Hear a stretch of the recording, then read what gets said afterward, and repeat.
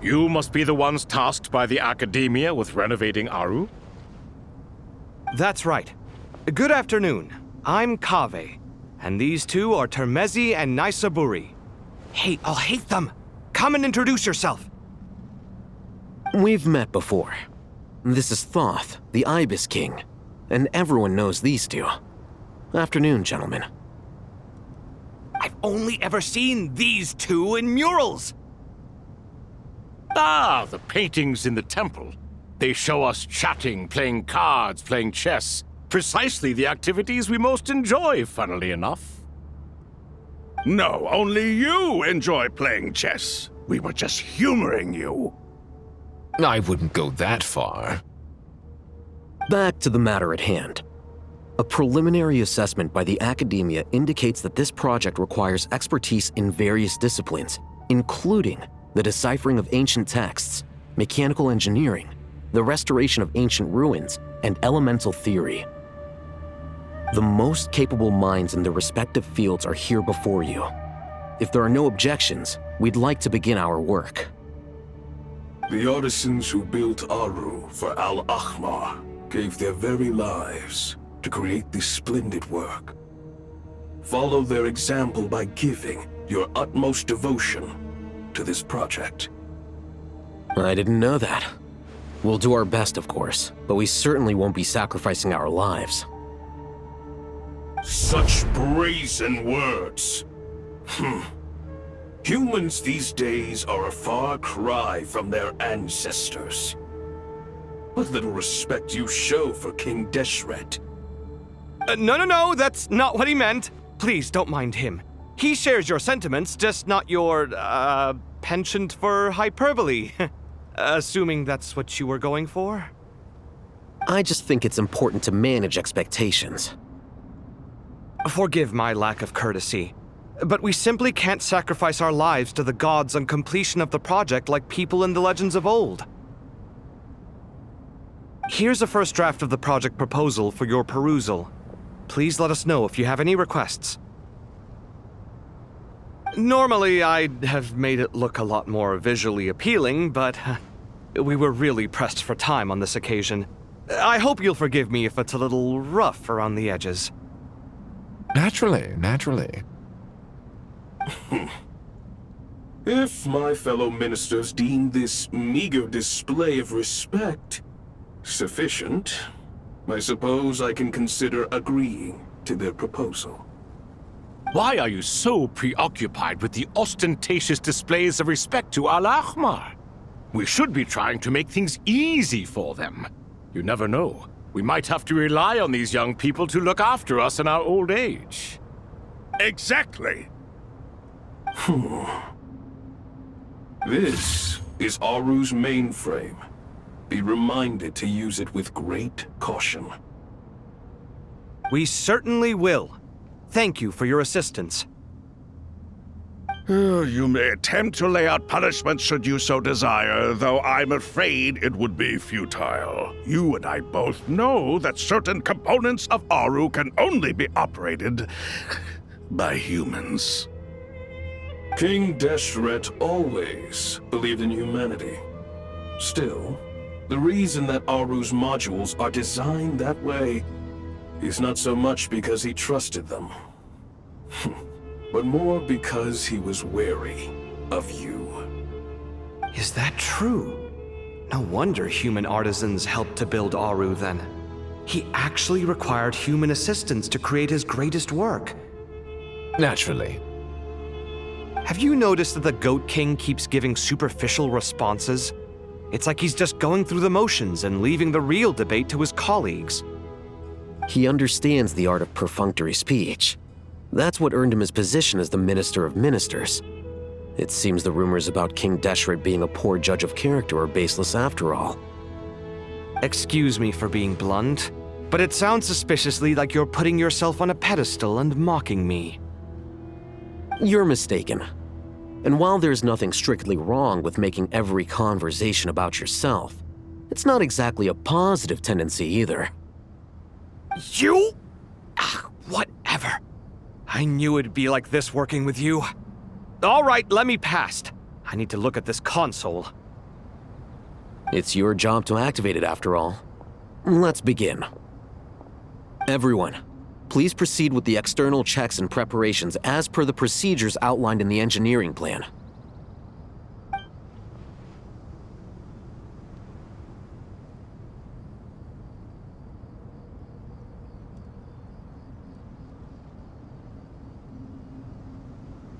Hello there, youngsters. Whoa, the Ibis King came to life! What do you mean, came to life? I've been alive the whole time! You did say we could start our research, right? Are you having second thoughts now? I've reviewed the proposal.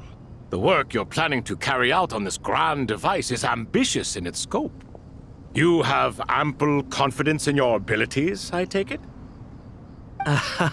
I wouldn't say I'm feeling hugely confident, but given how bad things are, I'd rather at least try something than sit around waiting to die. You are the top scholars of your day. I trust you are aware that there are countless links between Aru and the Akasha? Aru and the Akasha? But...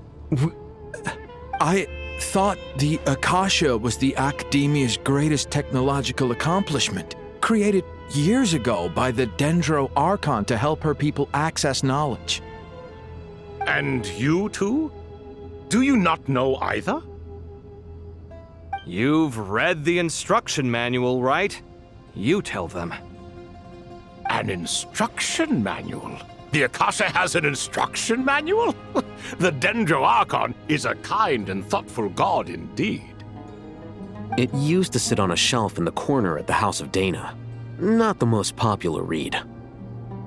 If the manual is to be believed, Aru was in fact the original inspiration for the Akasha system.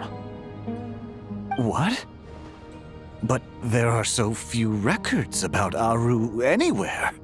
And practically none of these scientific expeditions into the desert had anything to do with it.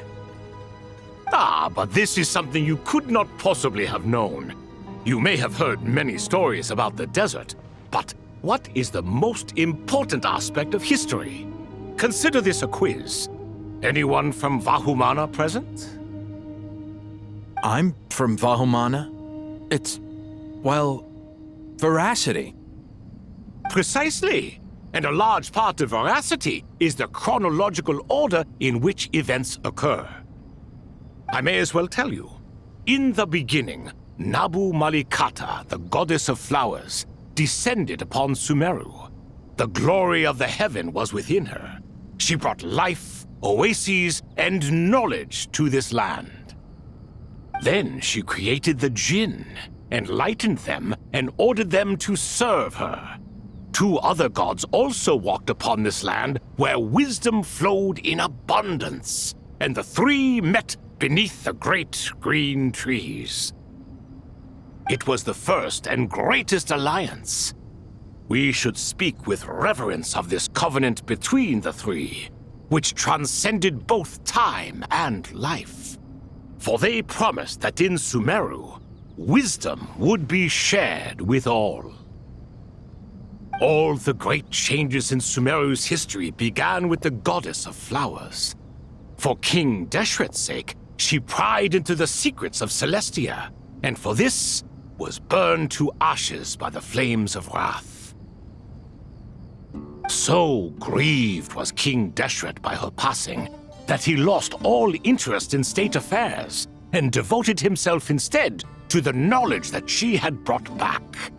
It was after learning of the technology from that floating island in the sky that he first conceived of Aru. And so, the Akasha was inspired by Aru, while the basis for Aru itself came from Celestia's technology. Well, if the two share a common technological origin, then connecting one system to the other is an entirely feasible idea. Unbelievable. Have you no reverence at all for celestial technology? No, I do, but there's no time for that. The schedule is too tight. Blame it on the deadline. Perhaps you could try coming up with our cutoff dates. You know what it's like having to turn around 5 different drafts in one day? I wouldn't wish it on my worst enemy. Yeah, also, Sir Ibis, King, you don't plan on getting directly involved at all, do you? Yes, well, you strike us more as having come to give a popular science lecture. Or, wait, does this count as more of a first-hand witness statement? Neither. Anyway, this sounds like far too much work for me. Still, if Aru is so powerful, why didn't King Deshret use it for more ambitious ends? Because it was never fully completed. King Deshret had grand plans, but he perished before they could come to fruition. In the beginning, his wish was to create something that could rival the very world itself. The Lord of Flowers sacrificed everything for that ambition. What he desired, she bestowed, and thus was knowledge brought into the world. Her courage and sacrifice had to be honored with the most splendid of monuments, or King Deshret would surely have deemed it a grave injustice. And that monument, built from knowledge and technology, etched with a sacrificial and courageous love, even in its unfinished form, it deserves to be treasured. At that time, King Deshret said the following to the Lord of Dendro. Since we share an eternal covenant, I shall never be your enemy. Hence, the fruit of wisdom from the heavens is not to be devoured. Remember, it is not that I lack the power to become the enemy of wisdom. Yet you and she have taught me much and shown me kindness. For this, I cherish you both. In the end, Aru was only used to store a portion of the souls. It was but a primitive form of the masterwork the king had envisaged. His final hope for Aru was to return to the past, when she yet lived.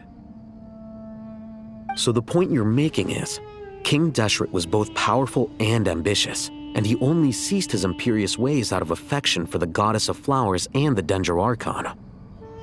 You could see this as an act of mercy, but you could also see it as the sentiments that lay between these 3 gods placing constraints on him. This was, after all, the foundation of the alliance between them.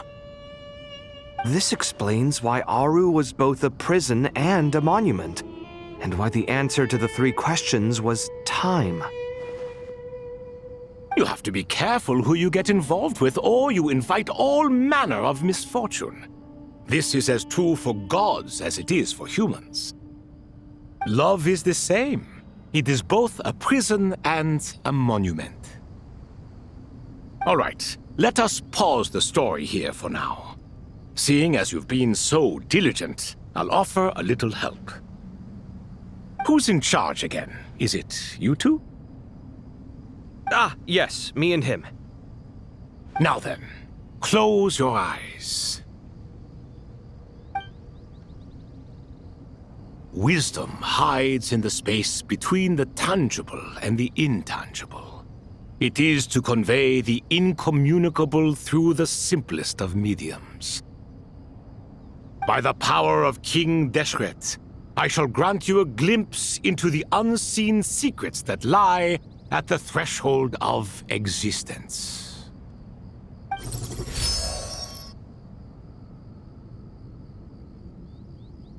Where did this come from?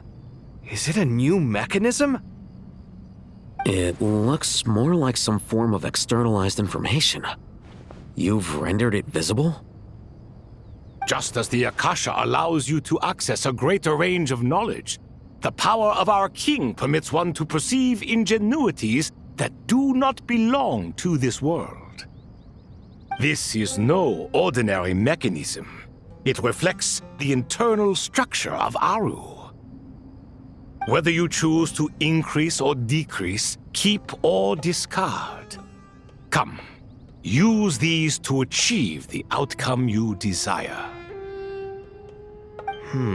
Looks mechanical to me. Better let me handle it, just in case. But wait, how do I get up there? Turn around. So that's where the elevator is.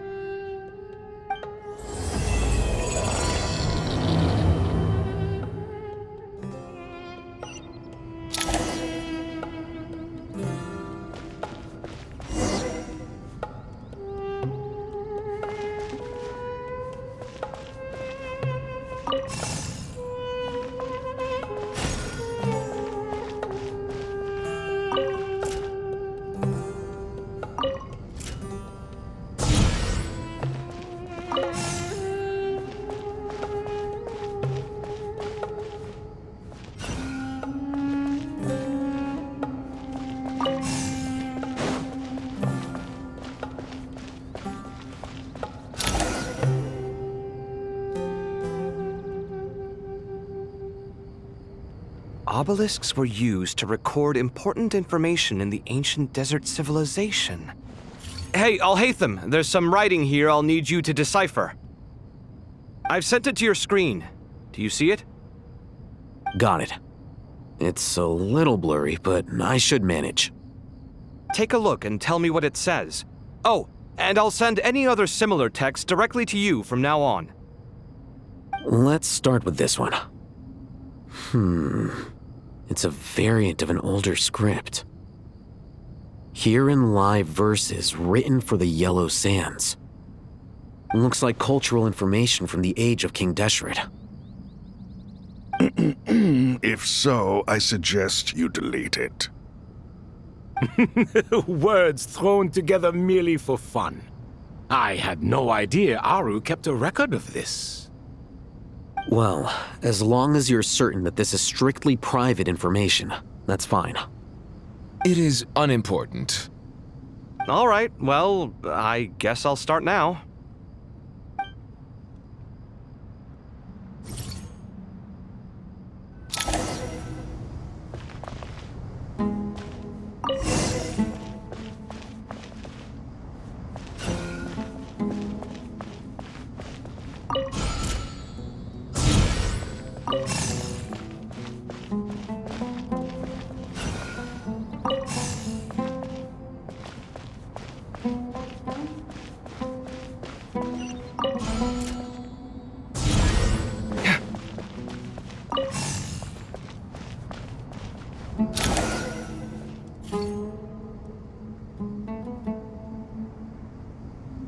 Found some more. Sending them over to you now. These are all reports about the Gurubad conflict. Can we delete them? I'd say so. Most of this information has already been archived anyway. What if there are details in there that Vahumana missed? What are we supposed to do if they come after us in the future? They'll just have to live with it. If we don't resolve these issues now, there won't even be an academia in the future, let alone a Vahumana Darshan. Yeah, you're right. Okay, done. There's some other similar monuments nearby. I'll check them out.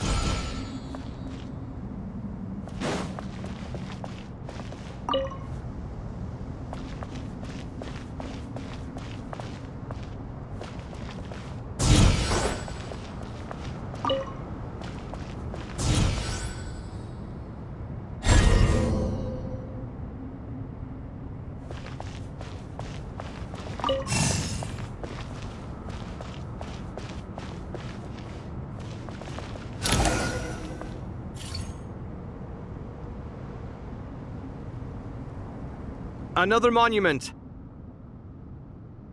Hold on.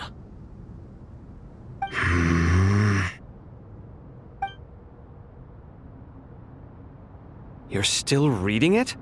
How long is it? It records the development and governance of the Oasis civilization.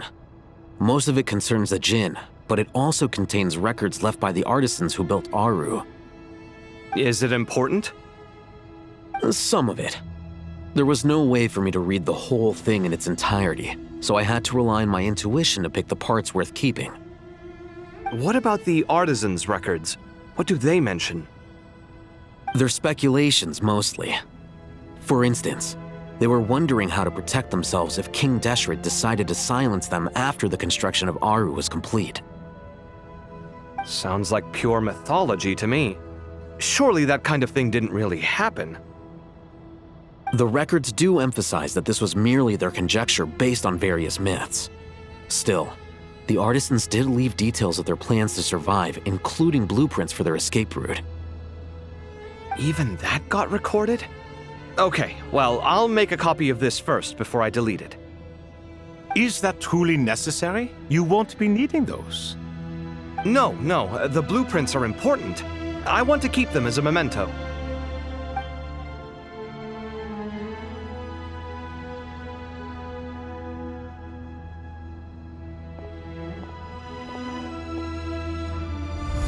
I think that should just about do it.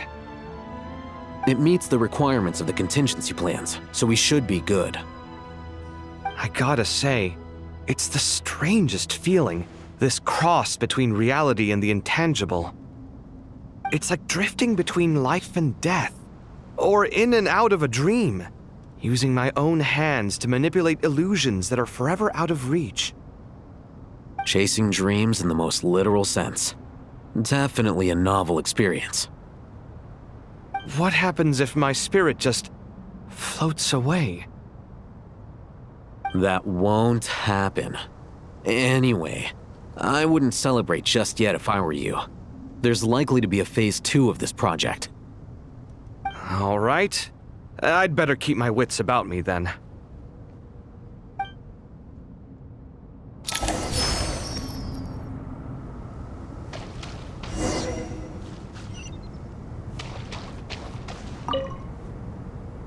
I expected that the outside world no longer respected the ancient gods, but even so, I do find the tone of these youngsters to be dreadfully impolite. It should hardly come as a surprise to you. I remember you saying the same thing last time. I assumed that was just a one-off. I did not realize it was the norm. Don't you think that young lad's matter-of-fact tone sounds familiar? It bears a rather uncanny resemblance to you, Goatee. Surely a sign that he is a man of rare intelligence. Ugh.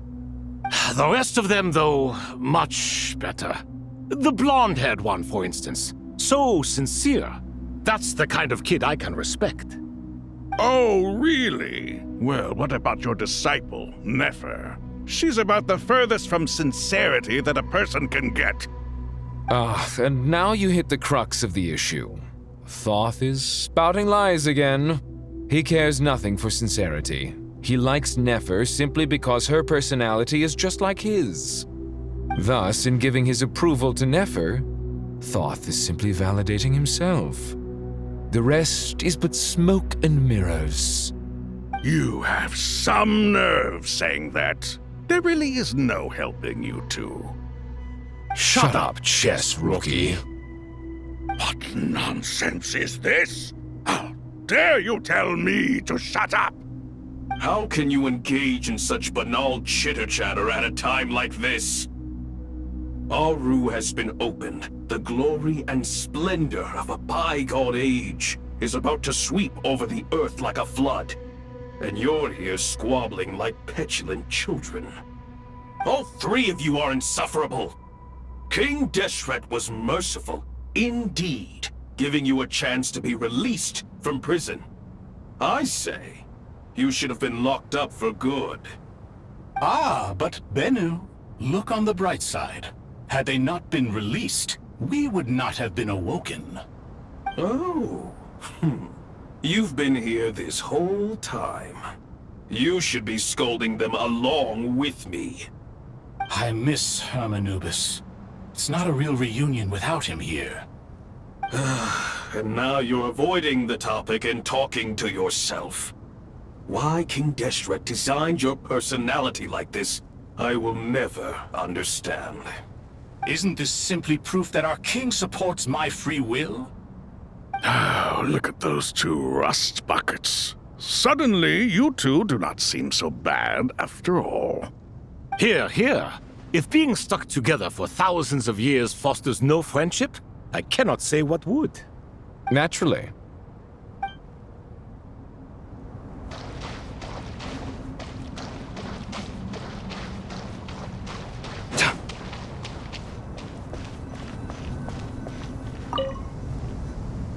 How's it going? Are things progressing smoothly? Well enough, I suppose. You know how it is. The work itself is only half the problem. The other half is having to work with Alhaitham. I'm sure the feeling is mutual. Honestly, though, I thought you two had already worked things out. As if! Turns out working closely together is the best way to expose any tensions lurking beneath the surface. Besides, I just think that some people never change. Agreed. Case in point, you didn't make sure I was out of earshot before you started complaining about me. Old habits die hard. Actually, this is for your own good. Maybe if you spend a little more time listening to what other people have to say, you might actually realize that you're the problem. Naivete is another old habit of yours. I had assumed that you both volunteered for this project like us forest rangers. But now I'm getting the sense that wasn't the case. Definitely not. We were assigned to it by Lesser Lord Kusanali and Nephis.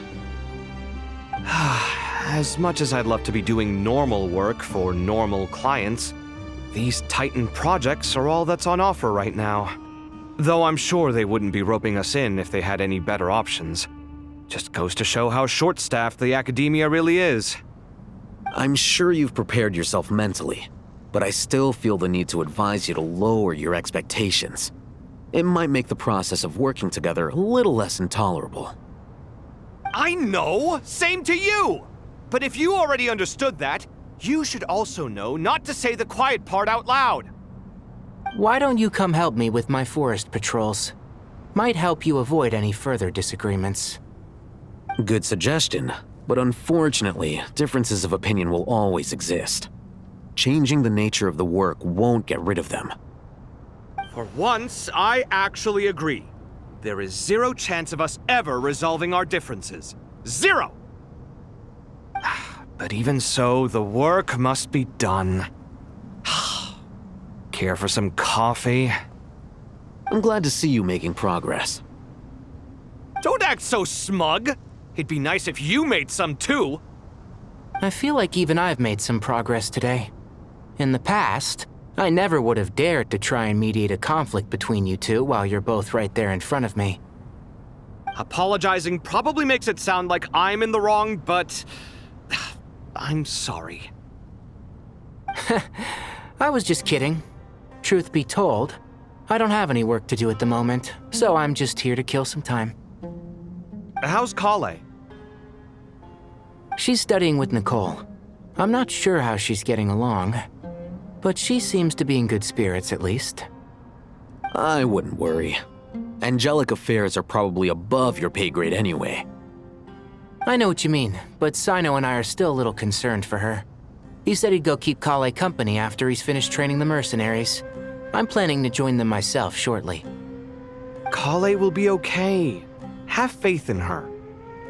Even we can see how much more confident and outgoing she's become in these past few years.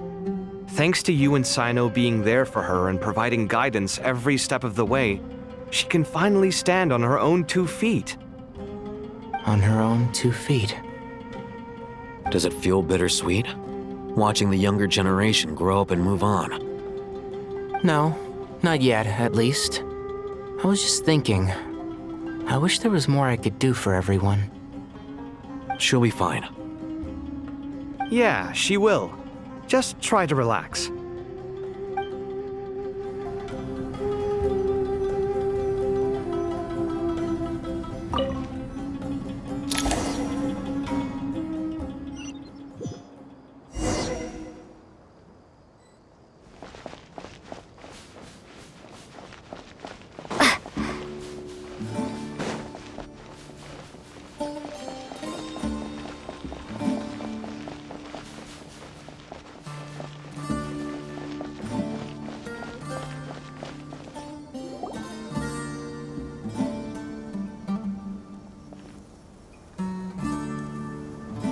Traveler from afar, do you worry for the fate of Sumeru as well? Whoa! It's Sobek the Crocodile King! Greetings, Crocodile King. Please be at ease. I'm just here to chat with you about Lesser Lord Kusanali. Sounds like you really care about her. Yes, although to be exact, it is a mixture of both concern and curiosity that I feel. Speaking of Nahida, Paimon was wondering how she's doing. Wait a moment. What is it? I tried calling out to a pep, but there was no response. This can only mean that she is focusing all her energy on taking care of Lesser Lord Kusanali. All the gods who served King Deshret seemed super surprised to hear that a pep agreed to help Nahida. Guessing she made a bad impression on you or something. Are you aware of the history between her and our king? The story begins a long time ago. Al-Ahmar was always a wishful thinker where the Dendro dragon was concerned. Without consulting her, he decided to list her among the 7 pillars and declared his own power to be far superior to hers. That was when our king was at the height of his power. Ibis Goti and I were no match for him, and so we chose to submit and serve as his ministers. But not a pep. No, she never thought much of him. To a pep, Al-Ahmar's pride and sense of superiority were nothing but ignorance and hubris. In fact, they fought numerous times, but usually the battle ended in a draw. In the end, King Deshret coveted the power of Celestia, only to end up corrupted by knowledge. His final act was to trick the dragon into swallowing him whole, leaving her to bear the torment of his sins. The Dendro dragon stands for the glory of a bygone era. She hated Al-Ahmar and what he represented. All the gods, all the power they wielded. And so, her willingness to help the Dendro Archon through this crisis comes as a great surprise indeed. It makes one wonder whether, perhaps, the Dendro Archon assisted her in the past. Yep, Nahida did her a huge favor.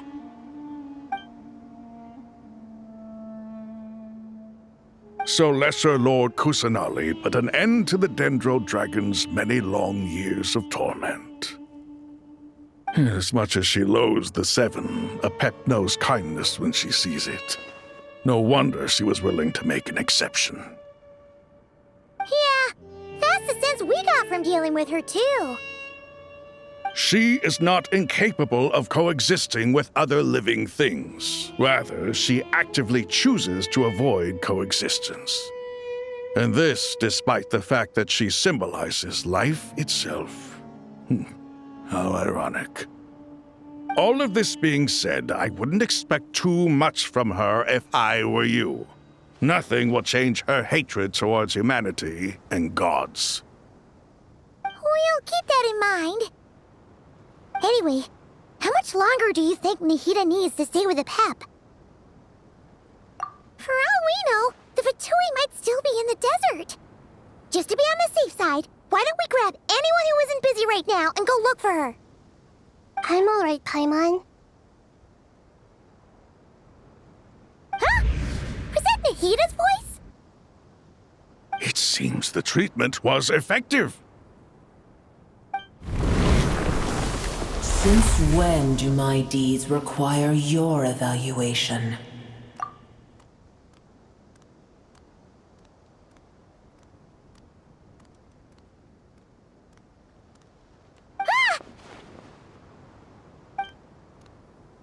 Here will do just fine. I had no intention of taking you any further. One ought not expect greater generosity than they have earned. You always hide your kindness away like an oasis within a sandstorm. Only those who make it through the swirling winds can know just how beautiful that oasis is, and how much hope it brings. You dare appraise my being? No, I'm expressing my gratitude. I want to thank you for sharing your precious life force with me.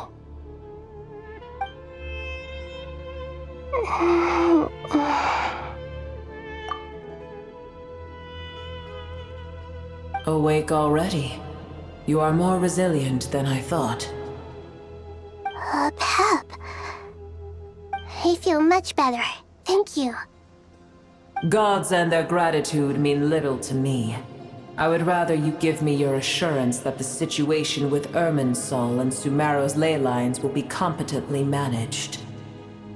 If I suffer any ill effects from the ley lines, you, as the god of this land, will be held responsible. And you would not enjoy being held to account by me.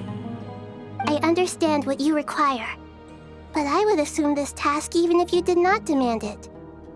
Sumeru is my responsibility. I must resume my duties as soon as possible. A farcical notion. God of Sumeru, I hope you realize how unextraordinary your strength is. And yet, maybe it is precisely what defines me. A god of wisdom is not meant to rule by force. Then hold steady. We go forth. Well, I'll be. Is that a pep? Do my eyes deceive me? Of all places, the Dendro Dragon has decided to visit the mausoleum of King Deshret? I see that after all this time, El Ahmar's menagerie of ministers remain as vile as ever. It's a pleasure, Dendro Dragon. Had you arrived but a little sooner, you might have attended a meeting of the Seven Pillars. What a nauseating thought. You are not the first insects I have had the displeasure of dealing with today. A swarm of them tugged on my tail on my way over. Goodness knows what hovels they crawled from.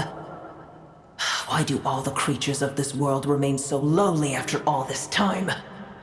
What did you do with them? I cast them away. What would you have me do? Keep them as trinkets? Boer, this is where we shall part ways. To be clear, I do not wish to see you or anyone else here ever again, unless absolutely necessary. Then I wish you peace as you return to your dwelling place. It matters not to me. Simply refrain from bothering me again.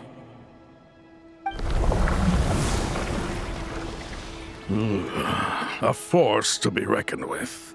At times like this, I feel glad that she has no interest in any of this. Hold on, just hold on, okay? We're almost there.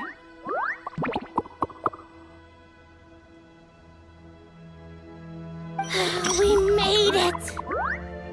Huh? Wait, that voice! It's... Uh-oh, I'm gonna fall!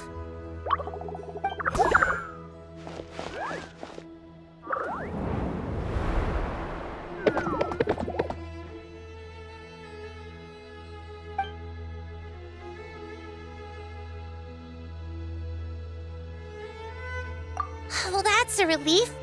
A pair of safe hands indeed. The Dendro Archon's familiars.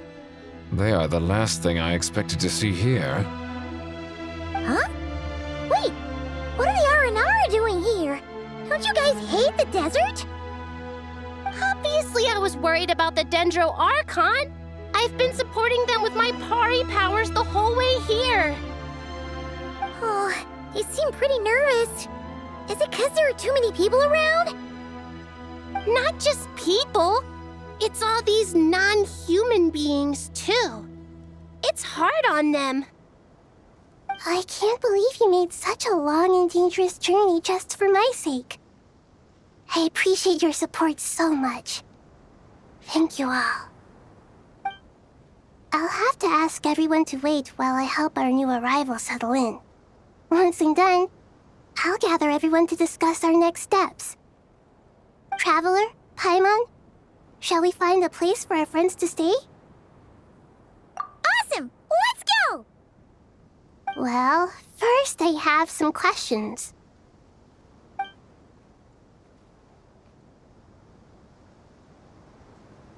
Okay, I think that covers everything. Thank you.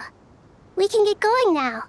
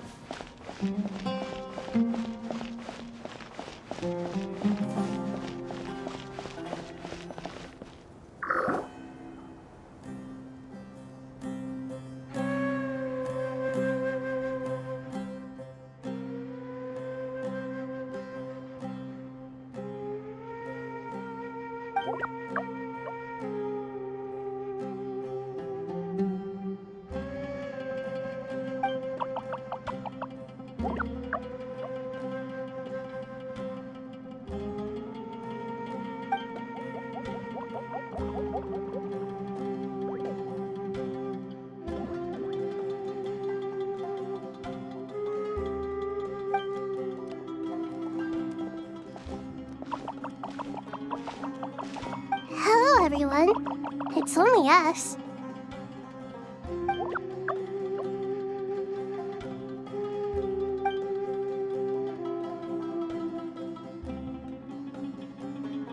It must be very tough for you coming all the way out here, especially since you don't like the Mavuika. Is everyone back in Vanarana doing well?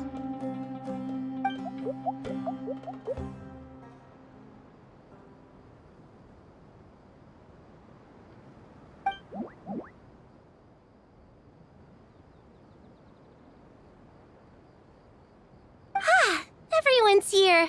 Good. Are you okay?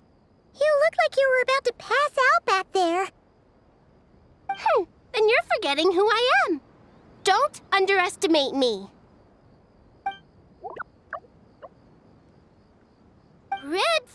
Oh, excuse me! Are you comparing me to Paimon?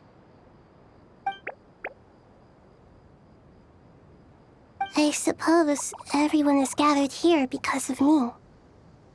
As we can see, the situation is critical, and everyone is very busy with their various tasks, so...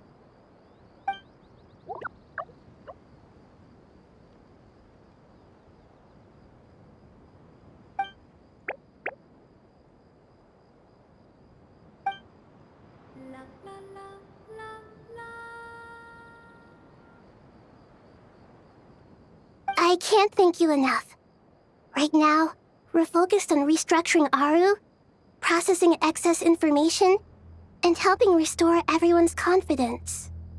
I'm sure you'll find it all very straightforward. I can help too! Just let me know where I'm needed.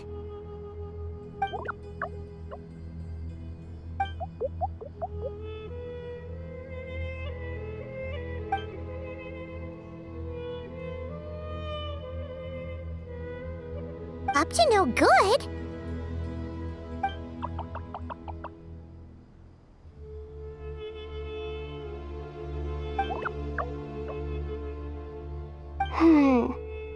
That definitely sounds suspicious.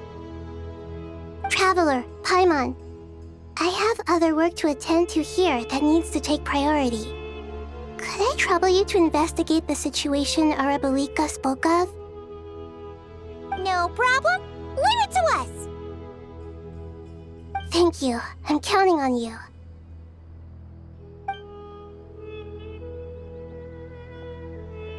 There's one another thing.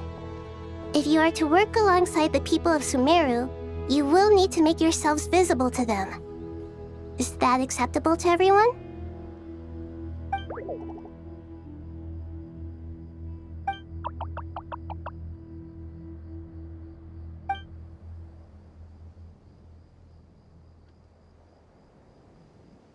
There's nothing to fear. No one here will hurt you. But if you do feel afraid, don't worry. Just call my name and I'll be there.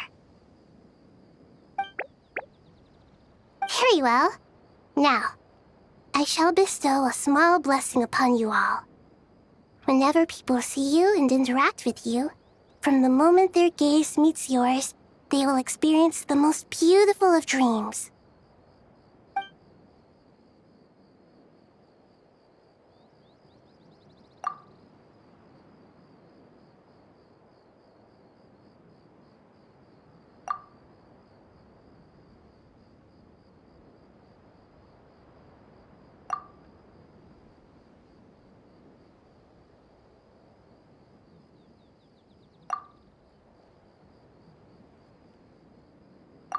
Do not fear.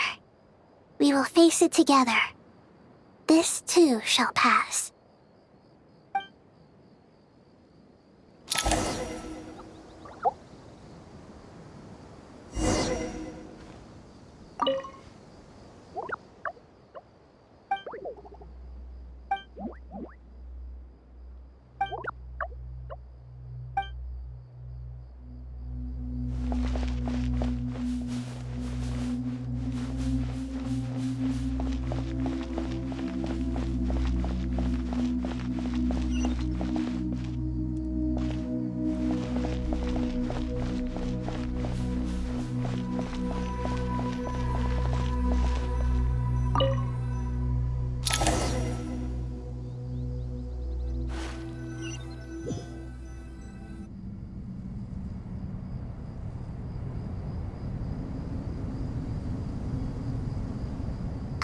Everyone's here. Wonderful. Dendro Archon, you're back. Are you recovering all right? You mustn't push yourself too hard. I'm doing very well. Thank you for your concern.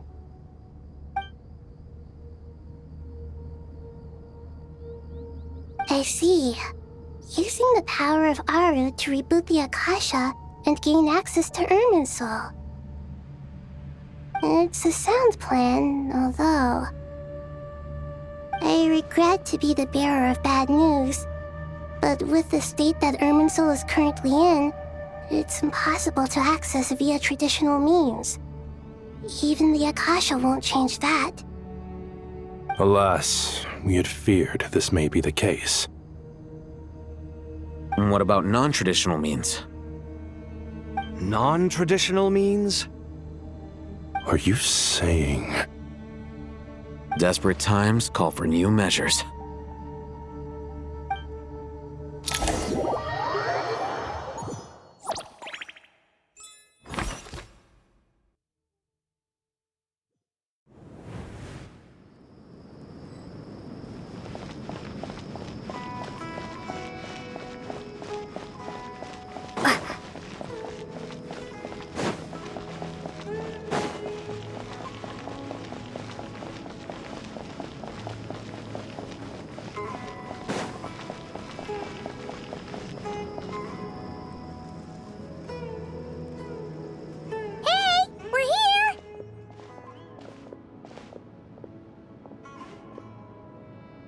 Ah, it's you.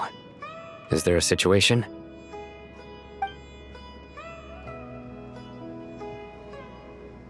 The Aranara have good intuition when it comes to people.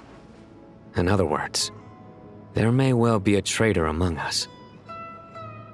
Given everything that's going on, I'd be more surprised if there wasn't. Miss Nefer, as a professional intelligence broker, I trust you have a solution? Not one that I'm willing to volunteer. What's in it for me? Let's say I'll treat this as a pilot project aimed at expanding your intelligence operations. Whatever business you're in, an avenue to demonstrate your abilities could never hurt.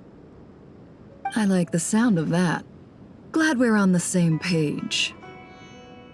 Given that you rarely set foot in Sumeru, practically no one at Caravan Rebot knows who you are. I take it you've read the files on everyone in the area? Yes. I also skimmed the list of evacuees, and am more or less up to date on where everyone stands. Any initial suspects? Limiting the scopes to males whose recent activity could be viewed as suspicious. I've identified 3 names. The Aranaras saw 2 people talking, but currently we only have 1 suspect. The other person was probably just a messenger, and in all likelihood has already left Caravan Rebot. Everyone is heading for the desert per the evacuation order. Anyone willing to turn back at this stage is almost certainly with the Fatui.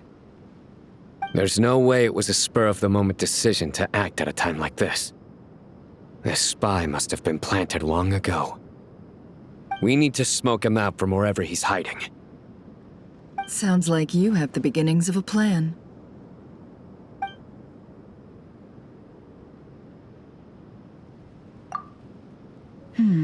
I see. Your suspicions are well-founded. I'd be watching him too if I were you.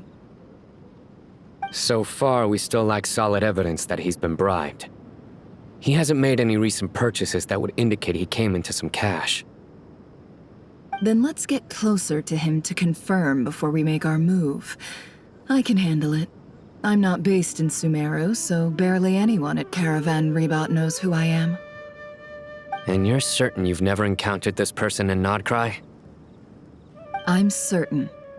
Besides, it's extremely rare for me to have had any direct contact with Sumeru mercenaries besides Jeht. There's no way he could have seen my face before. Cyno, stay out of sight and wait for my signal. If he raises any red flags, I'll bring him toward the main road. Understood. I'll take it from there. Excellent. Well, it's a pleasure working with you.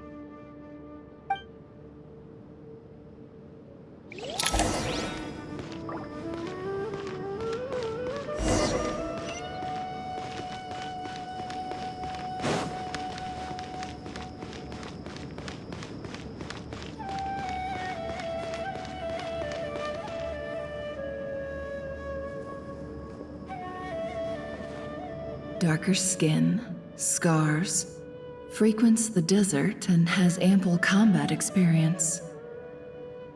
Nothing unusual about how he dresses or acts. What's that he's looking at? A coin. Interesting. Could that be how his contact paid him? Conveniently discreet for someone trying to hide any unexplained income. And yet it could be highly valuable. Sorry to bother you. Has everyone here already left? I don't suppose you happen to see a lady wearing a hat? Ma'am, what are you doing in Caravan Rebot all by yourself? The main group evacuated some time ago. Didn't you pass them on the road? My friend and I lost some of our cargo along the way. I didn't want to miss out on potential business, so I told her to go on ahead and meet the client while I retraced our steps. I didn't think it would be so late by the time I found it. And then there was a terrible sandstorm. I guess I must have taken a wrong turn, because I didn't see any large groups on my way here. Forgive me for asking, but just to be on the safe side, could you describe this friend of yours? Sure. She has blonde hair, and she was wearing a hat and a white dress. You'd definitely know if you'd seen her. Yes, I think that does ring a bell. My apologies. During this exceptional time, the Corps of 30 are under orders to be extra cautious when dealing with unknown people, whoever they might be. I understand. Well, sir, is there anything else you need to know? If not, I'd better try and catch up with them. Hey, wait! They left a good while ago now. You'll never catch up with them on your own. Why don't I give you a ride? I'm here to collect the last few people anyway. We have plenty of carts, so one more won't be a problem. That would be amazing. Traveling with a group will be much safer. I'll have to pay you for your trouble. Hey, let's not worry about the money for now. Wait here a moment. Once I'm done packing up, I'll take you to join the rest of the group. All right, thanks. Let me know if you need a hand carrying anything. No need for that. I'm strong enough for both of us. Okay. Well, I wish there was some way I could repay you. Guess it's my lucky day, running into someone who knows what they're doing here. You might have just saved my life, you know? You're not wrong there. I mean, what kind of cargo is so important that it's worth risking your life to get back? I hope for your sake that it's priceless. Actually, I suppose I can tell you, since you've been such a big help. But be sure to keep it to yourself, or we could both be in big trouble. Oh, really? Sounds mysterious. We're in the antiques business. You understand? Some of our goods aren't acquired through the most legitimate means. We have to be very discreet when we're selling them. That's why I had to go looking for the missing cargo alone. Ah, no wonder. Well, ma'am, in that case, it turns out that maybe there is something you could do for me. I'm all ears. But to be clear, our commission isn't cheap. Think carefully before you ask. We don't want to ruin our relationship before we even hit the road. I'm sure that won't be a problem. My issue is, I have something that's a little difficult to sell on as well. Take a look at this.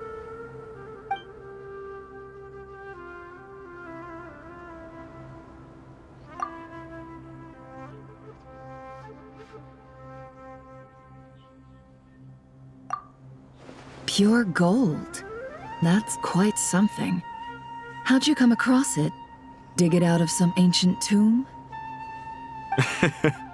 If you look hard enough, there are many treasures to be found in the mausoleum of King Deshret. It has no distinct Snezhnayan markings. That'll be why he's going with that story. And he clearly doesn't want to arouse suspicion, so he's on the lookout for an opportunity to make a quiet trade. Surely you have an existing business partner. Won't they take it off your hands? I hope I won't be attracting the wrath of my competitors by helping you sell this. The shop I used to work with is having cash flow issues at the moment after losing some money. I'm under enough pressure as it is without having to deal with them. On the off chance anything went wrong, I'd never get my money back. I understand. Gold is the last thing that traders with cash flow problems want to see. Well, in that case, I think we can work something out. As it happens, I'm just about done packing. Shall we make a move? Sure. Let's walk and talk.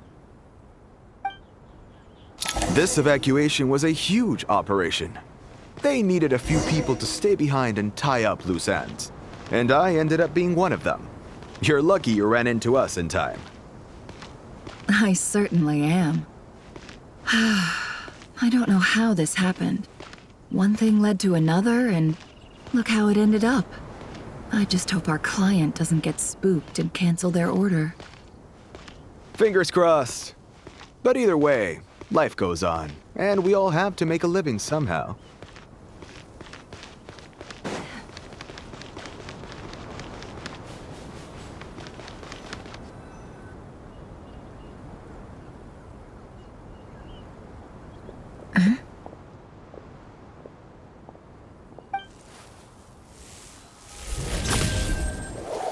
Hands where I can see them. General Mahamatra! No, wait! What are you doing?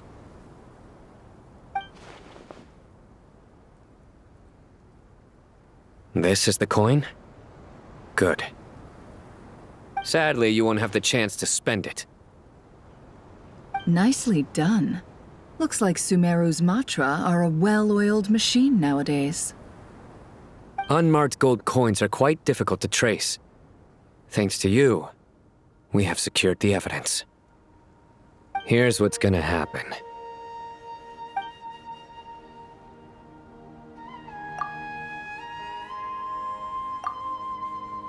Southeast from here, leeward side of the hill. That's where he's meeting his contact. Great work. Candace tells me your interrogation skills are highly effective. Hers are quickly catching up. She's improved a lot in recent years. Looks like it's over to you for the next step. Because I'm quickest on my feet? Because you know how to trail a target. Plus, it'll be easier to monitor their activity from the air. Fine. I'll be quick. One more thing. The Traveler just brought a message from the Dendro Archon. Once you're done with this, we're to meet up at the mausoleum of King Deshret. Got it. Will do. Are you sure you'll be okay on your own? Gee, I don't know. Maybe you should come with me. Okay. Then Paimon's coming with you.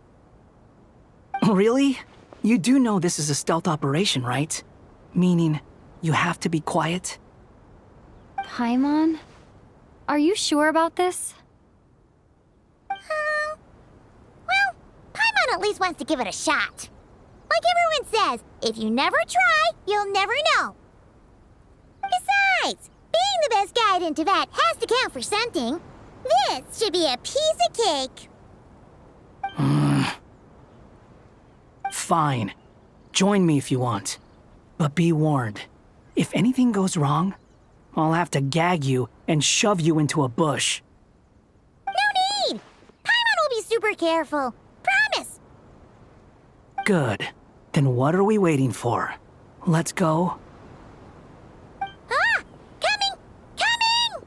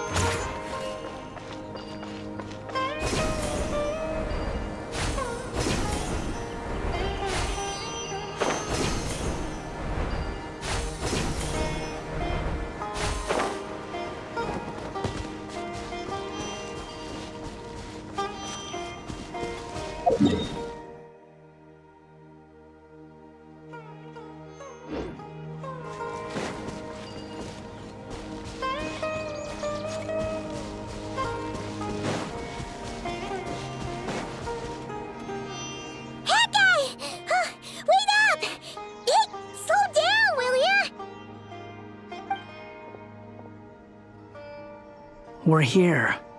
Now we wait. Okay, yeah, cool. Cool. What's on your mind, Paimon? Huh? Nothing? I thought all you cared about besides being a guide was food and sleep. Why the sudden urge to go on a dangerous mission? What's that supposed to mean? Paimon's been on plenty of dangerous missions before. But never on your own. You hardly ever leave the Traveler's side. Just saying. I'm kind of at loose ends right now. So if you did want to share, I suppose I'd have to listen. If not, suit yourself. Makes no difference to me. That guy? Do you think Paimon is useless? What? Where's that coming from? When we were in Nod-Krai, Paimon suddenly realized something. Even though Paimon's with the Traveler every single day, whenever we face real danger, she can't do anything to help. Paimon doesn't get like this very often. She just got really scared when the Traveler got kidnapped that time. What if she never came back? What would Paimon do then? And the more Paimon thought about it, the more useless she felt. But Paimon doesn't want to be a burden. Paimon wants to be a friend who's actually useful. Does that make any sense? You know, that feeling of just being completely useless and... Oh. Paimon probably sounds so ridiculous right now. You asked the right person. Boy, do I know that feeling. Oh, that guy. I'm not gonna try and encourage you.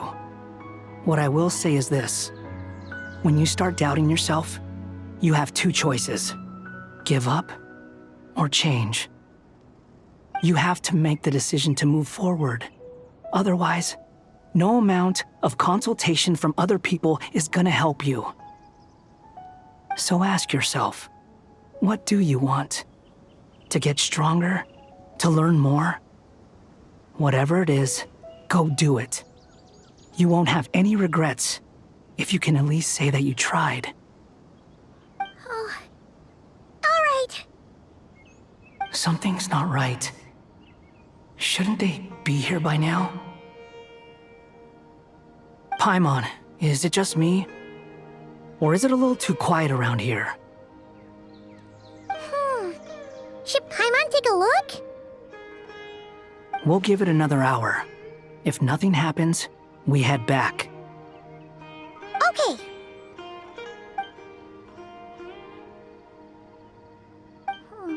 How strange. We've been here for ages. Where the heck are they? Have we been stood up? What is it? Did you think of something?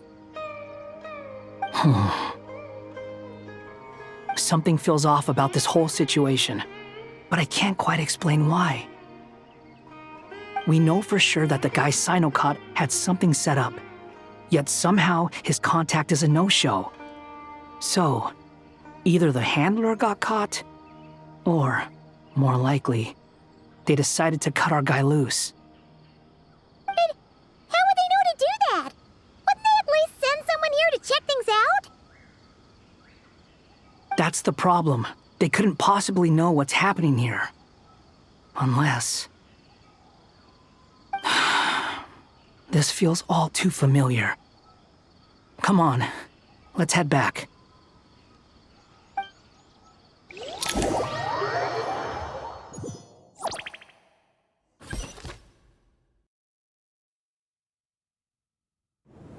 Even though this isn't a formal meeting, I'd still like to start by saying how grateful I am to each and every one of you. Thank you all for coming here and standing by our side. Shesipank and Bennu are currently assisting the scholars with the maintenance of Aru. Please forgive their absence. As for Hermanubis, may he rest in peace. We remember him with great fondness. There have been times when I imagined what it might be like to meet you all. Now that it's really happening, I feel quite emotional. Time has taken many things away, but that which remains is all the more resilient. I must say, there is one thing that rather surprises me. You appear to be in good spirits, Lesser Lord Kusadali. But even so, I can sense that the life force given to you by the Dendral Dragon has far from fully resolved the problem of your vitality. Oh no! So even Apep's power didn't work? Don't worry, Paimon. It worked very well indeed. The issue is how closely I'm tied to Irminsul. Until the problem with it is resolved, there is no way I can fully recover. Sumeru has undergone tremendous changes during your absence. When gods pass away, inevitably, people's faith in them grows weaker. You must have sensed it already. Your power is not what it once was. Regrettably, this is true. I too have grown weaker due to the effects of Irminsul. Right now, we're all in quite a sorry state. Then what do you suggest? We take all the help we can get. Sumeru is our shared home. You and I, gods and humans alike. We must unite all our strength in this moment. Though Al-Ahmar is no longer with us, the alliance between the three gods remains in force. Regardless, as subjects of our king, we have a responsibility to support Sumeru through this catastrophe. Not to mention that it was the people of Sumeru who released us from this prison of Aru. Times have changed, and the people of today possess greater wisdom than those of the past. You really know how to give a rousing speech, Koti. Now then, let us learn more about your plan. The brightest minds of the Sumeru Academia are busy opening and renovating Aru. They claim it has something to do with Irminsul? Correct. Irminsul has existed in Teyvat since the very beginning. But during the Age of the Dragons, it did not possess the significance it holds today. After the Heavenly Principles arrived, the power of the Light Realm was divided into elemental energy, and Irminsul was refashioned as a device that records and preserves all information. Since then, everything in this world has been inextricably linked to it. As the Dendro Archon, I have a duty to protect Irminsul. To Sumeru, it is both a national treasure and undeniably a major threat. Teyvat has seen many upheavals in the last few years. The most recent of these was a major crisis in Nod-Krai, which forced Sumeru to be even more vigilant than usual. I made sure to monitor all the pathways through which an outsider could potentially transmit themselves into Irminsul. But despite my efforts, a major problem still arose within. I still believe that someone has actively invaded Irminsul. But rather than taking any of the pathways I referred to, the intruder chose instead to utilize the most direct route, and the only one that cannot be protected against, by entering Irminsul through death. I see what you mean. You cannot simply stop all deceased souls from returning to the ley lines because of a potential invasion that could occur at any time. That's right. As important as it is to guard against external threats, I couldn't allow myself to stop the souls of the departed from finding peace. Please, understand how difficult this predicament was for the Dendro Archon. Defense has never been an easy task. After Irminsul was invaded, my authority was quickly restricted. Soon after that, the tree began denying access to any connections. I'm sure you feel responsible, but you are not to blame. No one can predict every possible disaster. There will always be trials and tribulations for the world to endure. But the people of Sumeru should not have to endure this. We must find a way to break through the lockdown and connect to Irminsul. And this is why you need Aru. Yes. The only thing in Sumeru capable of rivaling Irminsul in terms of overall function and performance is Al-Ahmar's legacy, Aru. All I managed to do before falling into a coma was make some minor adjustments to Irminsul. Using Aru is a last resort, and a move that comes with enormous risks. The scholar's initial plan was to borrow Aru's power to reboot the Akasha, then use the Akasha to connect to Irminsul and investigate. Unfortunately, Irminsul has suffered far greater damage than they first thought, rendering that plan futile. To rise to the challenge, we had to resort to a more extreme and far costlier means. This has led to a number of new contingency plans. To reclaim Irminsul, our brightest scholars have made further modifications to Aru with multiple goals in mind. I thank you all for giving them your blessing in this endeavor. Human wisdom has clearly improved over the millennia.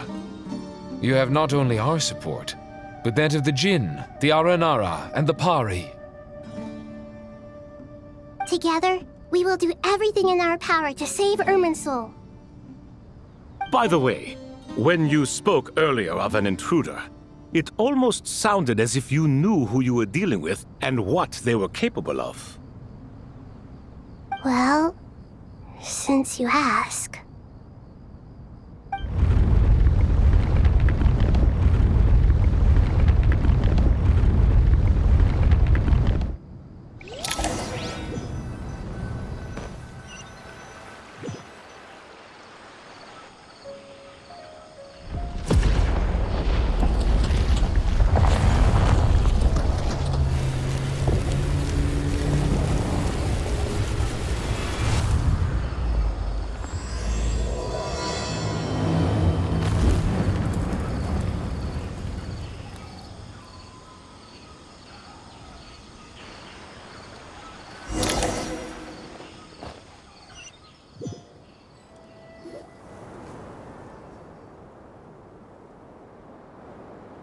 Master Tighnari! What is that? Is this Irminsul? How did this happen? What's going on inside? Luckily, we managed to evacuate everyone. What in the world was that? That was terrifying!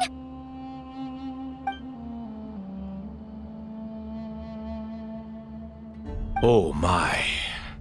I understand now, Dendro Archon. You make yourself quite clear indeed. Not once over the millennia has Irminsul been so terribly afflicted as this. Please continue, Dendro Archon. Irminsul's root system is what comprises the ley lines. In the past, it has always been hidden away, going unseen by the general populace. But now, an evil intruder is making it reveal itself. It has become a tree of unbridled greed. A clear sign that a deranged experiment has advanced to a new stage. Blasphemy. From where I stand, an experiment in the name of blasphemy sounds rather improper. But if we are to honor Dottore's will, this is what we must do.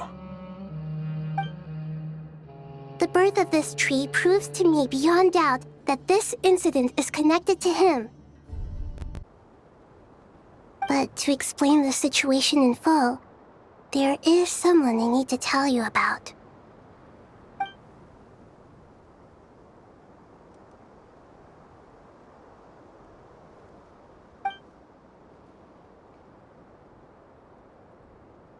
Zandik. So it was him. I saw him in the desert once. A man of supreme arrogance. So this is where it has taken him. But didn't Dottore die in Nod-Krai? How is he still able to do all this? He must still have loyal followers amongst the Fatui. Even so, I'm still unclear as to how he has been able to wield such a profound influence over Irminsul. I can confirm that Fatui forces have arrived in Sumeru City. Furthermore, Irminsul seems to be undergoing some kind of mutation. Evil branches are beginning to grow. Things that do not belong to this world are slowly but surely materializing. Sorry, I couldn't think of any other word to describe it. They don't seem to be fully formed physical entities yet, after all, but they are gradually becoming real. A baleful tree climbing up into the heavens. Speaking of Dottore, I have some information on that front as well.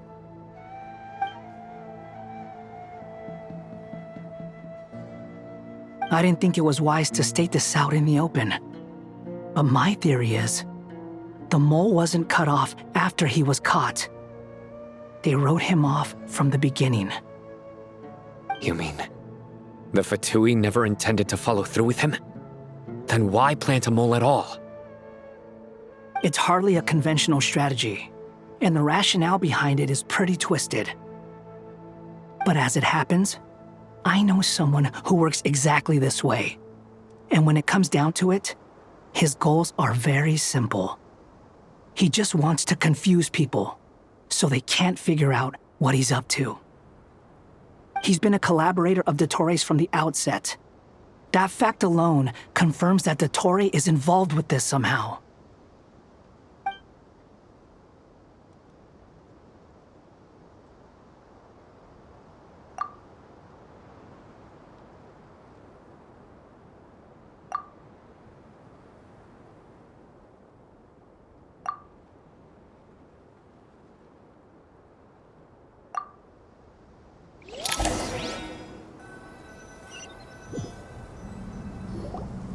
There is still much to be done.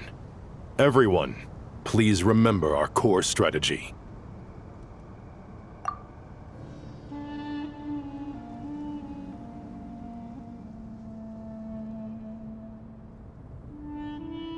As per the discussions, the following groups must act immediately.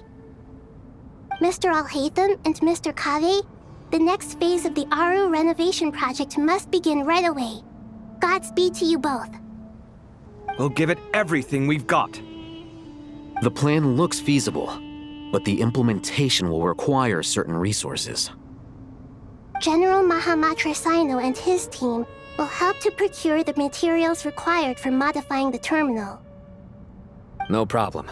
I've already spoken with Sethos and Hat Guy, and they've agreed to assist me.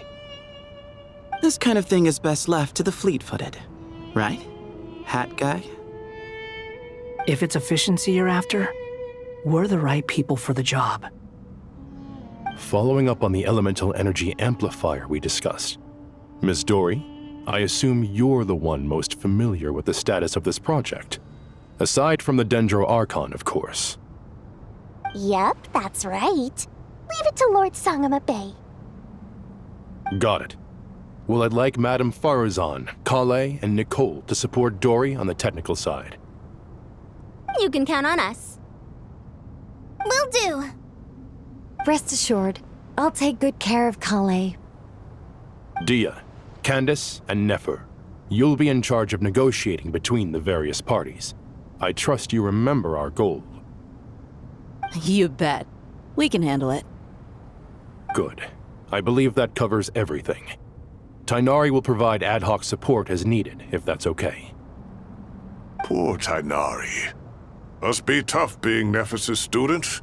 Getting bossed around all day, every day.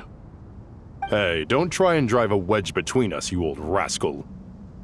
All it says to me is that Master Nephis has faith in everyone's abilities. While I'm nominally here as backup, I doubt there will be many situations where my help is needed. Exactly. Finally, Traveler, you and I will head to the border between Sumeru and Natlan. Once that task is complete, I'll be asking some of you to accompany me to the Eternal Oasis. The Eternal Oasis? I thought that was just a legend. So it does exist after all. Regarding your trip to Natlan, under normal circumstances, a meeting between our two nations would be a far more formal affair. Unfortunately, Sumeru is all but completely cut off from the outside world at present. So regretfully, we won't be able to give the Pyro Archon Mavuika the grand reception that she deserves. My apologies for the inconvenience. No point putting too much pressure on yourselves. That goes for everyone. Right. Especially you, Dendro Archon. I'm sure you're still feeling quite weak. Don't worry about me. The Dendro Dragon's life force will sustain me. Plus, we'll be there every step of the way. Nahida will be just fine. Yes, I believe in myself. And I believe in every one of you. Well, time to get going.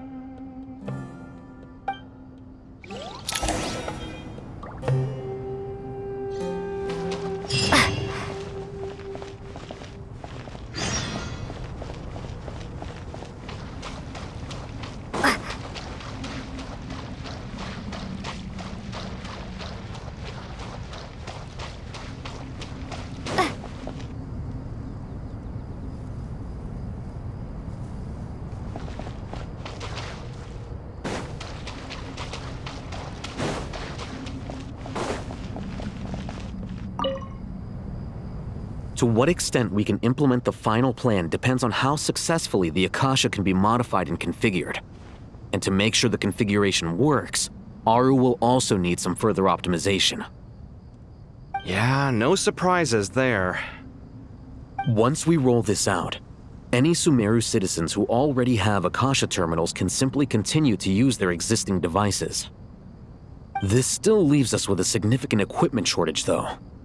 Many groups of people were never issued Akasha terminals, including mercenaries, the desert folk, and many others. We'll need a supply of rare materials for the renovation of Aru and the production of new terminals.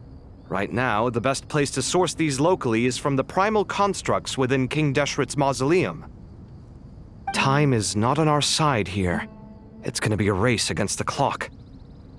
The Aru merge and renovation project will have to be carried out by you two. Everything's riding on this, so failure is not an option. Best of luck to you both. As discussed, General Mahamatra Cyno and Mr. Hat Guy will source the required materials. Mr. Sethos is quite familiar with the layout of King Deshret's mausoleum. With him accompanying them, things should go quite smoothly. I have every confidence. In the meantime, we may as well take a breather. Makes sense. There's not much we can do until the materials arrive. Get in formation and stay close. What is this, boot camp? Knock it off. It's just Cyno being Cyno. You know what he's like. Everyone clear on our mission objective. Look at the excess primal constructs, dismantle them, and extract the required materials. And King Deshret's 7 pillars agreed to this? If they're just sitting there doing nothing, we might as well put them to use. Thoth's words, not mine.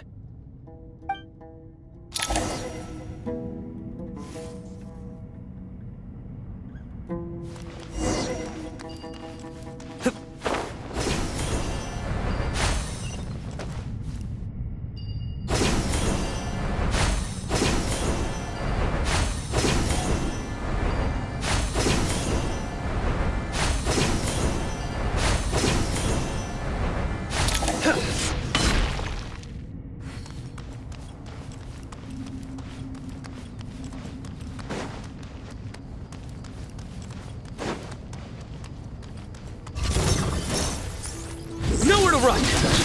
Your sins weigh upon your soul!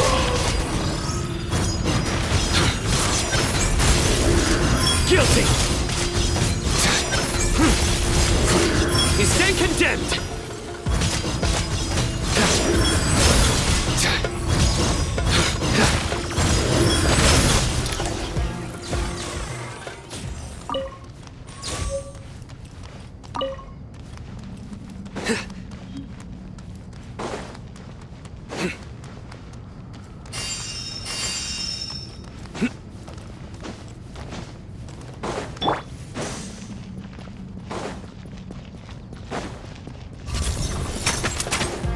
Excuse me?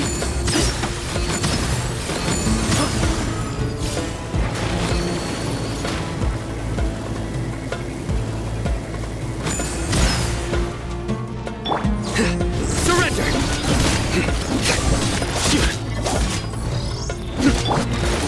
Way ahead of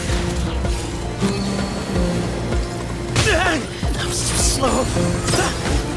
Judgment is upon you!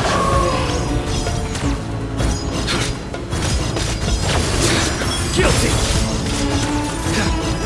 Your penance is due! You stand condemned! Guilty! Squall Fury! Know your place! Give me some space. These devices should still be usable even though they're broken down. Let's take them back for the others to review.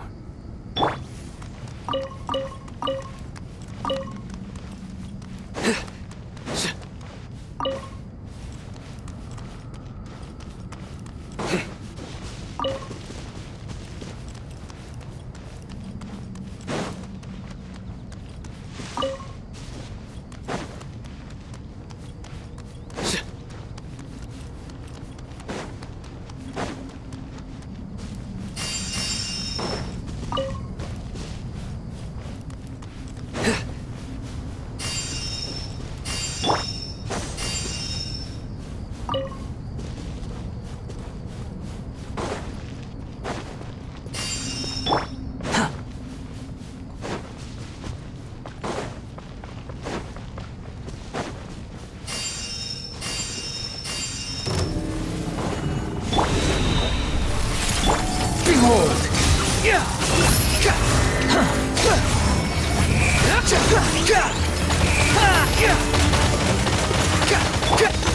Excuse me?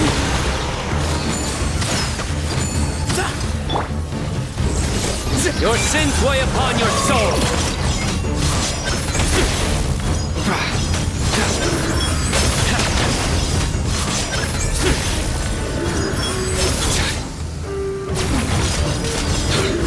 You stay condemned!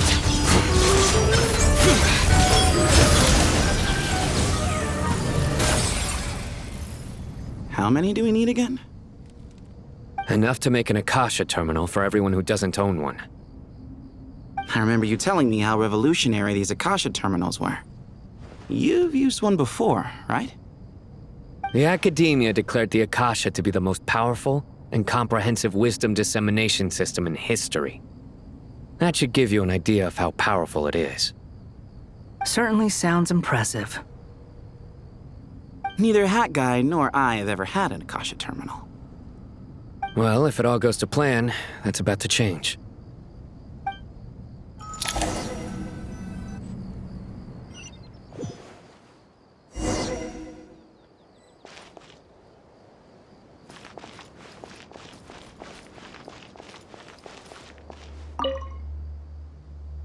Oh, goody! Thank you so much for handling the delivery. What a long way it was. You've really outdone yourselves. I'm well aware what a bumpy, dangerous journey it must have been. Now, I would have loved to oversee the process myself, but of course, those of us who know the plan can't leave the mausoleum. Oh, trust me, I'm patting myself on the back for my assembly work here. Simply flawless work. But will you really be needing all of this? According to our plan, yes, this is the quantity required. I have no complaints about the quality either. Only the price. So expensive. I heard you covered a lot of the funding out of your own pocket. Oh, that's an exaggeration. The Academia provided most of the funds. I just offered a small token of my goodwill. Of course, the real tragedy is how little profit I'm making on this. You know, it's a serious crisis when you can't even make money out of it. It's really quite a beautiful design. And I'm intrigued by how such a diminutive device is able to output the power of the Light Realm. Did you attend the lecture on Light Realm energy, Madame Faruzan? I don't believe I saw you there. Of course I attended. I was just a little late, so I had to listen to the whole thing from outside the back door. Anyway, I have a perfectly good understanding of Light Realm, elemental and abyssal energy, as well as the relationship between the three. Good to know. Master told me in private that the conversion process between Light Realm energy and elemental energy involves highly classified knowledge that shouldn't be disseminated too widely. But even so, the scholars still shared said information. Well, you can't enforce a rule that everyone breaks. Is that the idea? At first, the Dendro Archon was reluctant to explain it in great depth for safety reasons. Later, she came to terms with it and simply informed my master that we would all have to face the question of survival together. To protect someone from such dangers means keeping them in the dark, but for someone to know and embody the wisdom within, they must understand its very essence. It's an information hazard. We're exposed to danger just by knowing the facts. And just like bait, it lures us in by offering us the solution to our problems. But if you're not careful, you'll end up pursuing it down a dark path. A tricky problem. But today, this big problem has been broken down into many smaller, more trivial ones. What do you mean? I get it. For instance, you and I share secret knowledge, while she and I take on the risks of life, death, and fate. Something like that? Hey, what? That is not what I call a trivial problem. Well, as they often say in Vahumana, an event that is monumental to the individual is negligible in the grand scheme of history. Generally, the fate of the individual is an insignificant affair.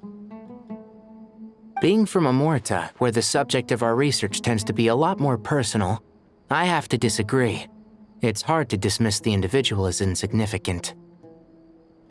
In other words, the big problem of survival has been broken down into many small, interconnected factors, and each one of us represents one of those factors. When the same secret is shared with a group of people, the same fate binds them together. Most people would find this unimaginable, but to us scholars, this is the path that has always beckoned to us.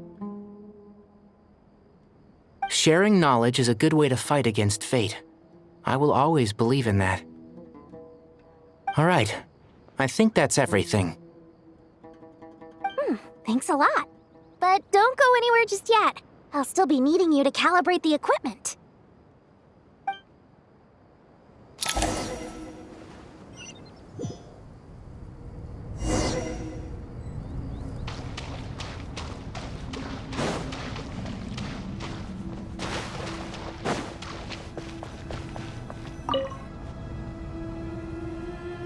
Okay, the materials are ready. We can proceed with the next phase. Alhaitham, how are you getting along? Most of the information in Aru is written in ancient desert scripts. Some of this is written in a tribal language, while other parts seem to be a variant of an oasis script based on the glyph forms. Oh, not lost to history, I hope. Some are. All we can do is infer the meaning based on the rules of related languages. Although, this section actually fills in some of the missing historical record. I'm transcribing it so we can bring it back to the academia. After Aru started up, 2 more lines of text appeared here. Can you read them? Humans may not read what is written by the gods, except by not reading. Victory should not be easy to attain, for it symbolizes divine wisdom. Knowledge must not waver, for it has external borders. Is this a clue to solving a puzzle? Or is it being symbolic? You can't read it unless you don't read it. Victory is wisdom. Knowledge is confined by borders. Wait, I think I've got it. It's a metaphor, isn't it? It's talking about... a chessboard.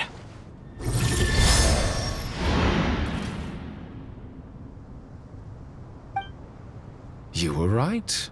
The youth of today are skilled at solving riddles. Have the secrets buried in the desert not been unearthed over the years all the same? Since Aru is a place reachable through wisdom, this day was bound to come sooner or later.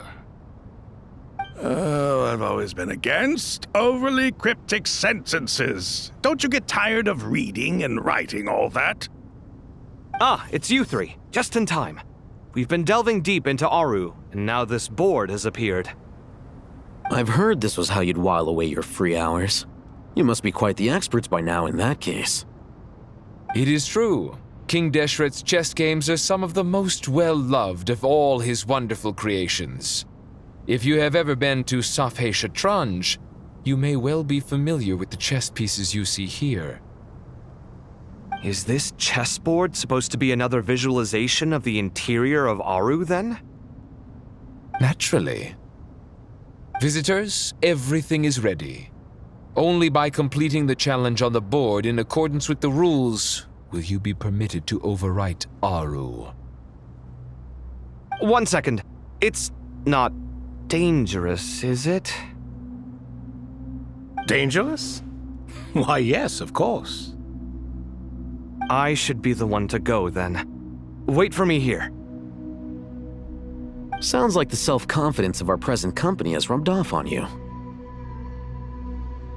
Don't be ridiculous. I'm your upperclassman, and that means I have to look out for you. I appreciate the sentiment, but a game of chess typically requires 2 players.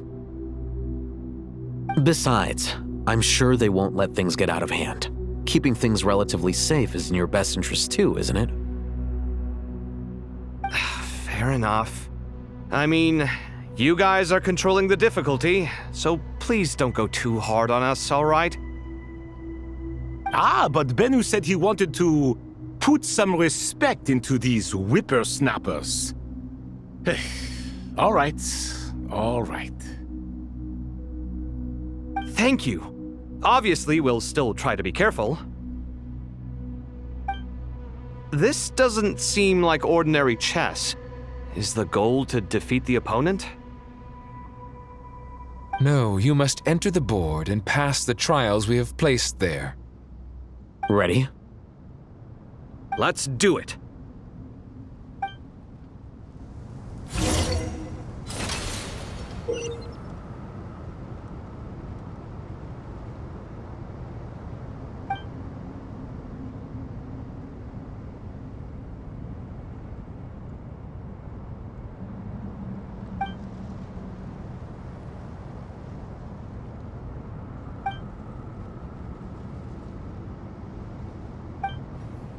The first trial is posed by me. I don't think this is gonna stop us. Ah, but the key to this game lies in working together. Otherwise, you will be deemed to have broken the rules. Looks like it's up to me. Marak, can you open it? King Deshret's favorite primal construct. Living on in suitcase form, of all things. Amusing. Ho-ho! Excellent work.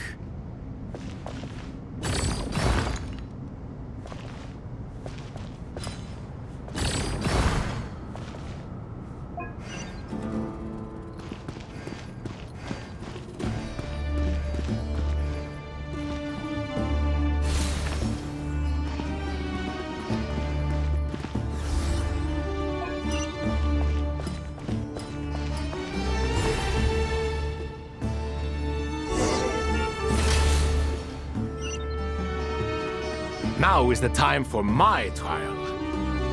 Now, don't be nervous. I'll make it nice and easy for you. Really? Thanks in advance. We appreciate it.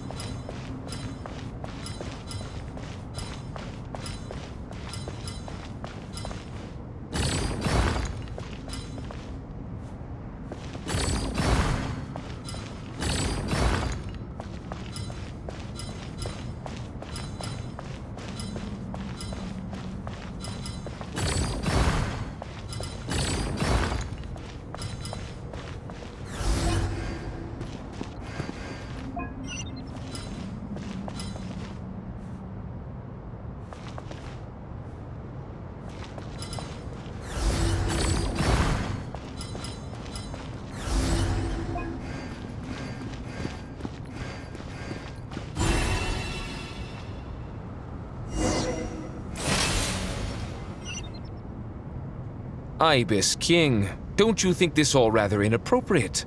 You may as well be handing them victory on a silver platter. Do not expect me to follow your lead. Ha! Suit yourself.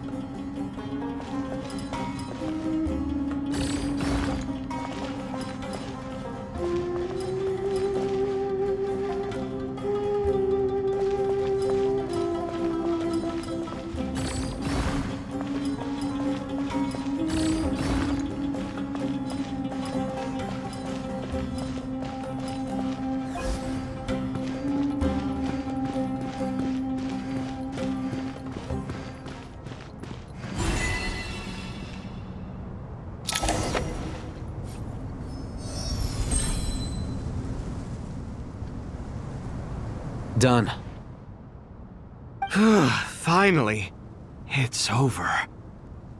But seriously, that was incredible! Standing on the chessboard felt completely different from standing on solid ground. And also... Oh, sorry. I'll save my thoughts for later. Thanks to the three of you for helping us out with this. Is it just me, or were you giving us quite a lot of guidance along the way? We made but a humble contribution. You lived up to our expectations. Bravo! Our aid was not given for naught. In addition to the existing functions, I'd like to ask you for another favor. Since Aru's interference shield can cover the entirety of the mausoleum, it should be possible to extend its range even further. Perhaps you can find a way. So, building upon the existing functions to... I'm with you! Imagine for a moment. What would the ideal outcome look like if this function were compatible with the devices? I agree. This is the best solution possible. Please, everyone, we beg you to help us. Me, oh my! Well, since you ask so very nicely, I suppose... Goti? Croco? What do you say? Naturally.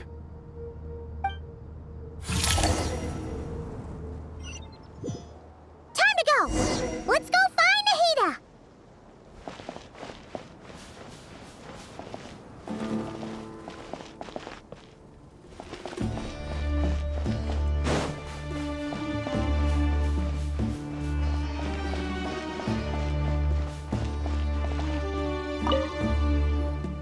There you are. Miss Nicole truly is an angel. She shows great wisdom in guiding others, and she has already sent word to Natlan on our behalf. She said that while the other members of the Hexenzirkel are busy with important work, she is quite free, and she's more than willing to accompany the people of Sumeru for the entire journey. Oh, there's Nicole, all right. Always super patient and loves to help everyone out. She's the best. She is. So kind and enthusiastic. Well, time for us to get going. Let's head out.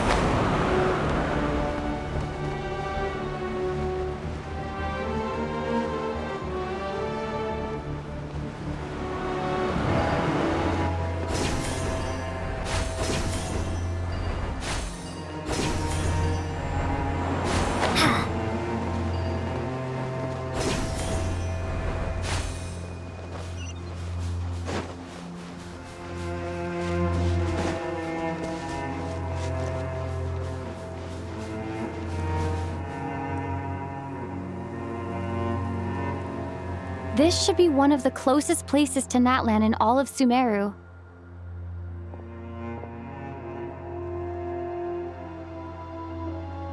There's the barrier Nicole and Nefer mentioned.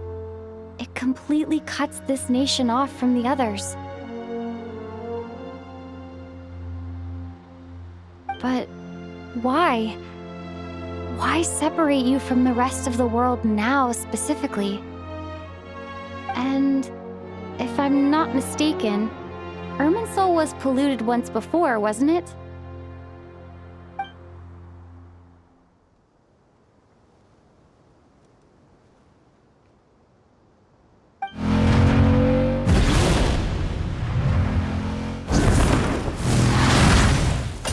Good question. I'm wondering the same thing myself.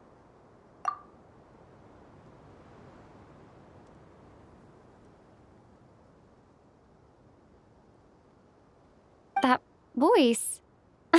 Mavuika, you got here pretty quickly. Hello, traveler. It's been a while.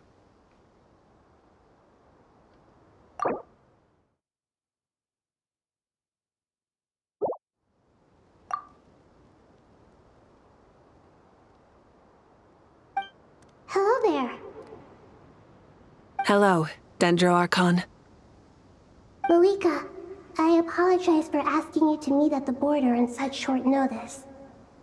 I also apologize for not being able to greet you in person.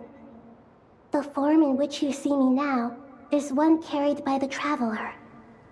The real me is inside the mausoleum of King Deshret, and I am reaching out to you with my mind from here.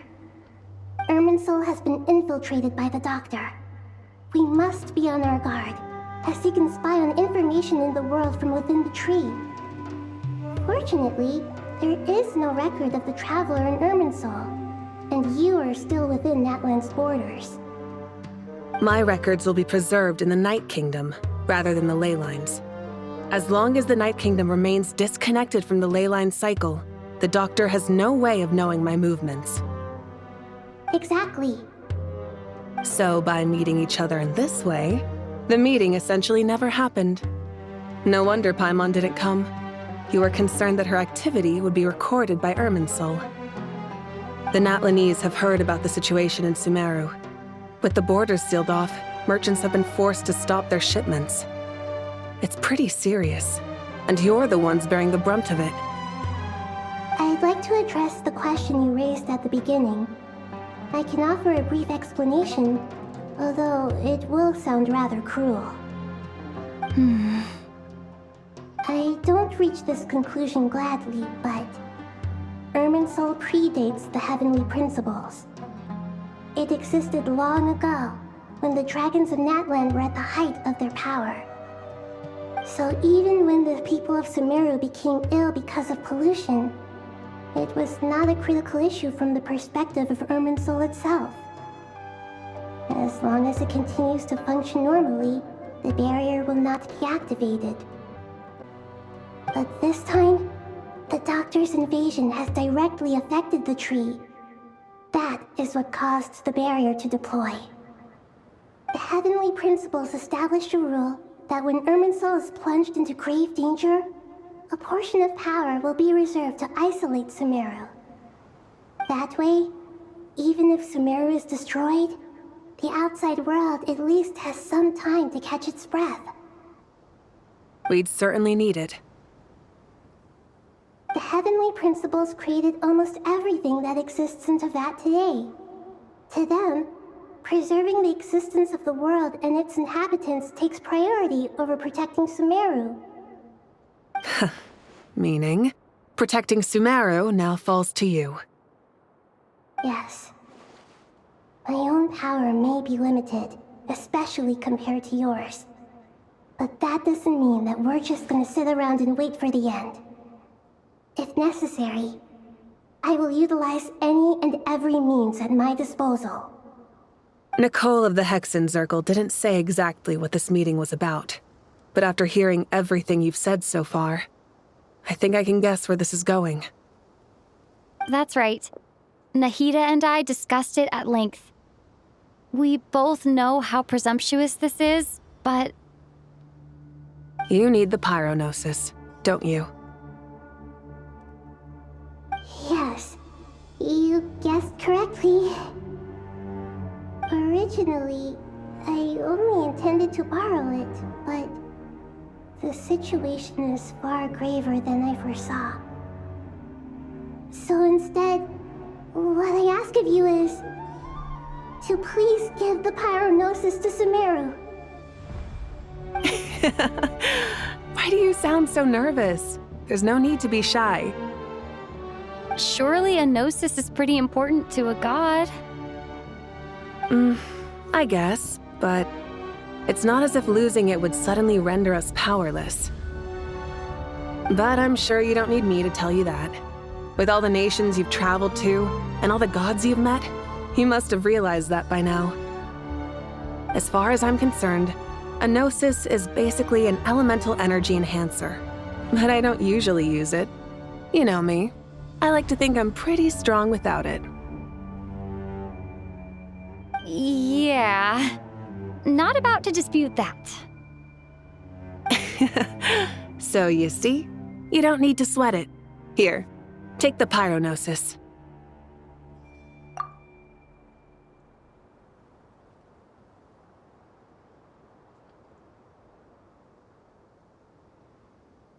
Uh-huh. Just like that? Uh-huh. Just like that. To tell the truth, I've always toyed with the idea of giving it to someone who needs it more than I do. I know you accompanied Nahida here to try and increase the chance of success. It's a good thing you did, because your involvement is one of the main reasons you've managed to persuade me. Are you sure about this? Handing over your gnosis just because of me? I won't try to quantify it, but trust me. Handing over the gnosis to Tighnari is far from the craziest idea I could think of. Besides, even if you hadn't come here personally, I think I still would have agreed to Nahida's request. Irminsul doesn't just affect Sumeru. It impacts all of Teyvat. I know all too well how difficult it can be to protect the things you care about. So logically, morally, or however you want to cut it, helping you is the right thing to do. You don't need to tell me the specifics of your plan. Where the gnosis is involved, the tighter the secrecy, the higher your chances of success. Mavuika, my heartfelt thanks go to you and the people of Natlan. Don't mention it. But now for the hard part. How do I actually give it to you? The Irminsul barrier is right in the way. I have an idea.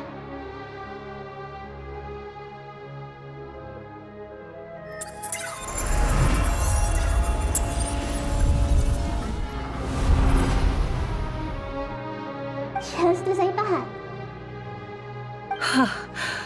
Incredible. What did you do? Just made a lucky guess. This seems to happen quite a lot. Things that apply to everyone else don't seem to apply to me. I figured the same might be true here. Irminsul usually produces effects based on the records it holds. Since the Traveler is a descender, Irminsul contains no records of her, and thus has no way to impede her. Is that right? You really are full of surprises.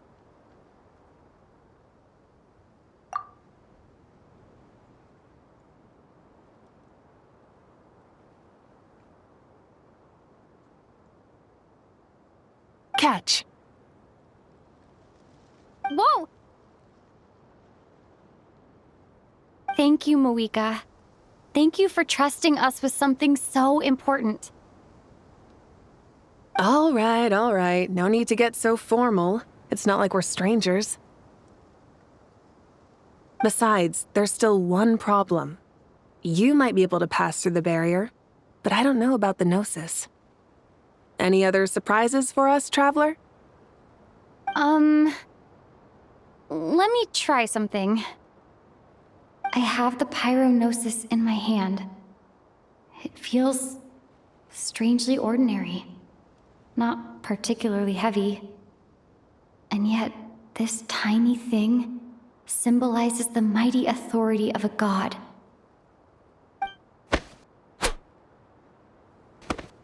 I need to think hard about my memories of Pyro. My memories of journeying through Natlan. All those important experiences I've had.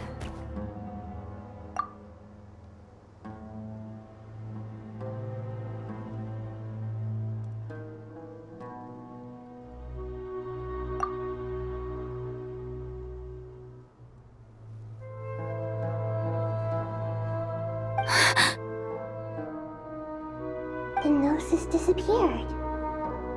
Traveler, are you alright? I'm fine. The pyronosis disappeared into my body, just like Phlogiston.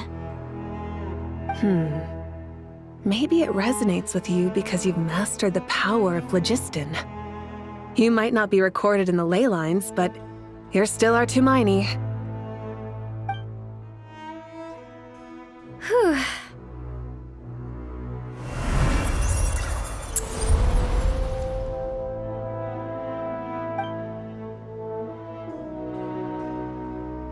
Please allow me to express my gratitude once again, Mavuika. Pleasure. Well, I've given you all the help I can. The rest is up to you. Good luck. We won't let you down. Yeah, we aren't about to lose.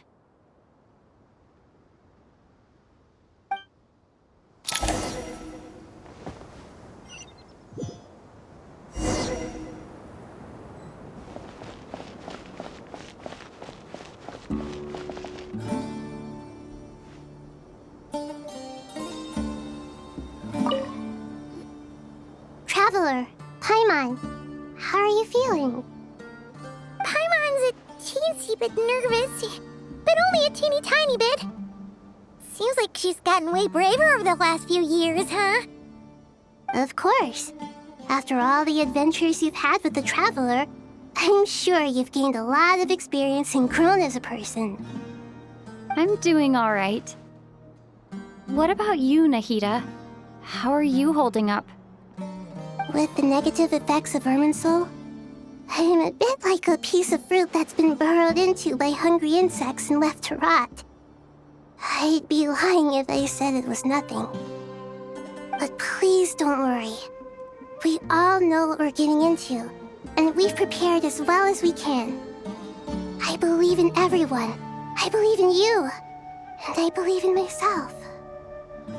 Stoking the fire inside oneself is certainly one way to live, but knowing when to rely on one's companions is also a form of great wisdom. I've been quietly learning little things from everyone, like plucking tufts of fur from a sumpter beast.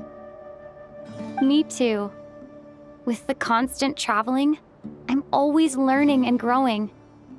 That's the journey of life. I think there's someone else here who would share that sentiment.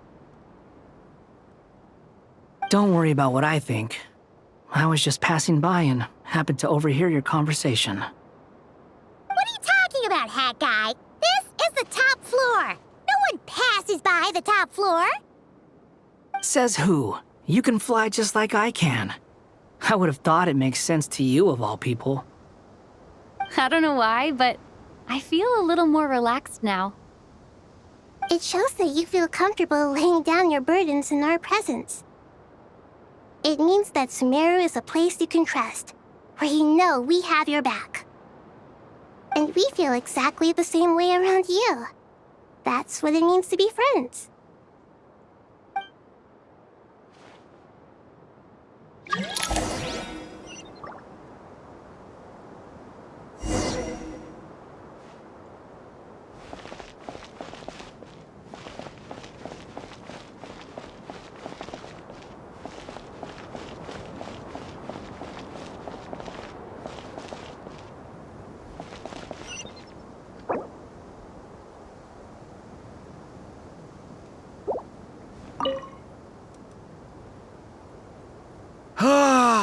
It's finally done.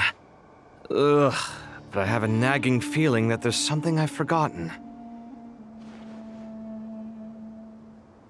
Oh, there you are. Everything wrapped up on your end?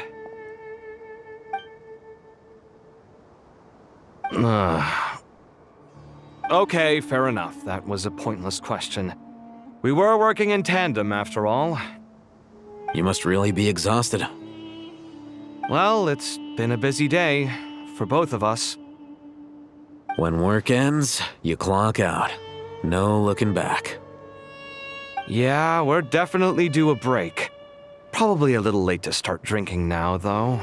I'll stick with water. Here, this one's for you. Thanks. You want a bite to eat? I can grab us something. Or wait, I think there's a stove nearby. Let me take a look. Are you nervous? A little, yeah. Unlike you, it seems. How are you not feeling at all nervous? Because everything that happens next is beyond my individual control. I don't worry about things I cannot influence. What do you mean, cannot influence? You're the one who came up with half of the strategies we ended up using. There's only so much I can do. I was only doing my duty. Was it like this last time, too? You mean with Azar and his accomplices? Yes and no. The situation back then was easier to control, but we weren't as prepared as we are this time. So the enemy is stronger, but so are we. I still vividly remember the way you interrogated me in the library after the fact. Where were you when Sumeru needed you most? If your memory is so vivid, you might also recall that it was you who came looking for an argument. You're often the one who initiates these things, you know. I came for a conversation! I didn't know it was gonna turn into an argument! Anyway, at least I showed up this time. So, what do you think?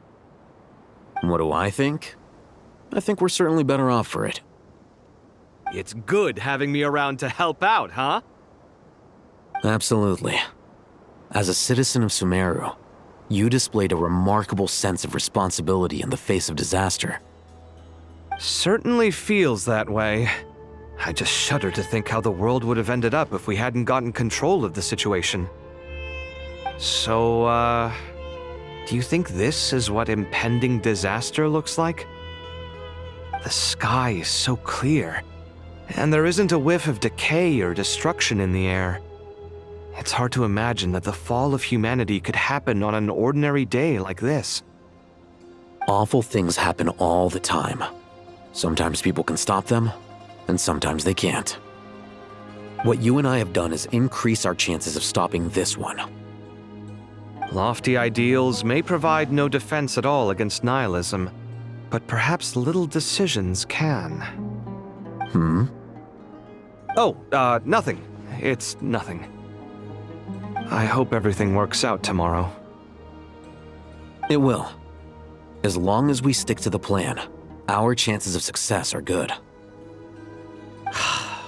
It's really strange. You're my junior, yet you always seem to act more like an upperclassman than I do. I think it's mostly a matter of temperament. Ugh. Walked right into that one, didn't I?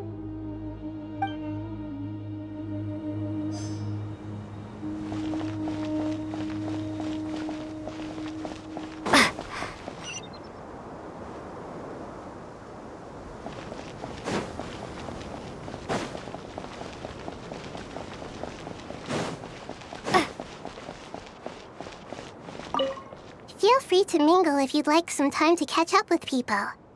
Just remember to get a good night's sleep when you're done. Tomorrow is a very important day.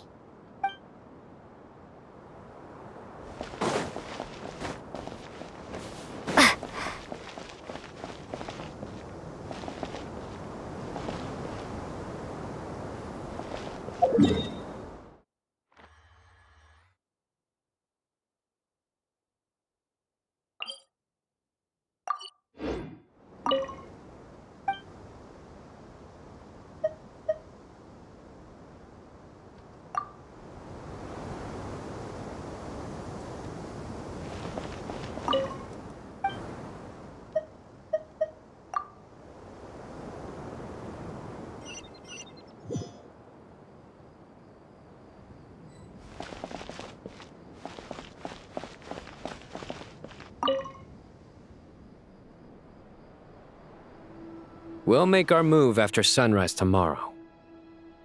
Good. Is everything ready? As much as possible. That'll be enough. Don't let the pressure get to you. We'll take things one step at a time. That's how we've always done it. Master Tighnari! Mr. Cyno! So this is where you were. I brought some juice and some water. Would you like some? I know how easily you get dehydrated in the desert, so you should definitely have some water. In which case, I'll have the juice. I gotta ask, though. Who's on juice-making duty at a time like this? Madame Faruzan said she was feeling a little nervous, so I told her about the automatic juicer my friend invented. She took it right off me and started making carton after carton of juice. A juicer? Did Sucrose send that to you? Yeah, I hadn't had the chance to try it out before this incident occurred, but I couldn't bear to leave it behind in Gandharvaville. The juice is very sweet. I think so too. Collei, how are you feeling? Physically, I'm okay, but it just still feels strange to me. Why would a great power like this come to someone like me? I know the feeling well. That same question ran through my mind every day as a kid. At least now, you have someone who can relate to you. All the more reason that you should apply for Spontamod. Tighnari fiercely opposes the idea, though. Those two things are completely unrelated. What are we all chatting about, Would anyone like any juice? Oh, you have some already. I had some earlier, ma'am. Maybe give the extra to someone else? Very well, very well. I shall be off then. There's this enormous power, and then there's little old you. You feel like there's no connection between the two. And that sense of dissonance is difficult to get used to. Yeah.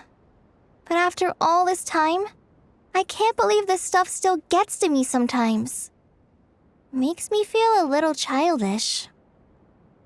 Collei, just because we normally keep the conversation light doesn't mean we can't discuss deeper issues. I don't think it's childish at all. You were the victim of a terrible crime. It's normal to struggle with the fallout from it. You have absolutely nothing to be ashamed of. My professor once told me that no incident can be considered truly resolved until the victim says it's over. Your rage and your pain are completely justified. Thanks.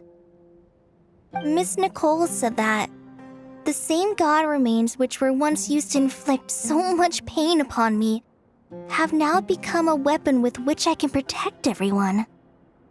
It's like my own personal kind of evolution. Every innocent person who's been hurt needs time to realize that it wasn't their fault. I was the same. But it's all about to be over. Tomorrow, it ends for good. I don't know if you've noticed, but you rarely stumble over your words anymore, and your outlook has become much more positive. It's a big change from how you used to be. And since this isn't over, you can settle the matter on your own terms. It's time you seized back control. I believe in you. Yeah, Sumeru is my home, and it's so important to me. I have to protect it. No, I will protect it.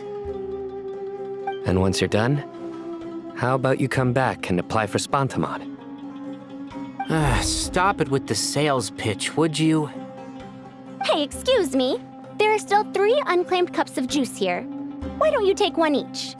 Ugh, my arms are getting sore from carrying them around everywhere. Madame Faruzan, why are you... Here, let me take them off your hands. Thank you, Madame Faruzan. Drink up and enjoy my handiwork. I think I'm going to make something else now instead. Please, try to relax, Madame Faruzan. Your nerves are starting to get the better of you. I know, I know.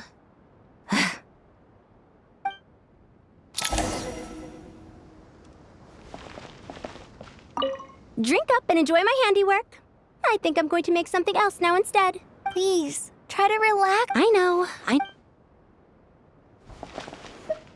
Drink up and enjoy my handy. Please, try to... I know,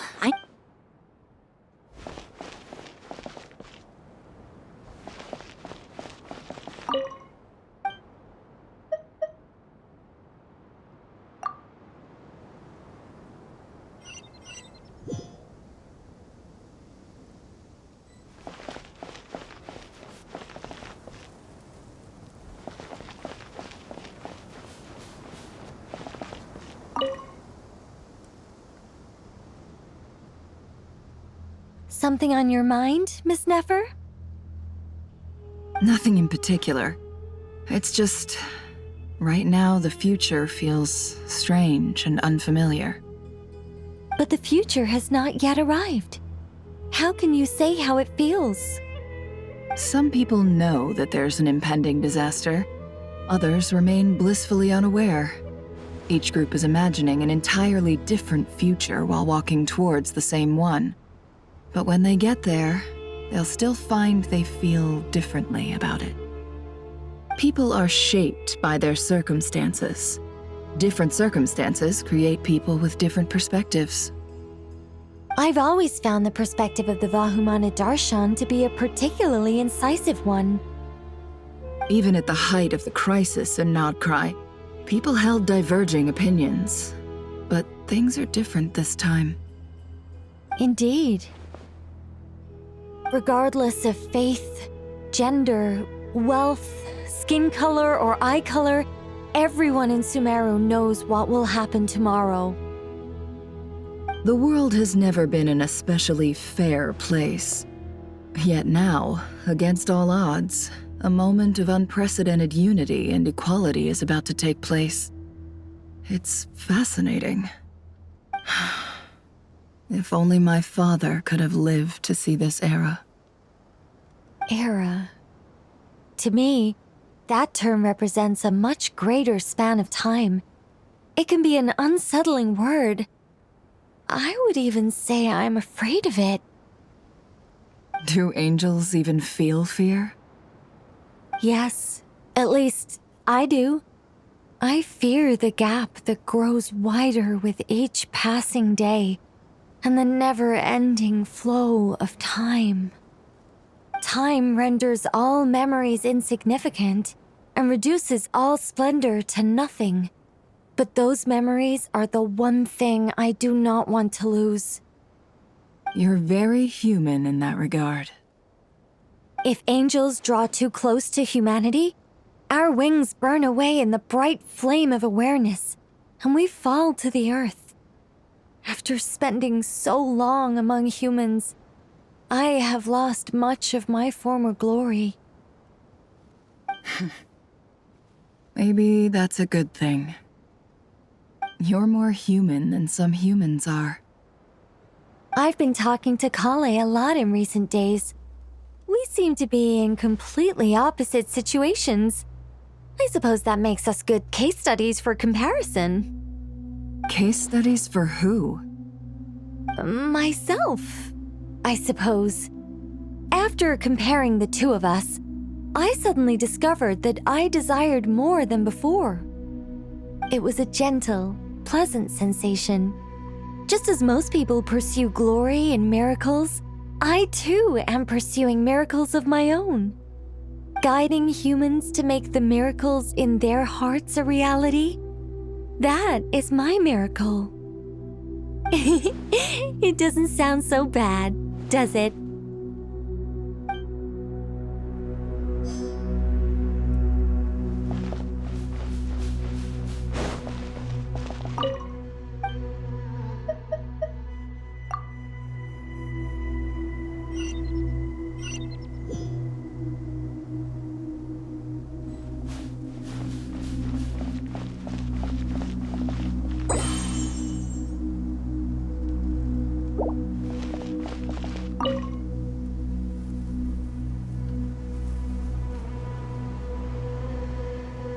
Look at the time. I should head back. I'm so sorry. I was in a hurry and didn't look where I was going. Are you all right? I'm fine. Wait, you're... Have we met? Not exactly. I think we may have crossed paths by the house of Dana before.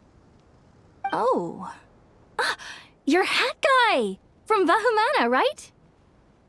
You recognize me? The clue's in the name, Mr. Hat Guy. Fair point. It's getting pretty late. What's keeping you up? I could ask you the same question. If I'm not mistaken, All the workload for the Ratawa Hisdarshan wrapped up a good while ago.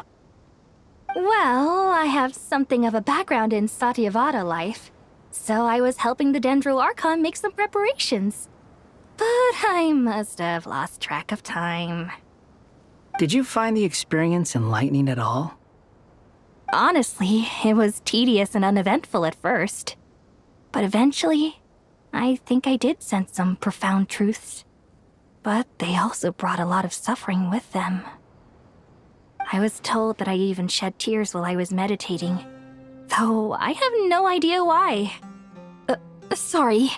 I hope I'm not scaring you. Not at all. It just proves you're very accomplished in your research. Good night. I wish you all the best for tomorrow. Thank you, sir. You too.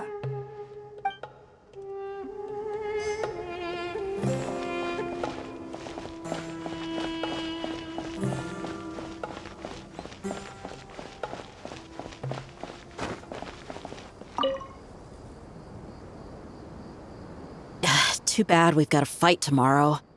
I could really do with a stiff drink. Let us pray instead. Prayer. How nostalgic.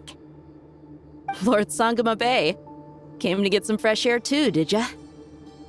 That's right. Actually, I was hoping I might run into you, Dehya. I wanted to let you know that I've stocked up on that perfume you said you were so fond of.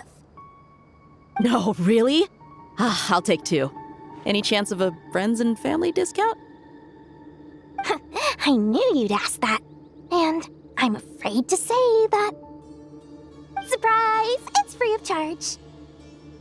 That's very generous of you, Lord Sangama Bay. Does this mean you've made a fortune in Nod-Krai? Nope. Turns out it's not that easy to turn a profit there. I even ran some assorted losses.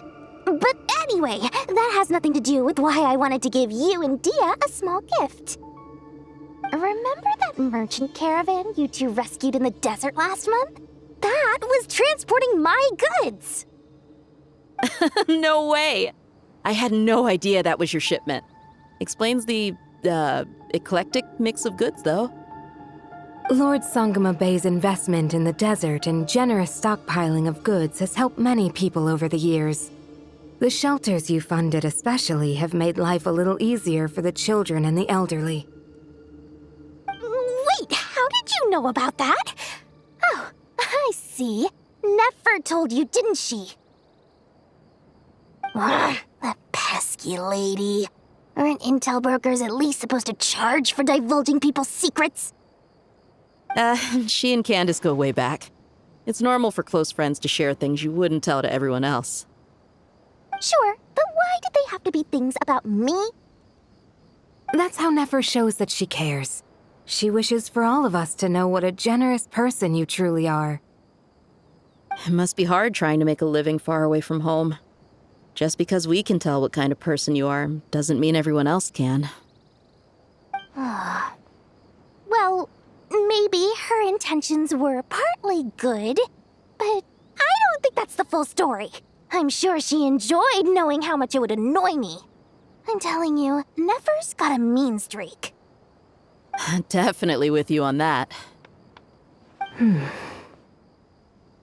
Does praying help you stay calm? Defending one's home is a just cause. My heart is filled with a mix of anger and hope. Anger. You know, being able to get angry is a good thing. It shows that you're in touch with the real world, and that you have the passion to pursue something you believe in. Oh, my lady? What are you doing out here? Just taking a walk to clear my head, and look where I ended up. Were you praying just now? Yes, Miss Dunyarzad. Would you like to join us? Come on, it's fine. She won't mind who you pray to. Oh, then sure. I remember you, Miss Dunyarzad. You visited my shop before. If I recall correctly, The god you worship is the Dendro Archon, correct? That's right. She is such a gentle and kind god. But to me, she's more than just a god I worship. I see her more as a friend. And so do many others. She's not some almighty god who reigns on high, but a genuine friend. Agreed. She's a wise teacher and a good friend. I spoke with several people during the evacuation. Everyone's aware that tomorrow's battle is one that ordinary people can join too. A battle to fight for our friends and our homeland. Oh, it makes me glad. I can finally do something for those who protected me. You've grown so much since we first met. Oh, a compliment? Ooh, more please. Thank you. My lady, you've always been a remarkably strong and ambitious person. It's indisputable. And that's not just a compliment. It's a statement of fact.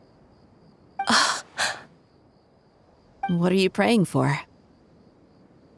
Our beliefs may not be entirely the same, but we both wish for the same thing. I pray that everyone will rise to the challenges ahead and return safe and sound. I pray for the safe return of all my companions.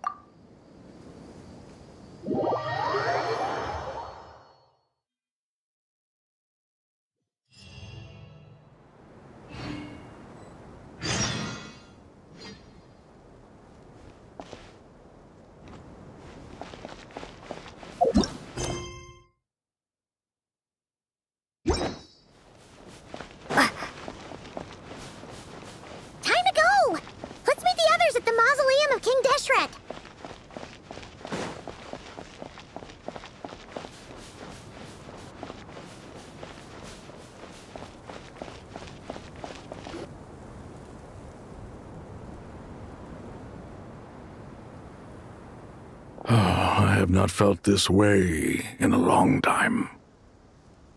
Standing up high, gazing out at the rolling dunes. One cannot know what freedom truly means without first losing it. The golden slumber truly lives up to its name as a dreamland. Though desert sands exist there too, no mirage, no matter how glorious, can compare to true beauty. Dendro Archon, what is on your mind? I was wondering whose counsel I should seek on the questions in my heart. What kind of questions? So many. More than can be put into words. As I once said to a friend, we look, we see, and we comprehend. But the question still troubles us. What are the many disasters that this world faces but the sum of all irresolvable questions? The biggest question you should be asking is how to seize victory. Yes. Although, I would express it differently. I must not fail. And so the question I am most curious about now is whether the path to victory will be an arduous one. What we declare to be a young sapling, we may, in fact, find to be a towering tree, if we would only cast aside our ignorance and look beyond the veil of time to see her true form. Nahida! We're here! Just in time. The preparations are almost complete. Ready when you are. We're here too. Miss Nicole! Miss Nicole! You run so fast! I thought I'd get a lot of exercise as a forest ranger, but I can barely keep up with you. Sorry, I got a little carried away. Lesser Lord Kusanali, the equipment is ready, and the modifications to Aru are all complete. As discussed during our meeting. Accessing Irminsul via the Akasha is no longer feasible at this stage. There are other options, it's just... they're a little more extreme, and more technologically demanding to implement. Maybe you should take it from here. The architecture and functionality of the Akasha terminals overlap considerably with Aru. There is reasonable evidence to suggest that one was developed based on the other, or that they both utilize technology of the same origin. As long as the transplant and merge operation succeeds, Aru should theoretically work on a scale greater than the Akasha and approximately equal to Irminsul. It will become the largest active computing device in all of Teyvat. A system this powerful is capable of a lot of different things. In the past, the Akasha was primarily used for one-way information transmission, but I suspect it could also serve as a central bridging hub. In the pursuit of greater knowledge, some scholars have attempted to connect their consciousness to Irminsul through the use of terminals, incense, and meditation. Correct. In academic language, scholars who reach that stage are said to have entered Satyavada life. Hypatia has performed this practice many times in the past, and she was once under my care for a period of time. Right. And this at least proves that there is a zone within Irminsul that can be connected to. That's right. Providing wisdom to the people is one of the very reasons for Irminsul's existence. I think I understand where you're going. Please, continue. In that case, I'll skip to the conclusion then. We need to further modify Aru, merge it with the Akasha, manufacture terminals, and distribute them to every single person we can reach. Every person? Even the desert folk? Yes, everyone. I've already calculated the amount of raw materials we need. So you mean we're going to get new Akasha terminals? Yes, but this time the people of Sumeru won't be using them to acquire knowledge, just to connect to Irminsul. That's the key. When we evacuated the city, we brought all the important assets from the House of Dehya, in case we ended up needing them. Fortunately, this included the Akasha system's main terminal. We've checked all the relevant records, and one thing is certain. Nothing like this has ever been done on this scale before, so... Everyone in Sumeru is part of the plan.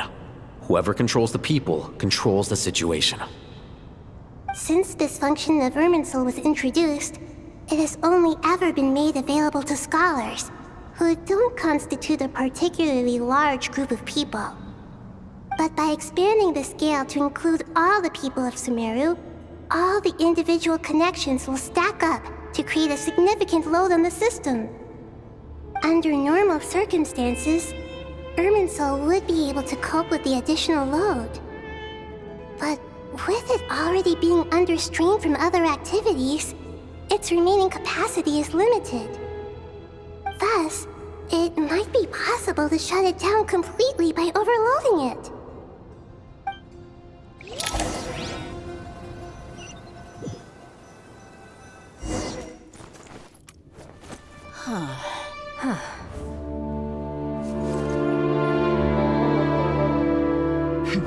Counting down.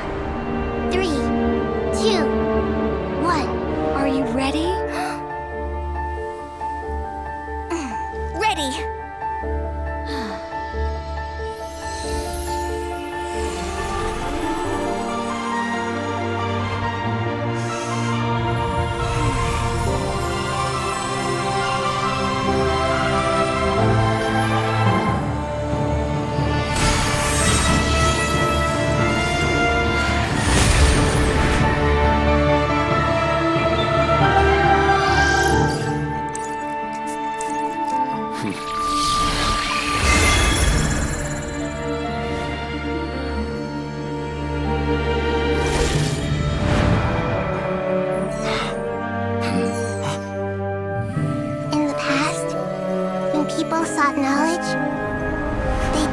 the Tree of Wisdom.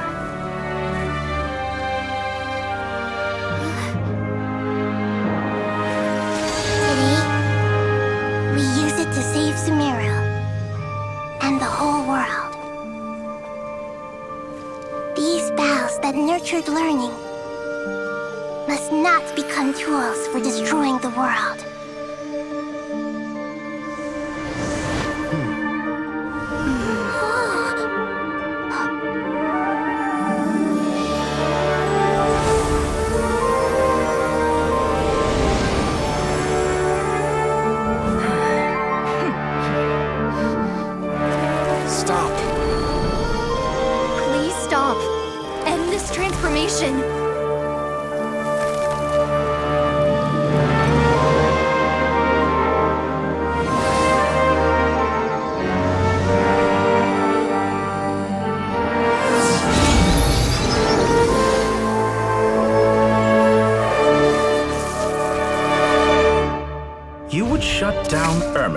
Just to stop me? You fools. I have all the time in the world.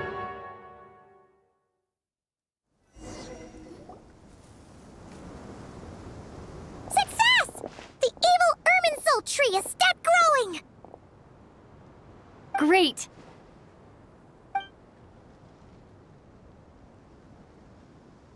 What a display of true courage! The courage to think and the courage to act. I never thought I would witness the shutdown of Irminsul with my own eyes. Perhaps this is human wisdom in action? Indeed, only humans could do such a thing. Gods are few and far between. What was once created for spreading knowledge is now used for another purpose. A rather ingenious plan.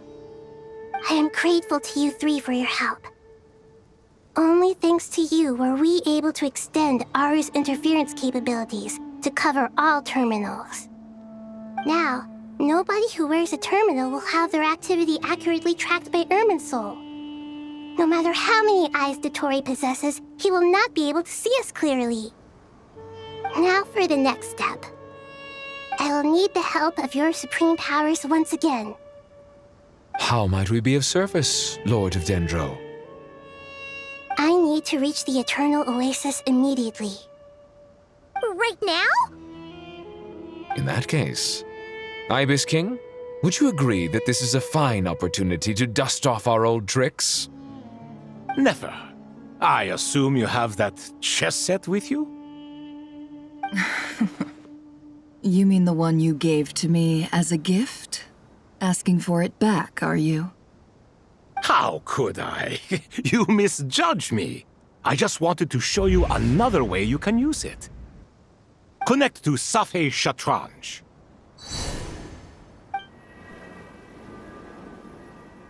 Safei Shatranj? You mean that place in the desert? Thoth's chess set gains its power from the chessboard laid out in the desert by King Deshret and ourselves. All ceremonies conducted using the chess set must be activated via Safei Shatranj.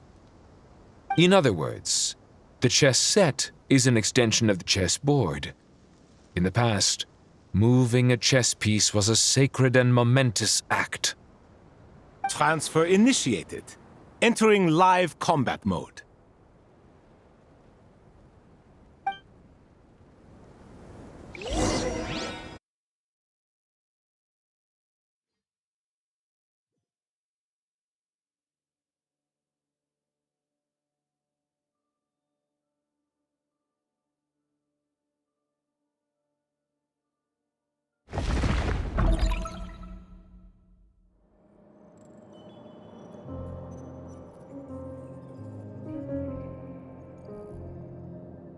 We haven't heard a single word from our spy in the desert. I'm afraid he might have been captured. Never mind. But we spent years turning him. And a lot of Mora. Nothing comes for free in this world, but the loss is not without its purpose. For a small price, we have wasted a precious amount of the limited time they have. Quite a bargain, if you ask me.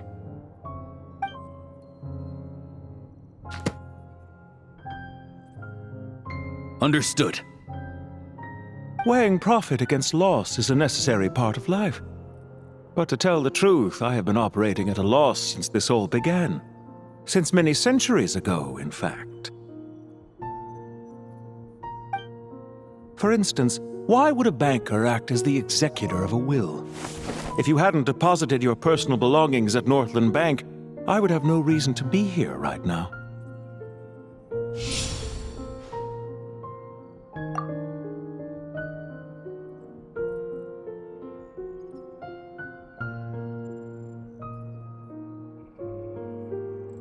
Dottore, I've placed your final data backup into the ley lines as per our contract.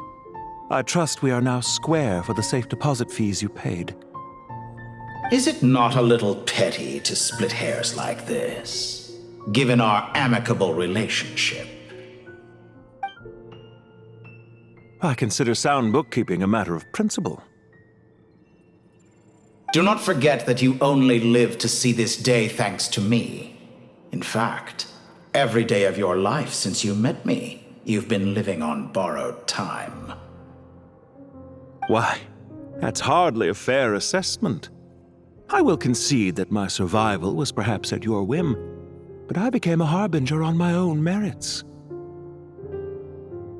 Managing money is not like other professions. Mine is not a role I could have acquired based on your recommendation alone, and certainly not one I could have lasted so long in without genuine ability.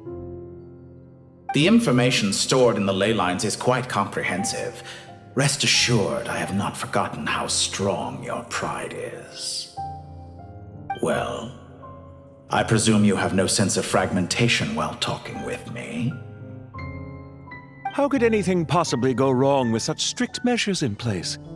The remainder of your soul was split in two, with one half sent to Nod-Krai and the other stored in the most secure vault of the Northland Bank. Though I must say, your disdain for the other segments is quite amusing. Zandik is you, and you are Zandik. Zandik created the segments, yet you, a segment yourself, reject him.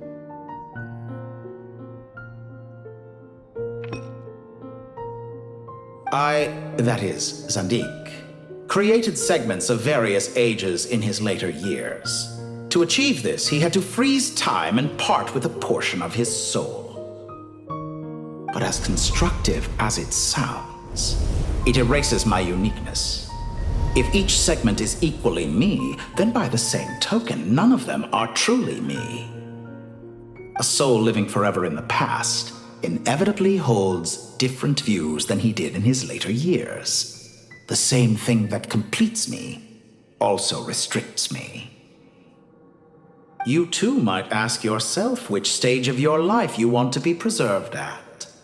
The day your business failed? Or the day you were framed by a gang and sold off to a medical lab as a test subject? We needn't dredge up the past. This undesirable plan was eventually scrapped. Lesser Lord Kusanali was quite right. I needed an opportunity to eliminate myself.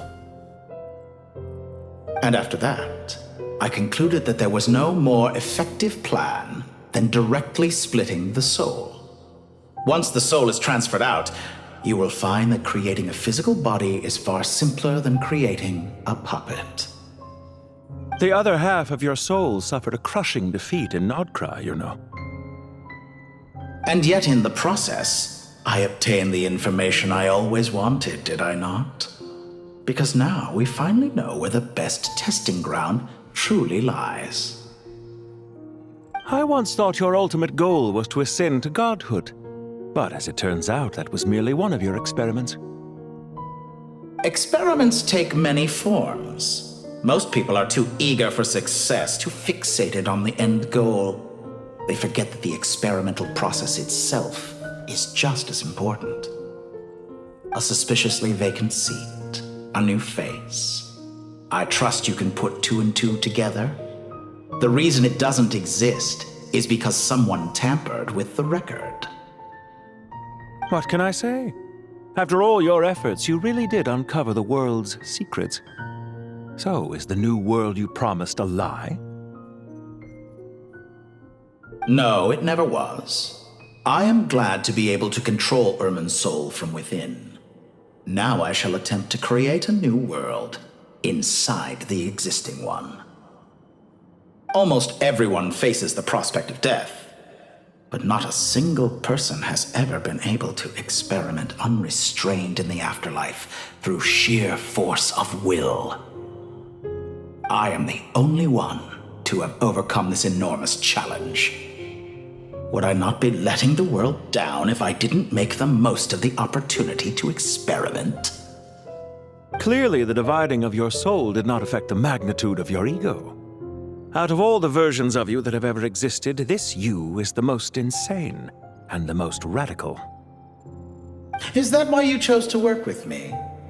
Which was it then? My insanity? Or my radicalism? Could I call myself a venture capitalist without a suitably ambitious plan to invest in? Yours happened to fit the bill quite perfectly. Well then, I must say, while I am surprised enough that you showed up at all, what surprises me more is that you chose to present yourself as my former subordinate and not as the banker Pantalone. Why make things harder than they need to be? Exposing my true identity in a situation like this would only serve to destroy diplomatic relations between Snezhnaya and Sumeru. I daren't imagine the consequences. Showing up in the name of the original antagonist gives you the recognition you rightly deserve, while also being sensitive to Snezhnaya's predicament. It was an easy win. As for why I'm here, if you're suggesting that your credit is in the negative, I won't argue with that. Many people say that about you. I'd argue that a significant factor in your willingness to cooperate is the fact that you have but a few years of life left after my death. Living and dying together has a way of binding two parties together rather closely. Is it not true that a relationship should be judged by both the positive and negative returns it yields? So some of what I said actually made it into your head after all. It's true that I hope you don't die too soon, but don't you find that a strange thing for me to say? After all, you've already had quite a long life. Especially for a human being. Let's not pretend that you're any more innocent than I am. Are we not the same in this regard? We both despise the existing laws of this world, and neither of us enjoy being under anyone else's control. Is it really so greedy to want the world to operate by a new set of rules? Of course not, my dear friend. And as I've said before, mutual interest is the foundation for the most reliable of relationships. You can attest to that. I just hope there never comes a day when I have to work too hard to prove that. Regrator, sir. People have been spotted approaching Sumeru City. How strange. Despite your access to Irminsol's data, it appears the soldiers noticed before you did. They must have found a workaround. Well, Dottore, I trust you know what this means. The fact is... They're coming. They'll breach the city gates any moment now.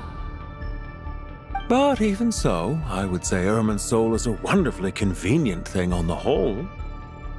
If you do manage to create a new world, perhaps you could plant one outside my office, too. I'll consider it. What do you need me to do? Stall them? The experiment will take time. Stall them for as long as possible. Very well. But you're really asking for the moon here. Have you heard this story?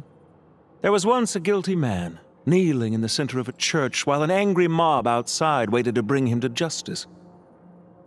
He pleaded with the gods, begging them to grant him one final request, the chance to finish confessing his sins before he was sentenced. Many suns and moons passed, seasons changed, and still His confession continued, as if he intended to speak until the end of time. Are you suggesting I worship you as a god? Or were you hoping that I might confess my sins to you? Certainly not the latter. That would make my life miserable indeed. For someone who despises them so, you never seem to have any objections to me creating or becoming one. At first, I thought you'd be furious. Concerned I would terminate our partnership, were you? Not at all. You had reasons why our partnership must continue. Don't you find people's attitudes toward gods amusing? A god descends from the heavens and people worship it unreservedly, blindly following whatever rules are given to them. And yet, when they see an ordinary person gain godlike levels of power by virtue of their own hard work, they treat him with nothing but suspicion, even if he is a compatriot. Is that supposed to be a compliment? No, I was just thinking. I pity the man who would call you a compatriot. There's no need to be so self-critical.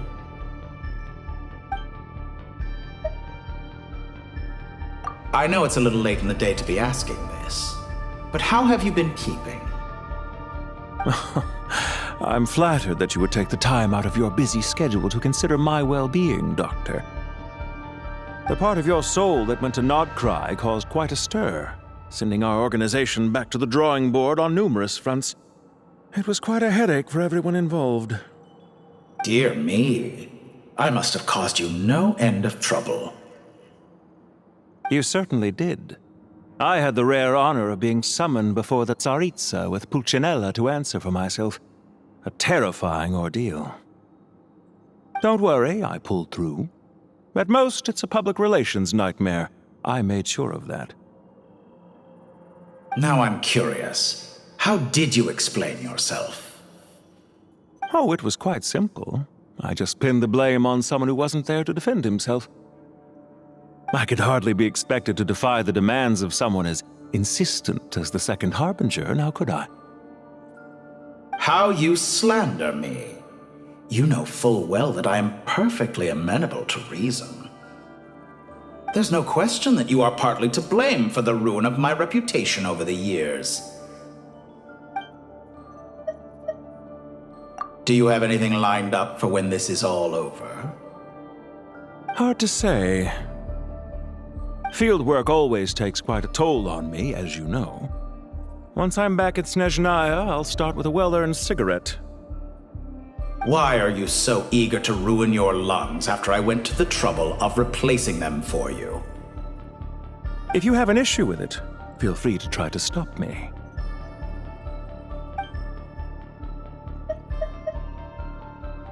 What's on your mind? The limits of humanity. It's a pity. Despite running countless calculations, I find there is simply no way to reduce any further the amount of one's soul required to sustain an individual. It's rare to hear you admit to being unable to achieve something. I beg to differ. For instance, as I've told you before, the original me was prone to motion sickness and couldn't make long train rides. Ah, yes, of course. One of the reasons you often sent yourself out on errands. What are you thinking about now? A new experiment. In the event that my soul was depleted, say we extracted my data from someone else's memories, yours for instance, and then combined it with your intact soul as the base material, what would we create? Such a scenario would be impossible. Oh? As long as your current soul survives, there will be no need to create a new individual. Don't forget, you were the one who approved of the present situation wherein only one Dottore remains. And if you ceased to exist, who would be capable of performing this experiment?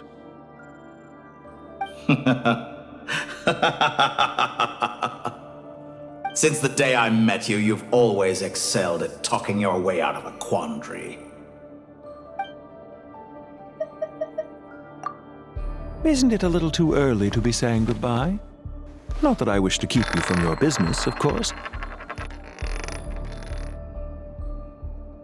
Very well.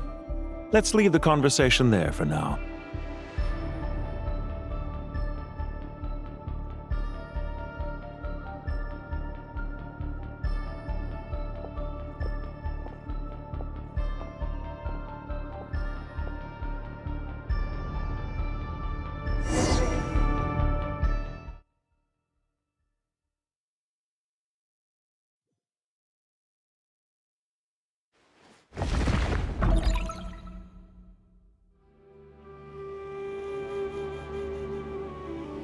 The power of King Deshret's 7 pillars is truly remarkable.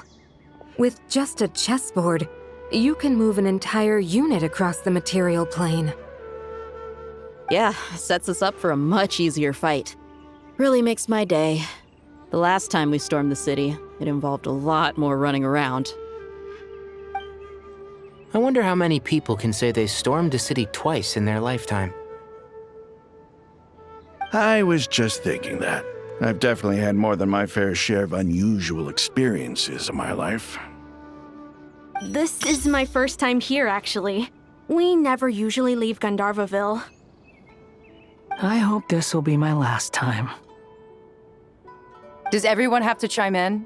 Can't we just fight? What an amusing comment, my dear lady. Yet humans often alleviate tension via small talk, do they not? Whoa! Why is Candace's shield talking? Because the image on her shield is one of me. And I, of course, can appear wherever I wish to. Well, la-dee-da. Isn't that fancy? Could I get in on this? You wish for your gauntlet to speak? Why, certainly. Ahem. I think you'll find that it is I whose image is carved hereupon. Thanks. Definitely feel stronger now. You're welcome, my lady. I am glad to lend you my power. Cyno, what's the situation? There are troops stationed at every entrance. As we expected. A frontal assault will suffice. Everyone, stick to the plan. We'll take the main entrance. You head for the House of Dana's side door. Move out.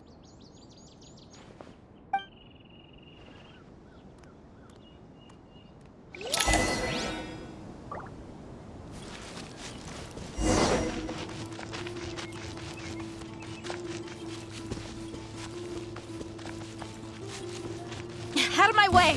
Now, Take this! Watch out! Get lost! Whew. Thank you, Jeht. You gotta be more careful. If you're not ready to put your life on the line, you can't be certain of defeating your opponent. She's right. Keep your wits about you, Rana.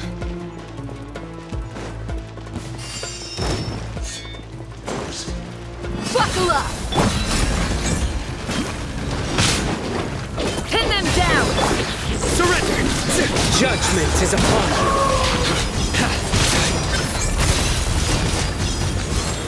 Their penance is due! Guilty! Take them out and secure the harbor. Reinforcements will arrive by water. Consider it done. Show no mercy.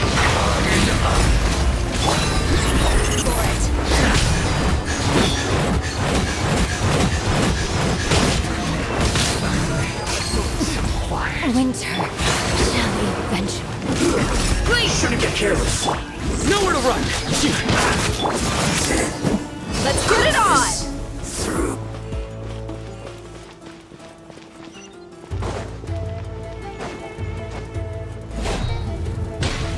Looks like we're I'll change of plan. fight. We shall prevail! You're exposed!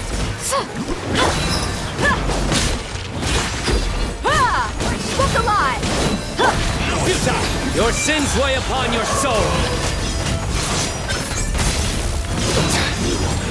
Their penance is due! Use of force authorized. Guilty! You stand condemned! Hear my prayer. Do your worst. Buckle up. Gloves off. Intel!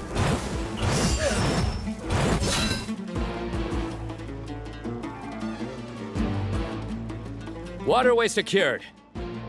Brothers! Sisters! Perfect. Just in time. Welcome. Once we've linked up, we'll continue the advance. The team has arrived at the north entrance, as planned. Good. Press on.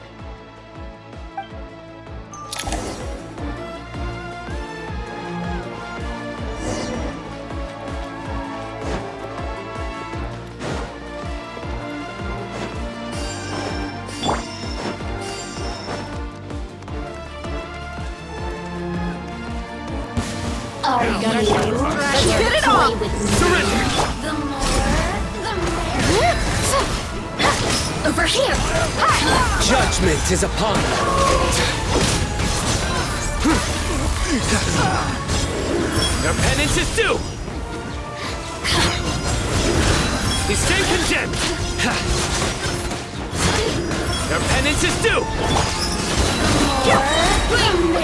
We shall prevail!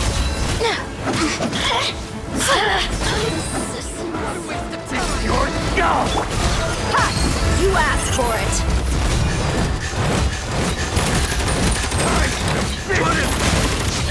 Through me, justice is served. You stand condemned! Their penance is due! You stand condemned!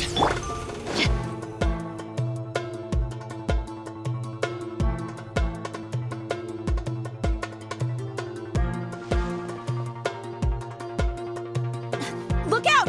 It's an ambush! Finally. We need to hurry. Take the middle road now.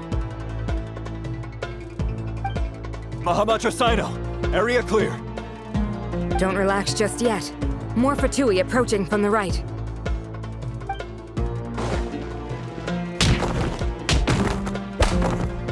Irminsul cannot track our movements. If necessary, we could split up. Don't worry. We'll wipe them all out. As you can see, our people came raring to go. Good, good. How are things with the Traveler? Can Tighnari keep her safe? Don't underestimate Tighnari just because he's a forest watcher. He can handle it. All right. You know that's not what I meant.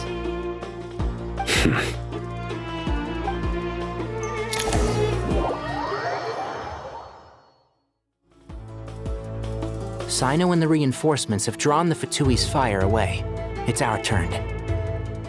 By using a cluster leaf of cultivation, we can pass through certain terrain silently. Good luck with that. We'll just fly up there.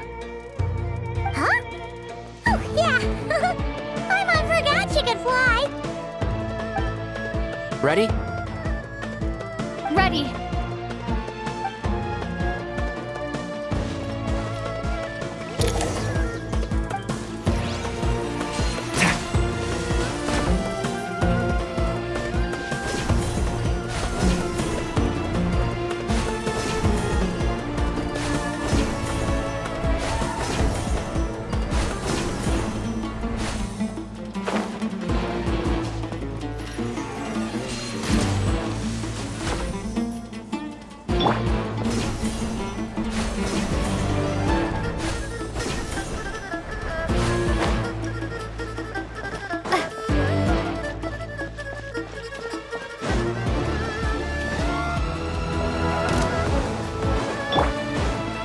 One with the forest.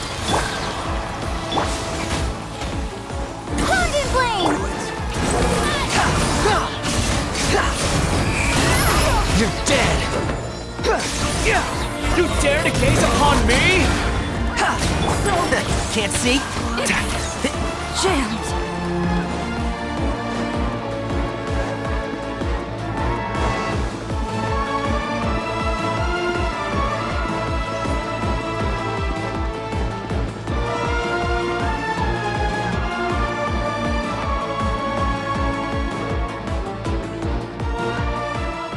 Fatui soldiers up ahead.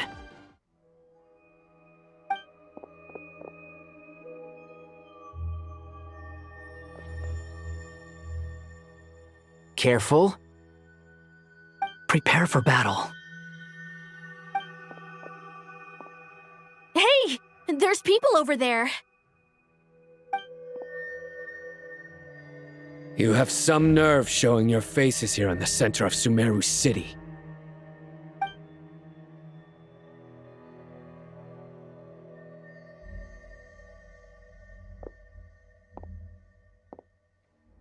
You're right on schedule. Well, this guy sure as heck isn't your average Fatui sergeant. They've stationed quite a few people nearby. It definitely looks like they were waiting for us. But something feels off. Everything about this guy feels too deliberate. I highly doubt he's just a subordinate of Dottore's. And he's no mere sergeant. Whatever his rank is, it's high. Much higher than we thought. So you've been waiting for us. But it looks like you're geared up for a conversation, rather than a battle. Very clever, General Mahamatra Cyno. I know you're the one in charge of this siege, and I look forward to making a deal with you.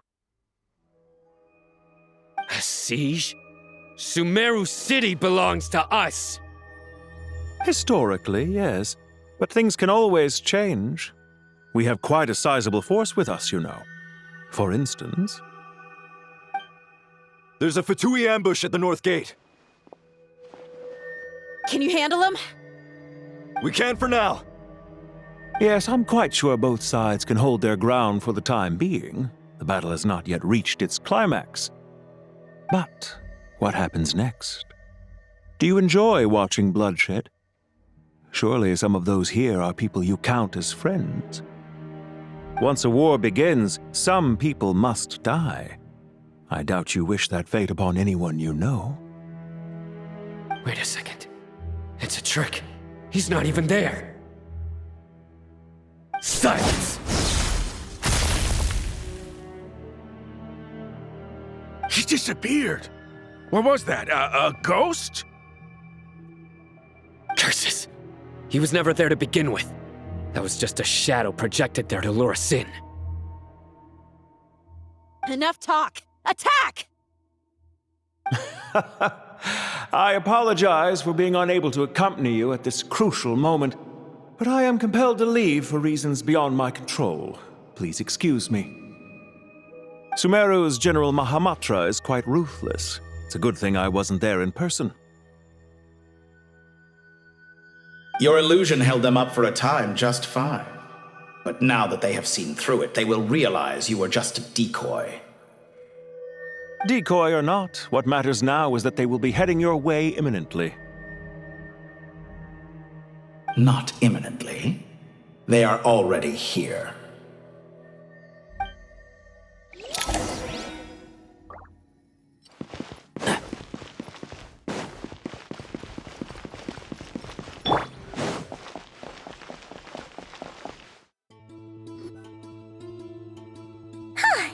We made it!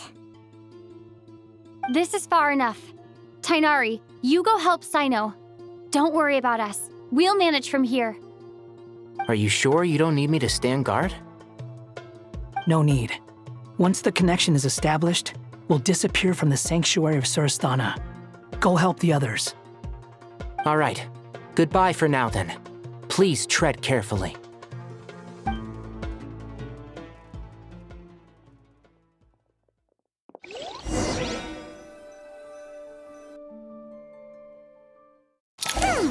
Now where's the interface Nahida mentioned? Come on, where's it hiding? Found it. It's over here.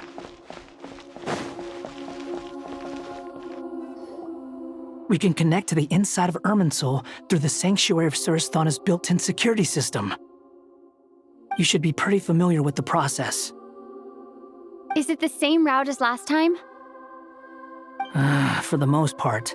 We don't need to adjust any of the parameters. Then I should be fine. And Paimon? Once you're both ready, we'll set off. Wait! The stakes are way higher this time, right? Maybe Paimon should stay outside and help the others. Then, you can focus on the fight without having to worry about Paimon. Huh? Why are you staring at me like that? It's nothing. I just suddenly realized how much you've grown. Hey, you've grown quite a lot yourself. Don't you two start getting into it again. Well, anyway, Paimon thinks she's pretty knowledgeable. Who's the best guide into Vatican? And don't forget, Paimon's a college student now. If we say Alhaitham's not a weirdo, it's hard to explain how he came up with the idea of you applying to the academia.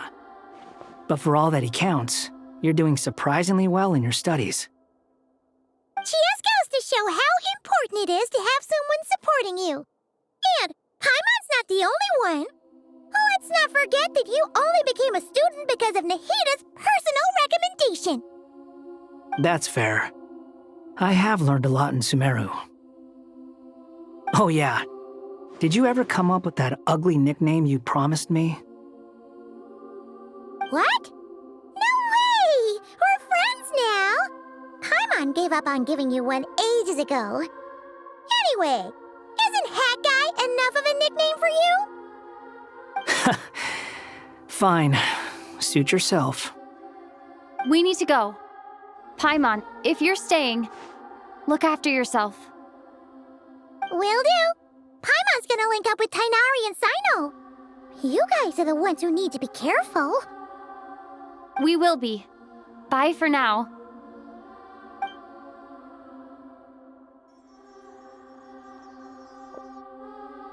Initiating connection.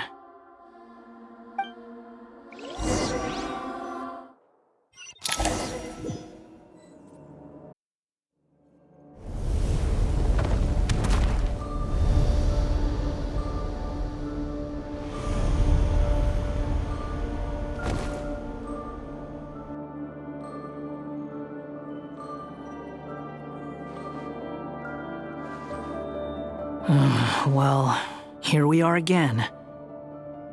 Come to think of it, I still don't even know where we're going. Thanks to our terminals, it should be impossible for Irminsul to read. I can... Don't tell me. Only you need to know. That way, whatever happens to me next, it won't affect your progress. Listen to me. Your safety is just as important as mine.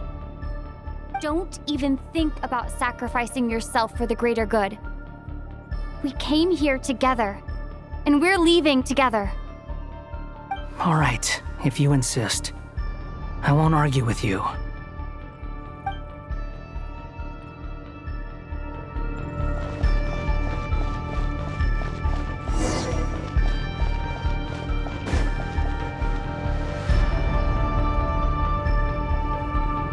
This place looks so different from how I remember. It's unrecognizable. It's a complete mess, like someone's turned the place upside down. Must be Dottore's doing. Either he's searching for some information he needs, or... It's still changing. He has to know we've entered Irminsul. But luckily for us, he can't pinpoint our location. Be on your guard. Don't let him find us. The red parts have probably been corrupted by Dottore's power. Don't touch them, or you might alert him.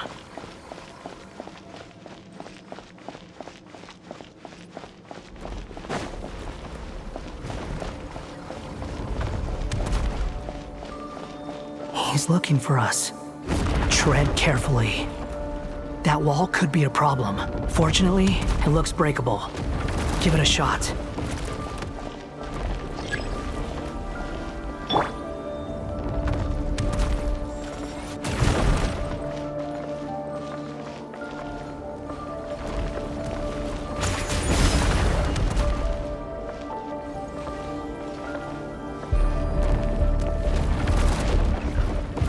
The wind rises.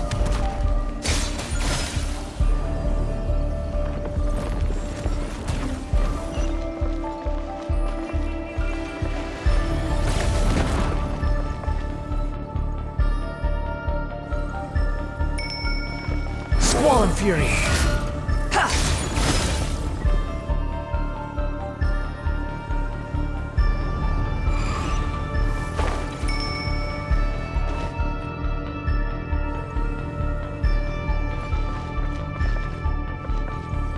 Behold! Upon the gale.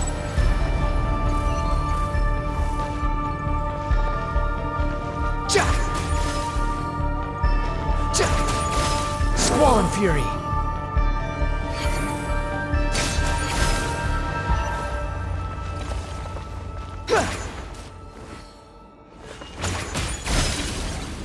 Behold!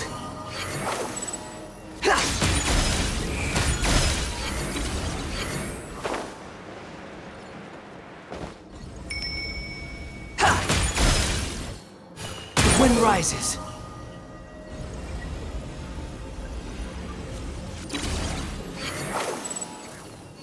The same old trick again? Are you kidding me? Let's handle it just like we did before. This cheap trick isn't gonna stop us.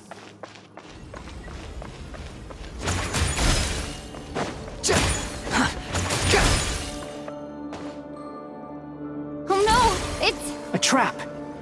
Is that why he was using the same trick over and over again? To get us to lower our guard?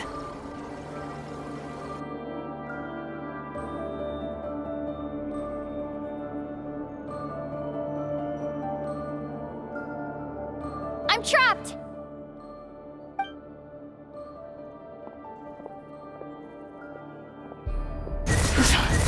Why won't this thing budge? Hello? Hello? Can you hear me? Nicole? Is that you? Yes, it's me. I'm monitoring your progress from inside the Eternal Oasis, and I have to say, this terminal is simply marvelous. It makes tracking you so much easier. I couldn't see anything at first, but now that you two are inside, I can use your location with support from the terminals to get a partial view of the situation inside Irminsul. It's not the clearest image, but it's better than not being able to help at all. So, here I am. I can't intervene directly, but I can help to guide you out of the jam you're currently in. So please, just follow my lead. Dottore in his current form is a blight upon both Irminsul and the ley lines. Pay attention to your surroundings. There must be sources of his contamination nearby. The corrupted information is his means of manipulating the environment. You must... Is that one of them? Precisely. Take it out. Good work. But we're not done yet. Stay close, and let's see if we can find any others like it nearby.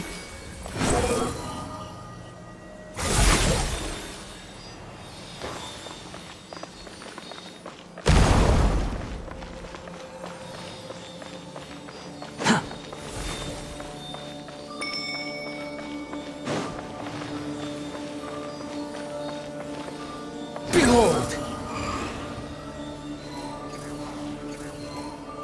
This must be another one. Agreed. Now... Oh, wait! Watch out! It's Dottore. I think he's found us.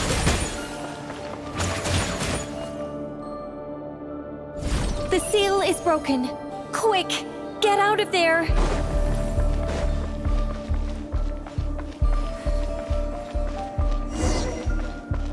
And where exactly do you think you can run to? Wait, what is that? Pursuers. That's gotta be it. Run! Don't let that thing touch you.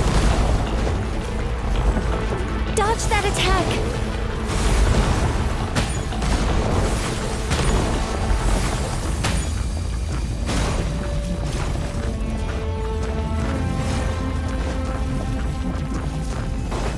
There's more than one path. Which way do we go? To the left. Trust me.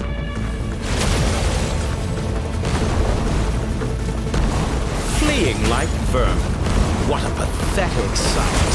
Hey! Watch yourselves. Stay focused.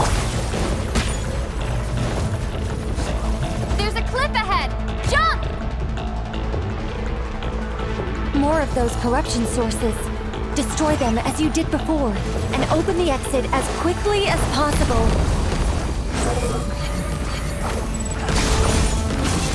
They're relentless. Is he trying to wear us down? You'll just have to destroy these too.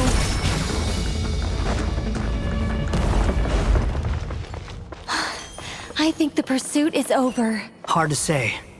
Stay alert.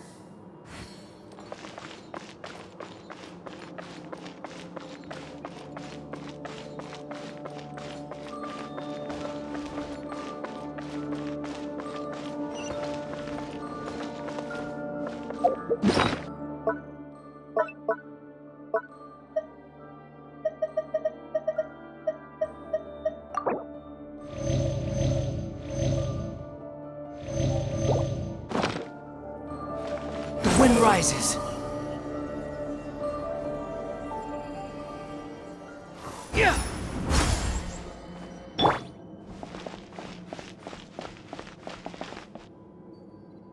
Whew.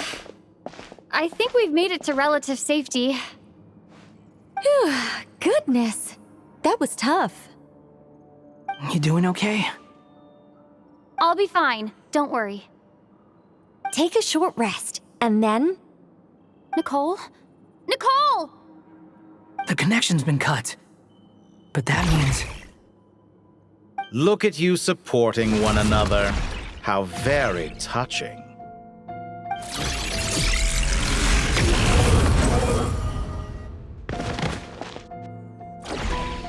Dottore! Took you long enough to find us. You're more useless than I thought. Oh, really? I think I deserve a little more credit for my methods than that.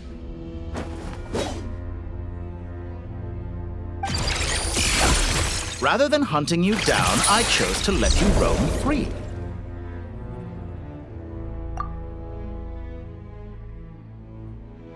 I indulged your presumption that I was unable to track your movements, played along with your clever little plan. Fleeing is for animals, but I rather enjoy watching you flee. Some things lose the will to run altogether as soon as you put them in a cage.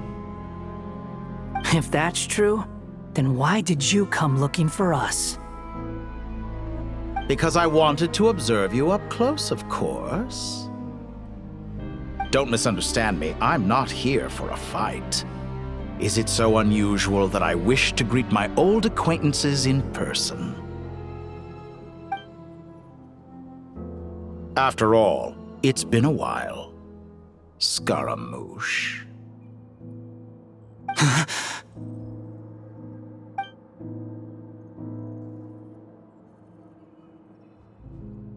Why are you so afraid? I have done nothing unprecedented in discovering the truth. Nor did I go to any great lengths to uncover your story. You made a bold series of moves in deciding to erase yourself. And with the power of this great chronicling device called Irmin's Soul, you were able to achieve something quite remarkable. Once most people form an opinion about someone, it tends to imprison their mind. Yet you managed to erase every trace of your existence. A novel take on death indeed. However, this meant that you stood out to me all the more when I saw you in Nod-Krai. I didn't even have to go looking for you. Just the sight of you was enough for me to intuit the truth. For someone in my position, connecting the dots was a trivial affair. It would have been more surprising if I hadn't managed to piece it together. You seem very pleased with yourself for figuring it out. I'm sure you'd even be more delighted to learn the full extent of your crimes. That would hardly be necessary. Besides, isn't there something that concerns you more right now? Something that fills you with dread? Let me put your mind at ease. I have no intention whatsoever of restoring any of the records you deleted. For one thing, it would be exceptionally difficult. But more to the point, I doubt that the prospect of losing your current life is all that frightening to you. Because in your case, The cruelest twist of fate is that you'll never again have the chance to make up for any of your mistakes, isn't it? Dottore?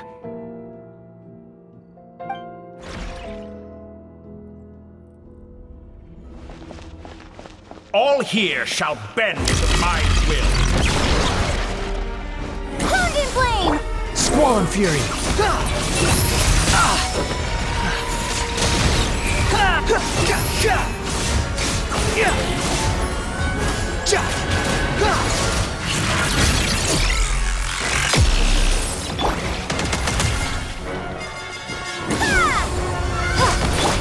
Behold! I'm afraid you'll need to do better than that to take me down. I expected you to have grown stronger. Ah, how foolish of me. I forgot that you lack any means to increase your power. You will pay for everything you've done. Oh, will I now?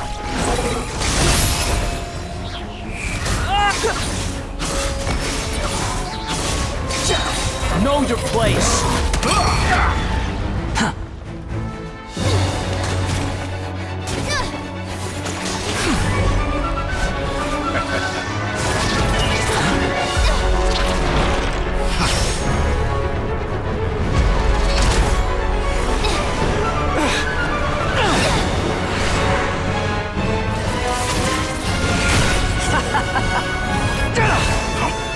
Does the prospect of death amuse you? I could ask you the same question! I'll distract Dottore. You focus on the mission. Got it.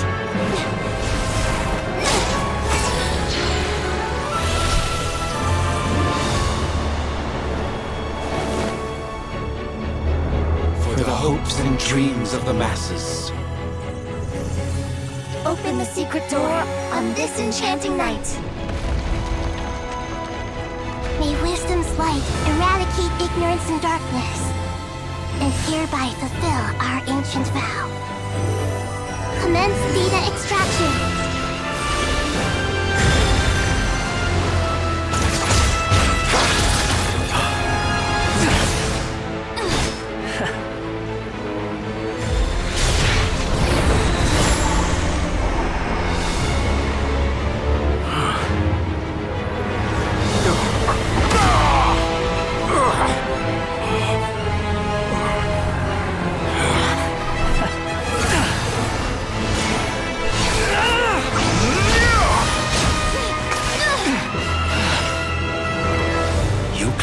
Outdated ideals and stand in the way of progress. You will pay for interfering with the grandest experiment of all time.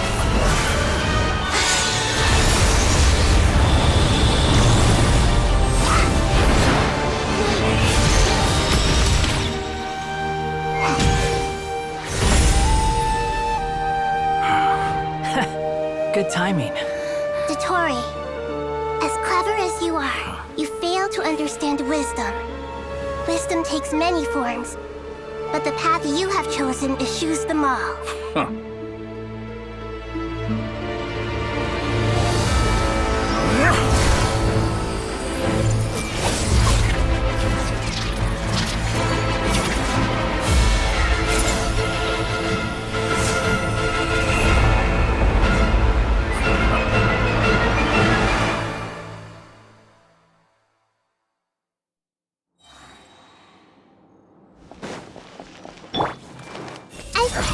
My strength is fading!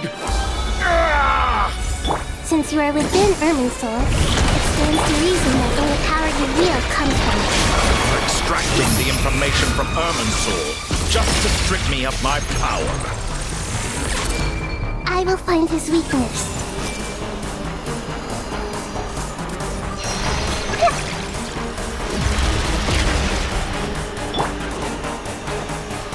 Hound in flame! Hate! Behold!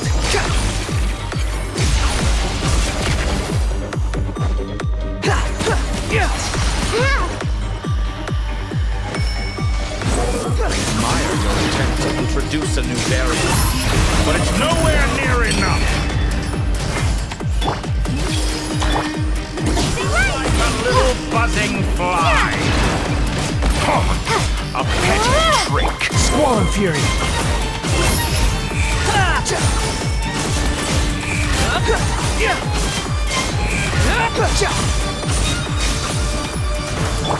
This may hurt a little.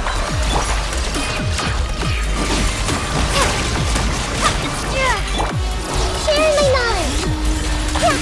Behold! Burn all before Know your place! Blade of the primal flame! A new dawn rises! Committed to memory. You won't distract. You're so close. Just hold on a little longer. I'll hold him off. Traveler, Hat Guy, the rest is up to you. We certainly have a knack for surprising each other, don't we? I'm just getting started. It's time! Say your prayers! Surround the defenses and watch your back.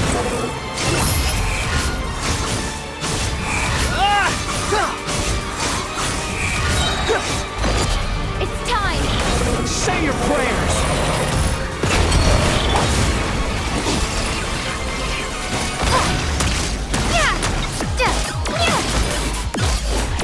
Let's try. The wind rises.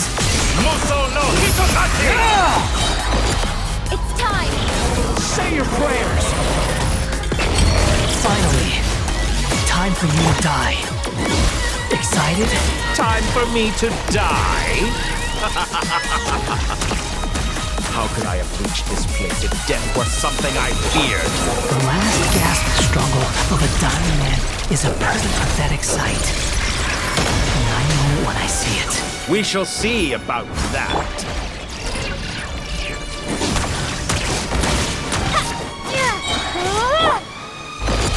It's time! Say your prayers! Too slow. That's enough!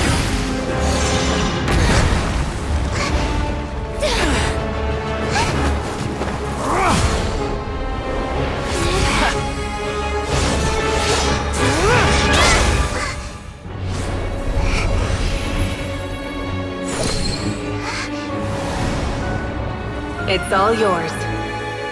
Do with it as you see fit.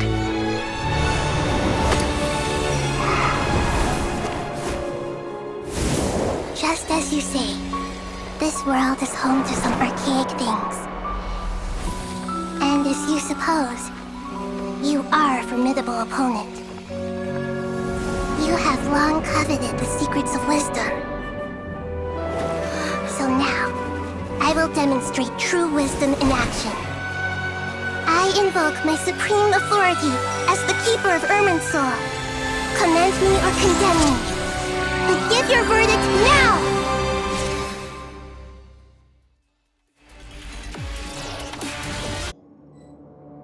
Blessed One of Wisdom, Mahakusaladhama, are you certain that you wish to exercise your authority to destroy Irminsul? It represents both your roots and your finest accomplishments. You truly intend to abandon the very thing you have always fought for? This is my decision. Irminsul has been corrupted beyond redemption. Irminsul is the original tree of Teyvat. It is the means by which the heavenly principles maintains fate itself. The 7 Archons should honor and revere it, for their authority was bestowed upon them by the heavenly principles. It is precisely because I honor and revere it that I fight for the humanity it exists to protect. Wisdom is knowing how to weigh the options and make the right decision. If you truly care about the fortunes of this world, then it is me you should seek to preserve. Planting a seed begins the chain of cause and effect. Since you have become a great tree yourself, why should the loss of another tree be anything to fear? Till we meet again, Lord of Dendro.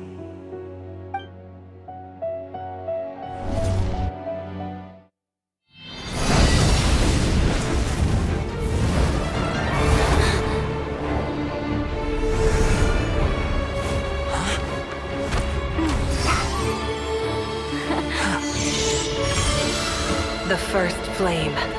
The pure, cleansing fire.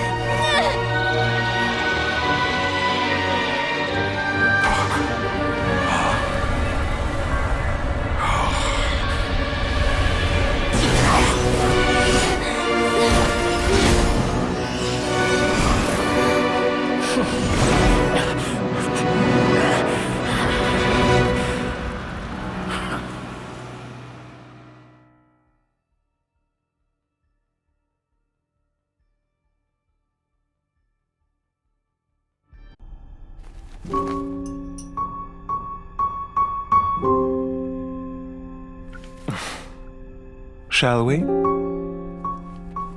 Where were we? I was suggesting that you needn't perform when signing a contract. You're only sitting here because your bank demanded an evaluation of the trustee. So you told a story about a young scholar from a merchant family in Sumeru? I told a compelling tale, didn't I? The post-expulsion story is far more captivating. The human experiments or the elixir of immortality? The part where you die. Ah, yes. My favorite part. The 35-year-old Segment thought of himself as Dottore, reserving the name Zandik for the original specimen. Of all the Segments, he was the most selfish. After his expulsion, Dottore searched for a new direction. He joined the Fatui, studied Elazar in great depth, secured resources. He was rather fortunate in his career. Zandik turned to Conrian technology and successfully created his segments. But this was not immortality.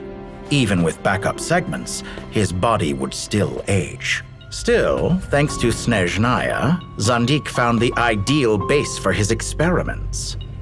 Then a perfect partnership materialized at a crucial moment.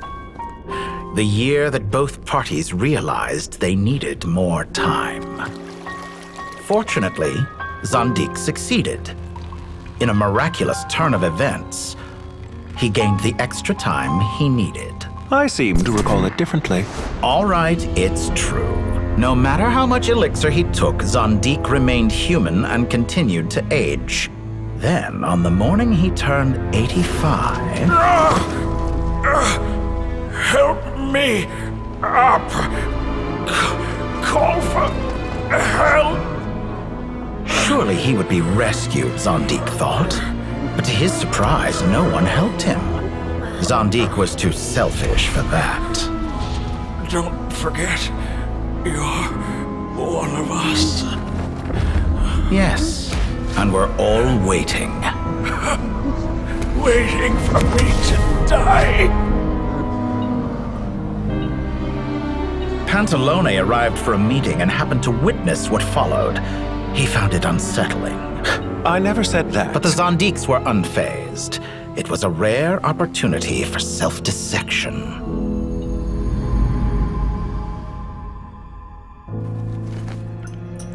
What does all that have to do with you depositing your data at Northland Bank? It has made me cherish my time in this world all the more. Fair enough. So you do have a sense of self-preservation.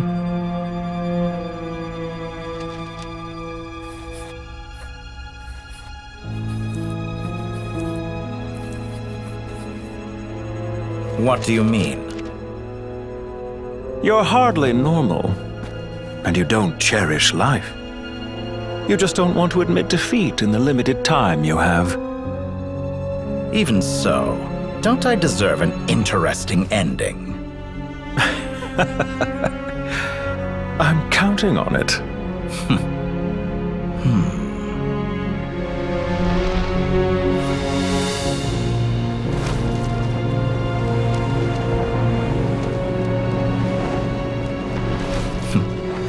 If nothing else, I expect my funeral will be a grand affair indeed.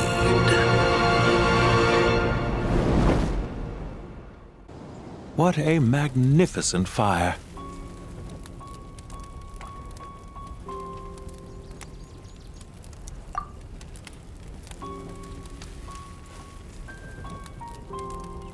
In Snezhnaya, we light fires to ward off the cold. Fire, it seems, is antithetical to ideas such as cold, frozen, and unchanging.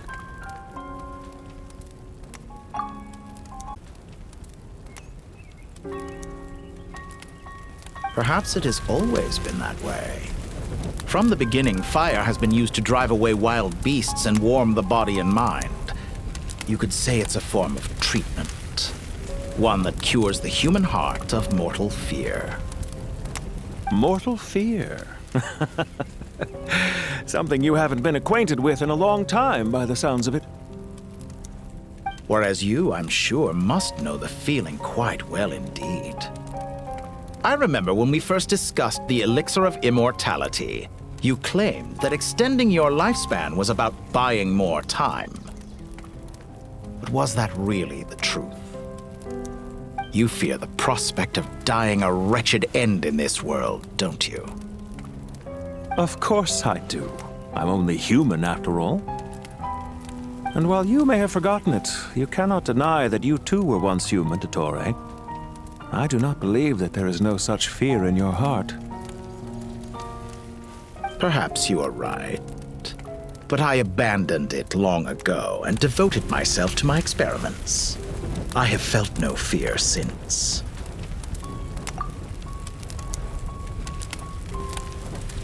From the very beginning, I never thought you could win this game. But still you came, contract in hand, to honor our agreement. Because I am a reputable partner. And as we have discussed, experiments are about more than results alone. The process is equally important. I have come here and completed my creation, and I do not regret my decision. I'm afraid your journey ends here. After I die, there will be no one to make the elixir of immortality, and your remaining stock will only last a few more years. How then will you prove that you didn't perish in this incident alongside everyone else? When I feel optimistic about market environments, I never forcibly adjust them. They have their own direction, and I myself am one such environment. I have been quite particular about many things in my life, but where the manner of my death is concerned, I choose not to be. You make yourself sound so magnanimous. Oh, but I am, and I hope you will be too.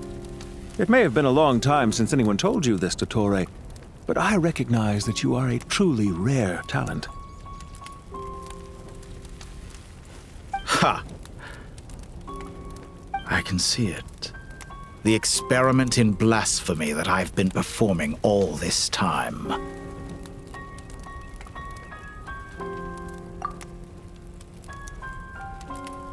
It has been a long process, and I do not care about the results as much as people might imagine. If the very goal of your experiment was to explore infinite possibilities, then there was never any reason for it to end.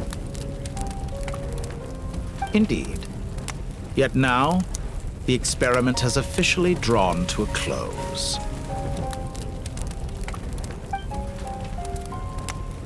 What should I call you? Zandik? Or do you prefer Dottore? Suit yourself. Goodbye, Feofan. This time, that's what it truly is. And don't I know it? Goodbye, Zandik.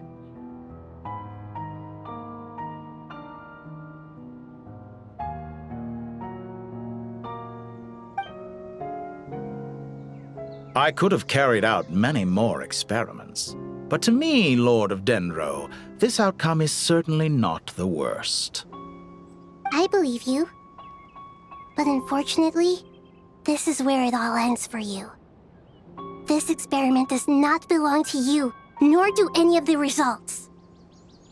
Experiment. It sounds like you're trying to outdo me in my own field.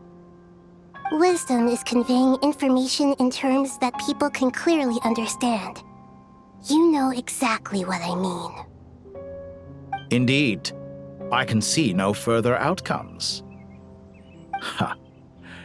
You have a formidable mind, and you are braver than I thought. Setting fire to the very thing your survival depends on. Your previous threat was empty, but this time, it is real. When necessary, wisdom can be as fierce as an inferno. Some of the flames that incinerate you come from within yourself. Perhaps you are right. You see what lies at the bottom of the human heart, and that is your wisdom. Here is where your journey comes to an end. All that is yet unknown belongs to those of us who will carry on living. It seems I have unwittingly been your arch-enemy all along. But now, it's all over. I do not deny your intelligence. But what you refer to as experiments, I would never describe in those terms. They are events that take place in the real world, and they are so much more than mere data. Goodbye. We will never meet again.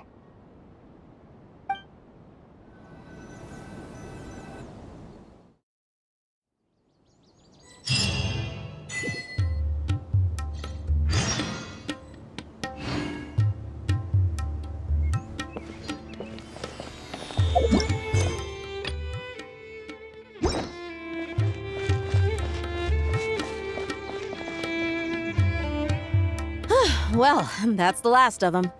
Everyone on the list is already back where they should be. It was a long, hard road, but we finally finished escorting everyone back. I just pray that we'll never need to leave again. I hope we can stay here forever in this peaceful paradise of our own choosing. Paradise. In the annals of the Temple of Silence, that word carries great significance. It represents the hopes and desires of the gods. Their longing for a place to rest. I wouldn't think gods need such a place. People always think they're the only ones who can lose their homes. They forget that gods too need a place to reside. As the Goat King once said, "A god without his people shall cease to exist." Gods need their believers every bit as much as their believers need them. Only we can truly understand how much the desert faith has faded over the centuries. But we still talk about the gods as though they're part of our lives. Given the myriad ways in which gods and humans interact, I'd say they really are. How else could Dunyarzad consider the Dendro Archon a friend? Well, that sounds about right to me. Describing them as friends sure makes us feel a whole lot closer. If you told me a few years back that I'd have this many friends, I'd have called you a liar. Belief is a choice, just like friendship. We've made our choices through battle. The right ones, wouldn't you say? I'll be heading back to the Temple of Silence. I heard the Goat King and the Ibis King decided to pay us a visit. How about you? It's back to Aru Village for us. Still plenty of supplies to distribute and people to help. Until next time, old friend. As long as you can find the time, you're always welcome to visit us in Aru Village. Right back at you. Make sure to drop by the Temple of Silence the next time you're free. Word is that 2 of the other 7 pillars, Shezapank and Bennu, might also be dropping by. Since you're wearing the symbols of their power, it'd only be fitting if you came to see them for yourselves. Dropping by? That makes it sound like they're visiting a neighbor's home. Well, the temple was founded by Hermanubis, so I guess to them, that's exactly what it is. Guess that's true. All right. We'll make sure to find time to stop by. Stay safe on your journey home. I will.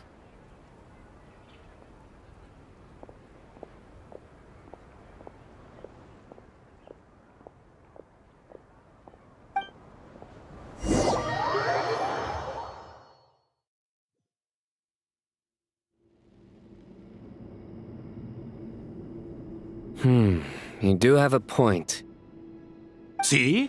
Retirement has always been a problem, especially for old-timers like us who've been locked away all these years. You finally step out into the light, and bam! You're face to face with a whole different world. Naturally. What do you think, Layla? Huh? Why would you think to ask me? How could I possibly be qualified to decide where the servants of King Deshret should live? Sorry if my question was unclear. Do you think their statues will stand out too much if we place them here? Hey, I never agreed to this.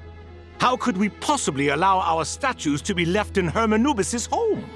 That would be like breaking into someone's house, then pretending it belonged to you in the first place. Different beliefs can coexist. We still need to respect one another. By which you mean, you two plan to stay at the Temple of Silence, for a while at least, but you have no intention of relocating your statues here. So, you see this as sort of a family visit? Is that correct? Family.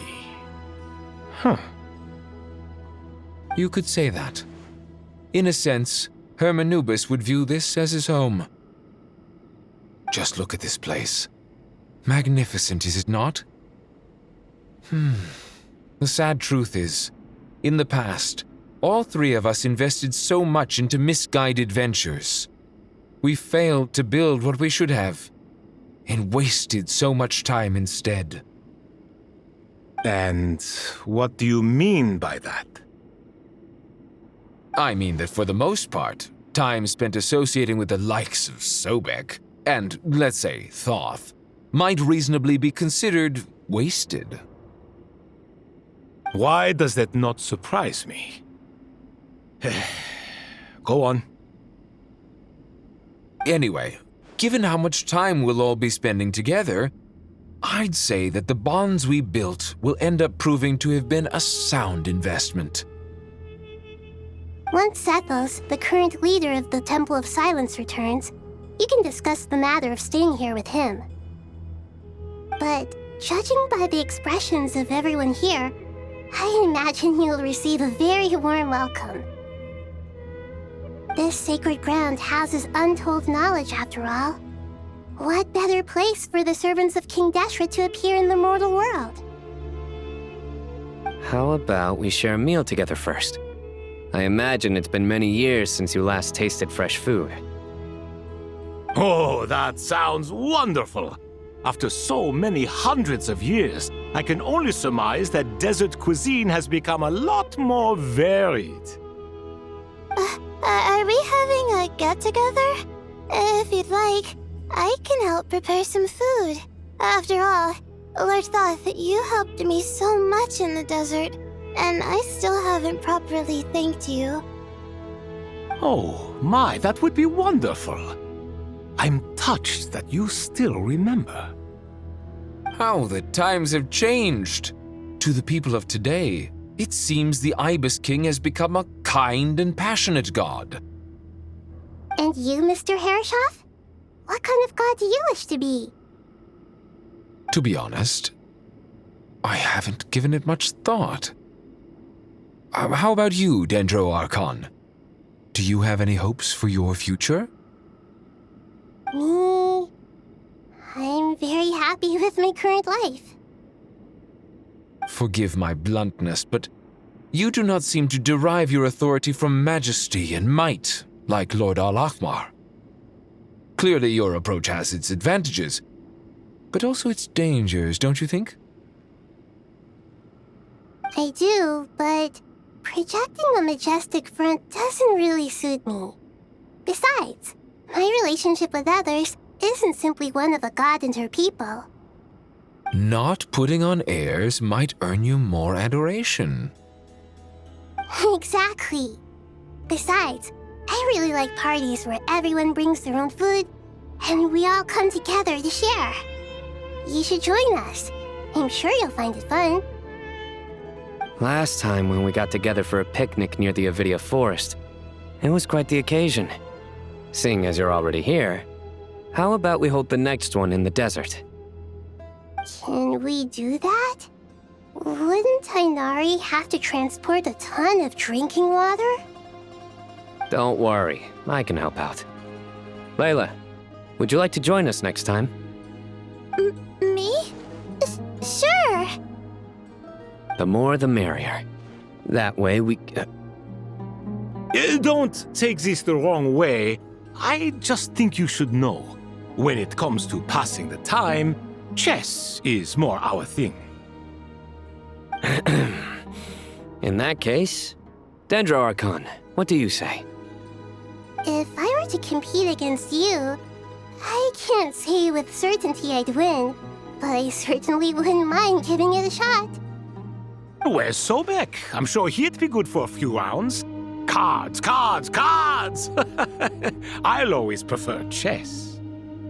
I wonder what variant of chess we're talking here. Mr. Thoth, is there some sort of astrological significance to this game? Oh, I'm glad you brought that up. As long as the leader of the Temple of Silence agrees, we can search Hermanubis' place for books to teach you how to play.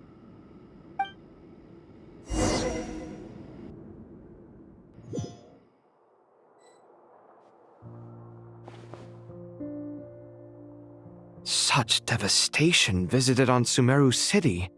So many houses destroyed or damaged in the fighting. Who could have foreseen this? Look at all of this. It's going to take me forever to tidy up. I suppose living below the academia doesn't always work out to your advantage. I would have thought a little appreciation of my sincerity and effort in helping to clean up this mess might be in order. Helping? Effort? This is your house! Of course you should be putting in the effort! If anything, I'm the one who's helping! So you see yourself as just a helper in this situation. I must admit, I'm rather shocked. If you're trying to say that since I live here too, I have an obligation to tidy up, fine, I suppose I do. Wait a second, stop changing the subject! Nevertheless... In the wake of a great storm, a missing roof is a predictable inconvenience. Can you stop making it seem like I care more about this house than you do? Doesn't it upset you at all to see your home in this state?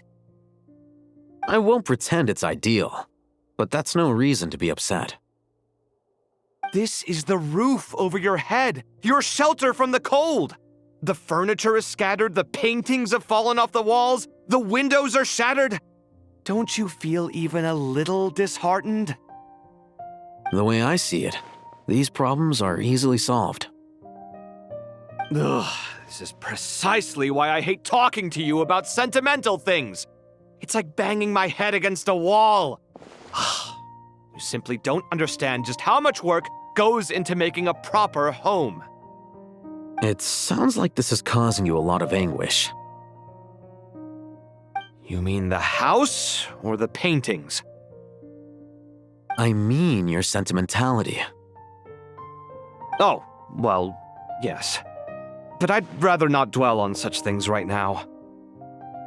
Generally speaking, when anguish becomes the norm, people usually make an attempt to improve their situation. But there are so many people and things in life that are difficult to change. It's not like you can force them. Besides, anguish can be a source of inspiration, and I'm not sure I could break my reliance on it. I'm glad you're able to make yourself think like that. What kind of a response is that? I was stating a profound truth about the very nature of art. Suffering is the cradle of all creation. Even you can't deny that. And I wasn't trying to. I'm just happy for you. Pure and simple. Can't you tell? Happy about what? Happy that you can always find an answer that backs up your views. You... More often than not, life is a process of running into problems and then searching for answers. Yours more than most. Not everyone's so good at justifying things to themselves. It's something that you've been steadily mastering. Huh. What about you, then? What skills have you been mastering lately? Pass me that box. Huh? Okay.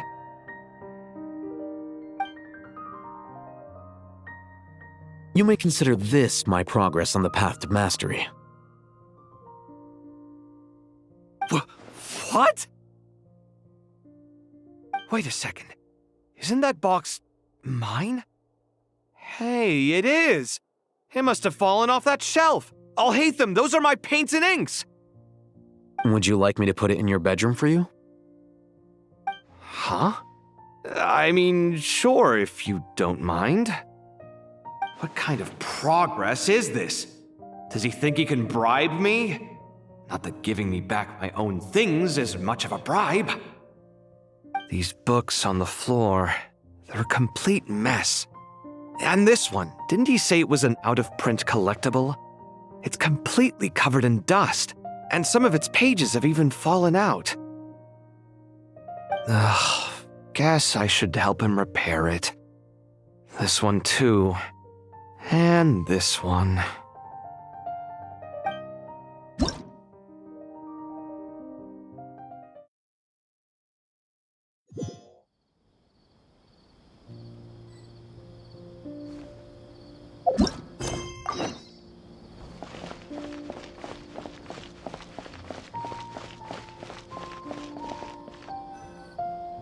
Local sumter beasts, imported goods, such a bright future ahead. I can picture the Mora just rolling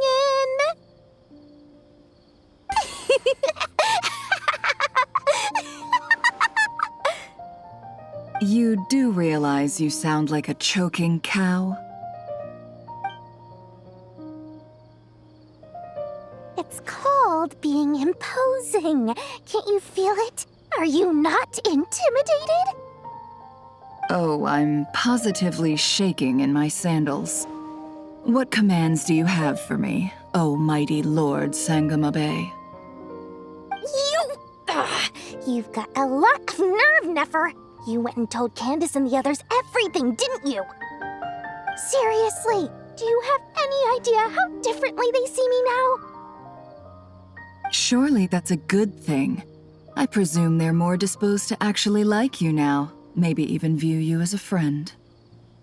You traded my secret for sympathy! Thanks to you, I've lost every last shred of my mercantile majesty.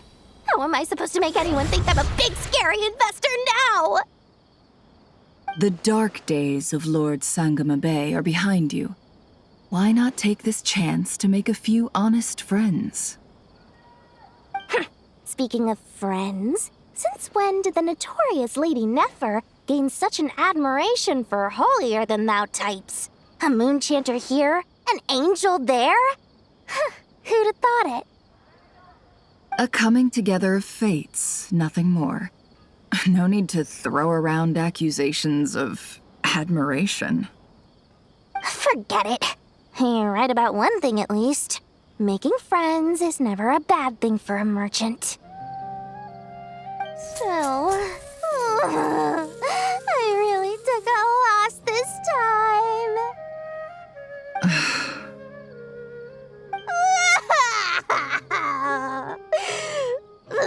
What are you looking at? I'm trying to see if you're really crying or if those are just crocodile tears. A little birdie told me that when Lord Sangamabe makes money, The tears flow from the center of her eyes, but when she loses it, they flow from the corners. Which is it this time? Ugh, you are so annoying. I'm not talking to you anymore. Nefer! Thank goodness you're here. I've been looking everywhere for you. Huh? Well. If it isn't the House of Dana's very own librarian. What can I offer you today, Miss Katayun? Oh, no. I'm not here to buy. I'm here to bring Lady Nefer a book, and a fascinating one at that. We agreed to meet at the entrance to the mausoleum of King Deshret. One more thing. I bought this copy with my own money. It's not borrowed. Reasoning knows not time of day, but suspense always follows a blizzard. That's quite the mouthful. Huh? Isn't that the one that... It was all the rage for a while. People throughout the city were clamoring to get their hands on a copy. The names inside were all circled. Everyone thought it was a riddle. Don't bring up that book in my presence. I don't even want to hear its name. That thing was nothing but a scam! Surprisingly enough, I've actually heard of this book, though it doesn't seem of much consequence. So, what truth lies behind it?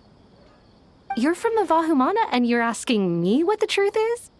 I'd say the actual truth was about the least important part of the whole episode. I brought you this book because it probably has the most interesting backstory of any in the House of Dana's collection, at least in recent years. As for its quality, well, you can judge that for yourself.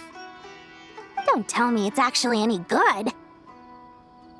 You may not know this, Lord Sangamabe, but Lady Nefer has a fondness for books with... how should I put this? Mixed reviews? No eye for good literature, huh? Perhaps she feels that bad books hide interesting secrets? But I shouldn't put words in her mouth. It's probably fair to say she prefers the conversations that books can spark over the substance of the books themselves. Suits my style as an intel broker, wouldn't you say? Very interesting, thank you. I'll return it to you once I'm done reading.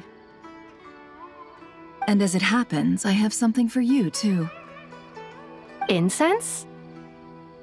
I imagine you've already used up the incense I gave you last time. Here's some more. This batch is from Nod-Krai, so the scent won't be quite the same. Well, actually, I've been saving the incense you gave me. I couldn't bring myself to waste it without a special occasion. But I'll gladly accept this, too. And I promise I'll use it this time. Katayun, you haven't changed a bit.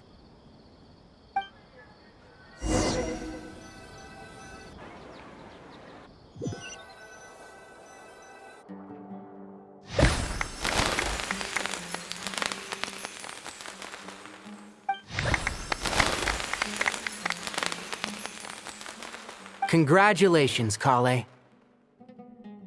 Well done, Collei. After studying for so long, you've finally become a full-fledged ranger. Sure hasn't been easy for you, huh? This really is fantastic news. All grown up. No longer a trainee, but an official forest ranger. Oh, the next step is to secure tenure in the academia. Thanks, everyone. It's true. I'm an official forest ranger now.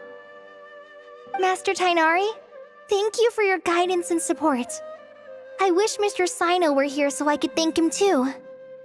Cyno had a matter to attend to at the Temple of Silence. I don't imagine he'll be back for some time. But don't worry, we can celebrate together once he's finished. I'm afraid the party will have to wait. Collei still has some matters to attend to first. Collei? Is everything all right? No, it's not what you think. There's nothing wrong with my health. I just have a few things I need to deal with. I've made plans with the Traveler and Paimon to visit Mondstadt. Master Tighnari and Mr. Cyno will be accompanying us too. Well, that's a relief. Let's get together when everyone's back. I'm sure you'll be doing even better by then.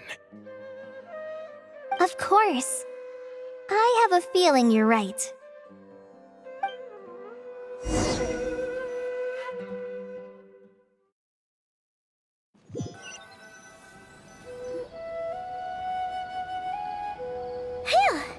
After all that catching up on sleep and food, Paimon's feeling full of vim and vigor again. For someone who spends so much time resting, your recovery routine is surprisingly simple. Hey! Paimon's been working her butt off too, you know. She flew all over the city helping everyone out. Don't worry. I saw how hard you worked. Alright, we all know you're the most hardworking person in Teyvat. As long as you're rested and full, that's what really matters. Paimon's been looking around the place, and it seems like the city's already on the mend. But Paimon's been wondering how Nahida's doing. We should check in on her.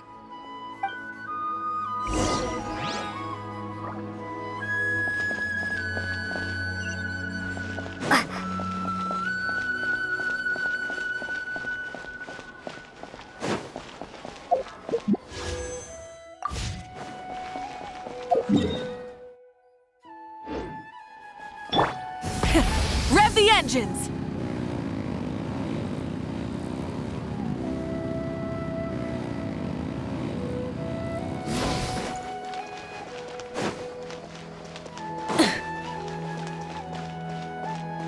Full throttle!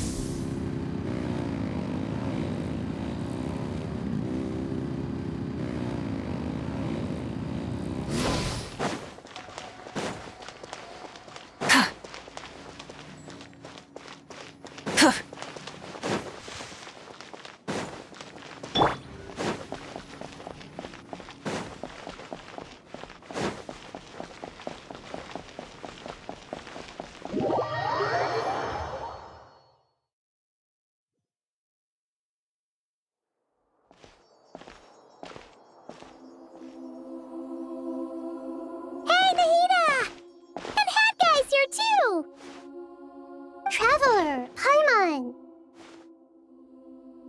What's going on here? Nothing much. Nahida was just expressing concern for my physical and mental well-being. Oh, the Traveler told Paimon all about that.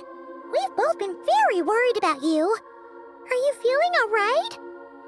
You make it sound like I'm on the brink of some kind of breakdown. Truth is, I'm doing much better than you might imagine.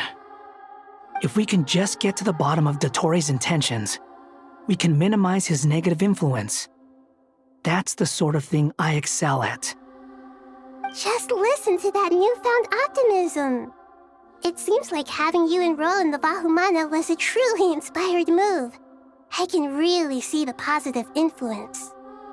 Observe, a classic Sumeru specialty. Chalking everything up to education and learning. To be honest, even I can sense the change in you. Everything Dottore said to you was a way to manipulate your mind. Fortunately, you're no longer under his sway. Can someone as old as me really continue to grow? If it helps, just think of yourself as a late bloomer. It's all a matter of phrasing, and it comes down to what standards you measure yourself by. For a puppet, developing at such an age is perfectly normal. But if you choose to call yourself a late bloomer, it sounds more like you consider yourself human. However you see yourself, well done. All right, I see what you mean. Anyway, what's your next step? What else can I do but complete my current courses? Everything else can wait. Anyway, that's enough chit-chat. there are still things in the city I need to help out with. I'll be heading there now.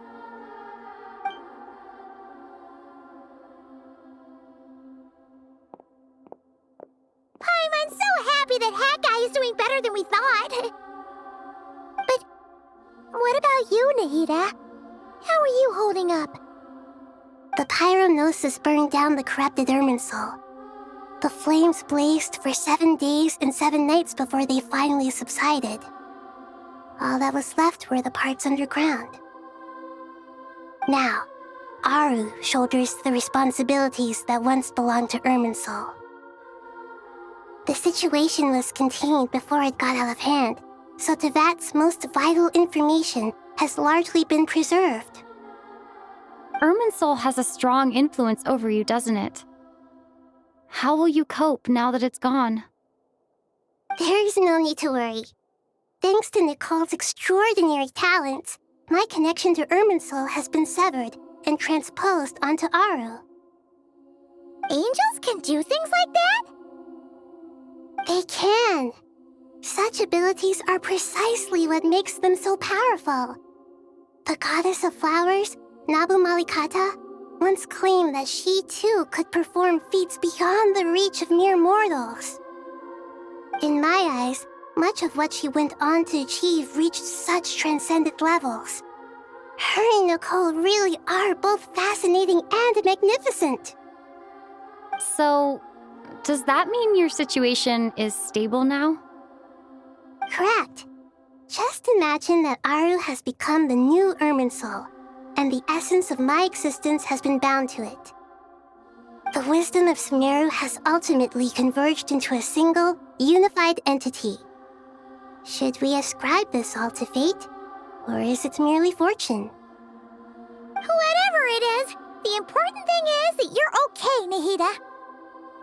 Dendro Archon, Lesser Lord Kusanali. Oh, thank goodness you're here. Greetings, Traveler and Paimon. Sir Neves, do you have something urgent to say? Yes, there's something I need to report. We've received a message from Snezhnaya.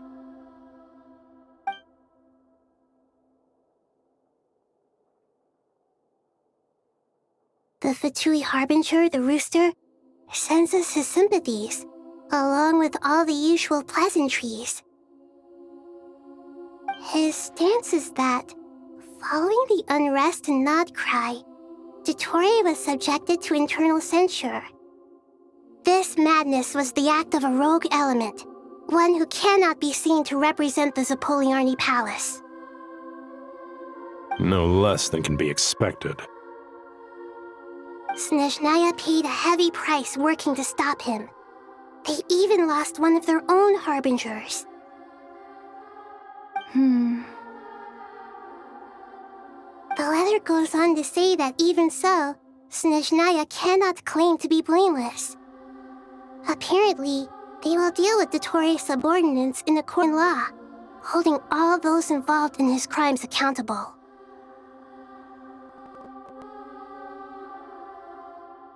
Additionally, they are supplying relief funds and supplies, which are already en route. They hope this will aid in Sumeru's reconstruction. Sounds like he's got an answer for everything. True, but as diplomatic rhetoric goes, it's highly effective. Completely watertight, both in logic and sentiment. This disaster has had a profound impact on Sumeru. There is much that I will keep in my heart. The matter of Dottore can be seen as settled for now.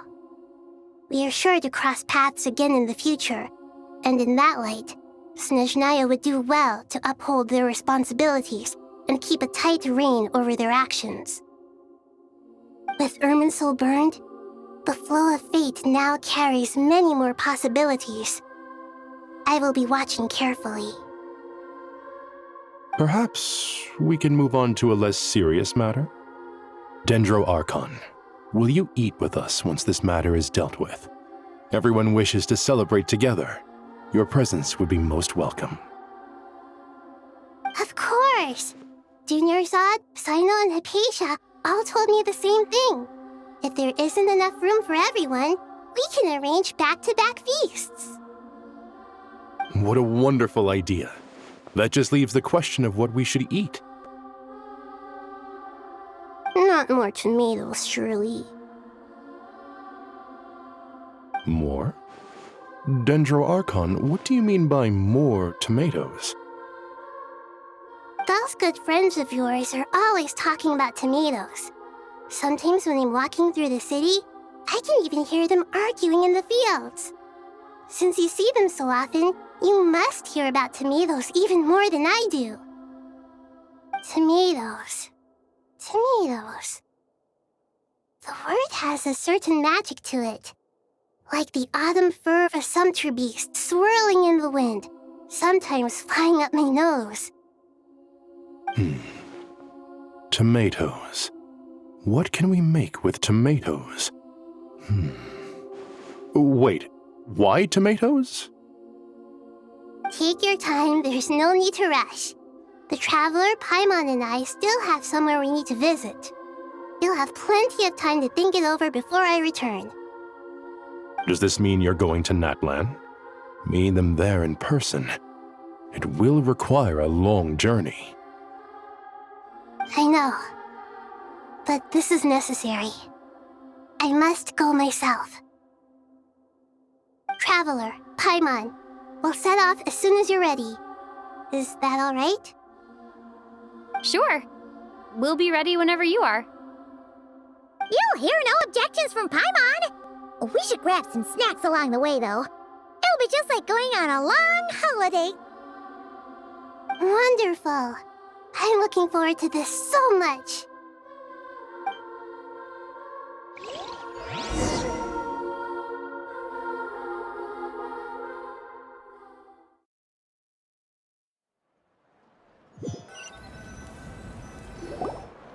Natlan is such a lively place.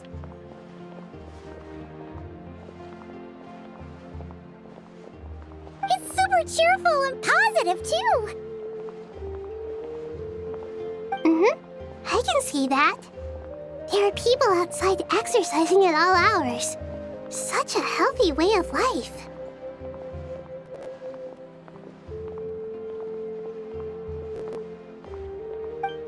You came. Welcome, welcome. You must be hungry from your journey.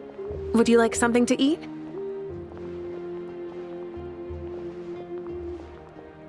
Oh, thanks, but no thanks. We've been eating the whole way here. We had a mushroom platter, Sab's meat stew, butter braised chicken, Hadasara pudding. Paimon's positively stuffed. All right. No need for all that detail. I'm starting to get hungry myself. Maybe later then. We can wait till everyone's got an appetite, then all head out for a meal together. Sounds like a plan. Let's find somewhere to sit down.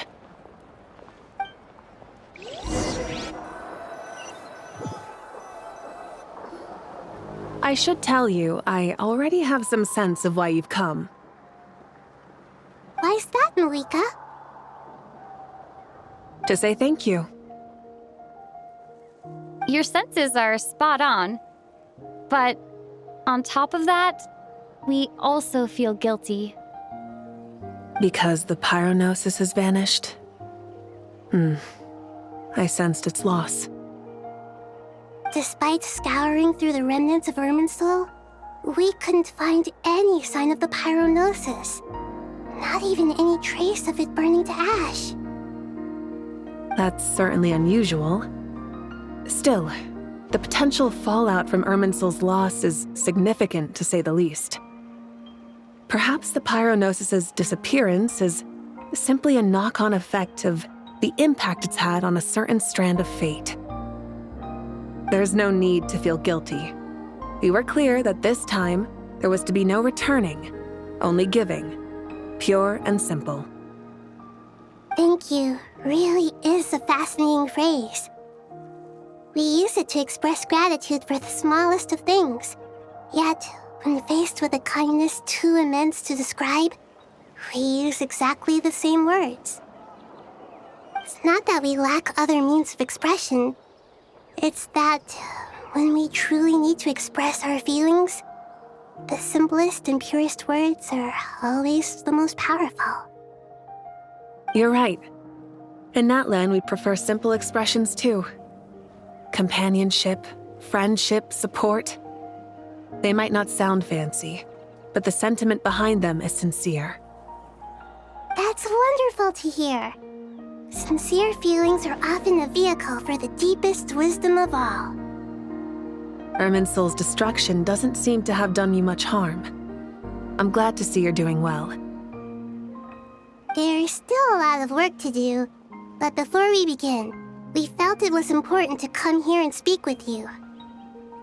Partly to express our gratitude, but also because we felt that seeing you, in a sense, is like basking in warm sunlight.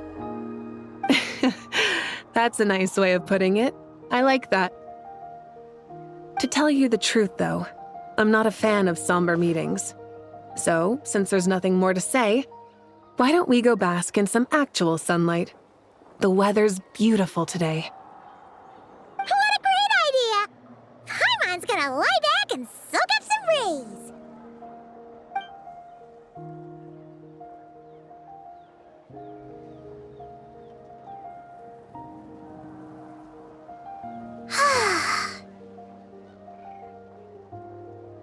In that case, I think I'll lie down for a bit too before we head to our next stop.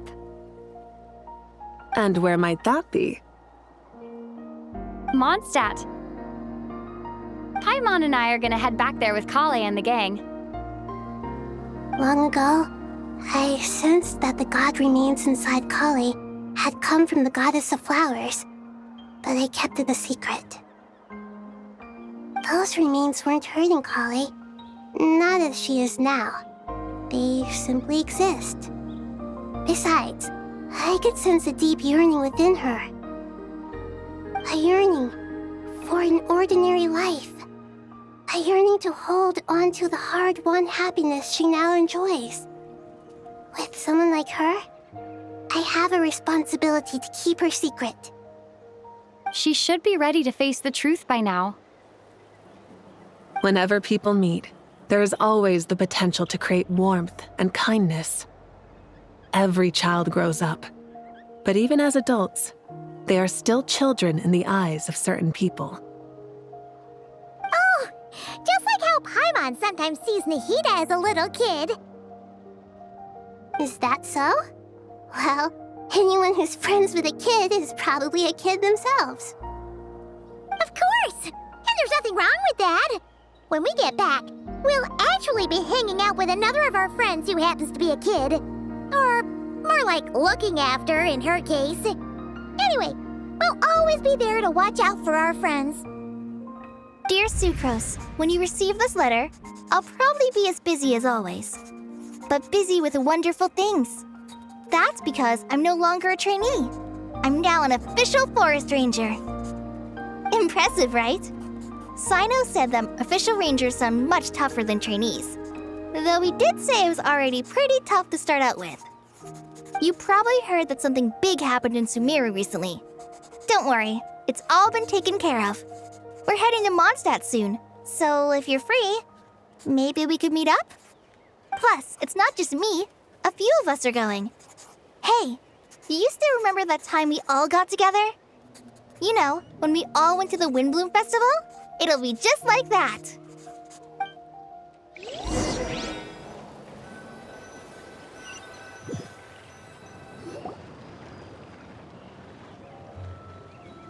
Tighnari, is that... Don't you say it! Is that the great Vayu-Vyastra?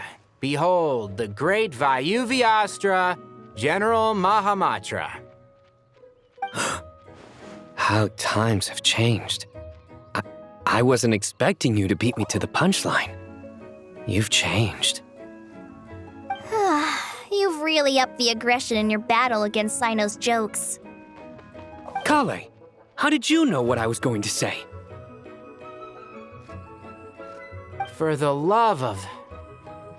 Hey!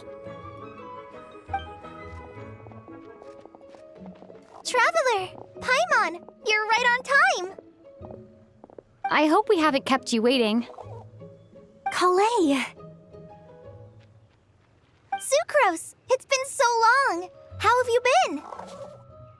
I've been well. Everything's going great. What about you? Are you still busy? Not at the moment. Oh, right! That juicer you gave us works amazing! Faruzan loves it. Seriously? That's wonderful. I don't suppose you drew up a detailed test report. Oh, what fruits did you use? How's the texture of the final product? Sucrose, you might want to try asking your questions one at a time. Albedo! Paimon didn't see you there!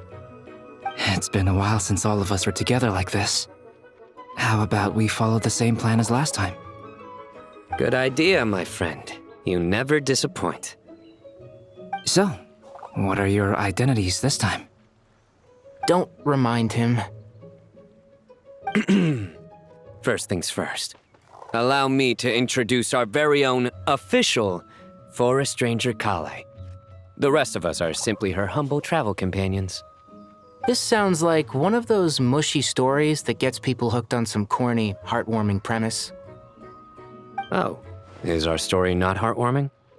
If I recall correctly, there was even a scene like this in King of Invocations. Besides being heartwarming, our story's also about tough, impressive-sounding job titles. At least that's what I think.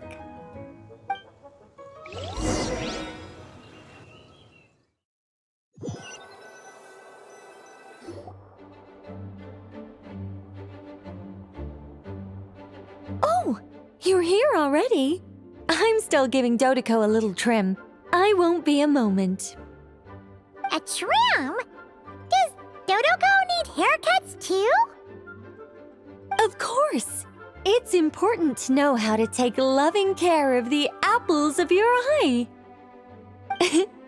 All of these trivial matters get left to me.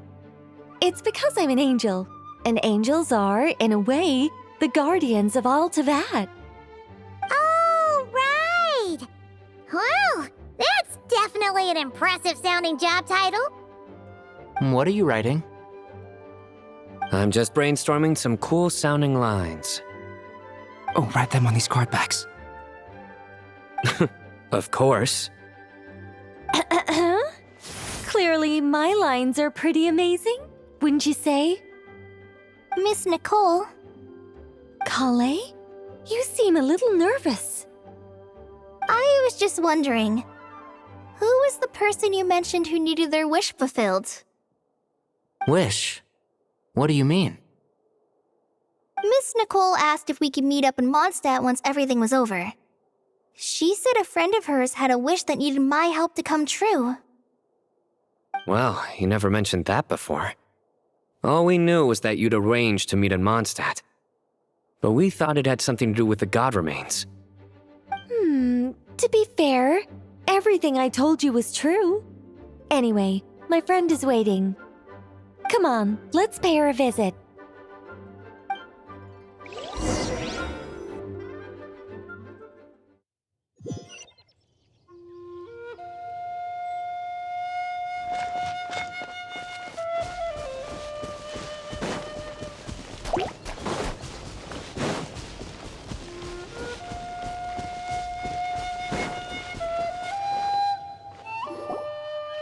Huh? You're... Surprised? I bet you weren't expecting to meet a woman like me beneath this beautiful tree in a faraway land. An oasis will spring from the place where a djinn resides. That saying falls somewhat flat here in Mondstadt, given that everywhere is already so lush and green. Liloupar! What are you doing here? I made friends with Miss Nicole. I asked her to bring me here and then invite Collei to come. The prologue to this story is that I have a wish. It has stirred within my heart for centuries, millennia even. Originally, it was merely Al-Ahmar's lie, but now it has become reality. Could this be... Related to the goddess of flowers? My dear young lady, my mistress left her final trace in this world upon you. I can't tell you how glad I am to see you here. And now I have seen you, and peered into your heart. You have experienced hardships and suffered setbacks. The torment an ordinary person might expect to face has befallen you threefold. This is the source of your resilience. But beneath all this, I've witnessed the seeds of desire. You yearn to return to the simple life you once knew, do you not? I do. I want to throw away everything that isn't mine. But how do you decide what is yours? The scars that others carve into your flesh? The kindness and love they inscribe? Are these things not yours as well? They are. This is something I've talked about with Miss Nicole. Miss Nicole said I should learn how to adjust my standards. I just want to live as an ordinary human. Anything beyond that isn't mine. Don't you want anything from the remains of the goddess of flowers? She gave me a revelation once. I think that's already more than enough. In the past, you would not have possessed such a rich heart. Your brief life has taught you to hold on to everything good, to home in on kindness. How fascinating. You're nothing like Nabu Malikata, and you're certainly not her. Of course not. I'm not some great and powerful being, Miss Liloupar. Yet I am a Djinn. We exist because of the Lord of Flowers. We revere and love her. My wish is to see her one last time, to give everything for her. Collei, can you do this for me? But her remains won't be easy to remove. Are you sure this is what you want? That's beside the point. First, I need to know. Are you willing to do something for the soul of this lonely, wandering woman? I'm willing. But look, you know nothing about me. Even if you have heard the stories about me, all you would know is that I was rightly punished for the many evil deeds I committed. Ah, so you do know. Your lips are quivering, your eyes trembling, and still you're willing to do something for me. Life has been cruel to you, and yet you've learned to be kind. My dear young lady, to repay your kindness, I too must play my part. Are you sure about this, Liloupar? I yearn to see my mistress. For this moment, the world can burn to ashes, the universe be engulfed in flame. I care about nothing else. And you, Collei, I can give you a gift. You'll become just another ordinary human. But Miss Liloupar, what will happen to you? My wish will be fulfilled, and I can die happy. Why would you wish for that? A long, unending life might seem desirable for one who has never possessed it, yet it brings torment to one who has. My remains are scattered across the yellow sands, but my soul can find no peace. Since you've promised to grant my wish, give me that release. Allow the dying to die, and let the dead rest in peace. You have my thanks. Collei, there's no pressure on you. What she said, it's all true. A wish is a genuine desire, after all. It's as if you want to use the last of your life to give me a better future. Nothing so selfless. We'll be using our futures to fulfill each other's wishes. This is a noble act, a beautiful and secret transaction between two women. I understand. Miss Liloupar, I'm ready. Close your eyes, Collei. Then open your soul. From there, I will embrace my mistress. The downpour of flowers is your touch, like returning to the very beginning, like surrendering to your grace, my mistress. People say that devotion is beautiful, yet filled with pain. How foolish of them. For me, devotion is beautiful, pure and painless. Devotion is my love. Thank you.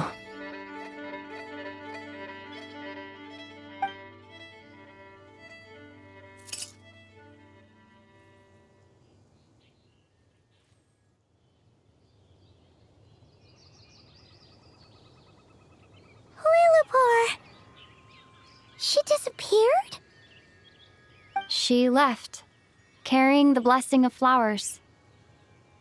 Collei, are you alright? I'm fine.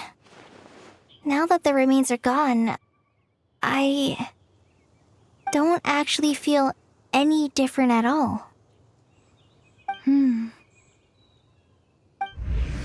Those remains weren't hurting Collei. Not as she is now. They simply exist. Besides, I could sense a deep yearning within her. Collei must have already received what she was yearning for. I'm doing fine. I feel relaxed. There's really no need to worry. Then my wish has come true, too. To become ordinary? That's just one of my wishes. Actually, I have a few more. For instance, I want to protect the people I meet and help them find happiness. That sort of thing. So between Miss Liloupar and me, you fulfilled 2 wishes already, and protected 2 people. Wonderful, isn't it? I feel so fantastically happy. I guess that settles things here. So what's next? What do you want to do when we get back to town? Collei, look who I've brought to see you.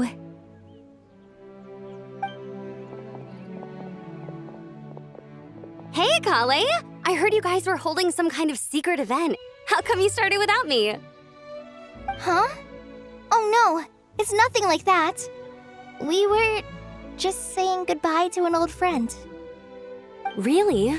Who? Me. The old me. So that's what this is all about. Did you come all the way to Mondstadt for that? Because we knew the old you so we could witness the change? Exactly. The old me is gone. I puffed her into the air, and she became a fluffy pink cloud, floating into the sky, before disappearing forever.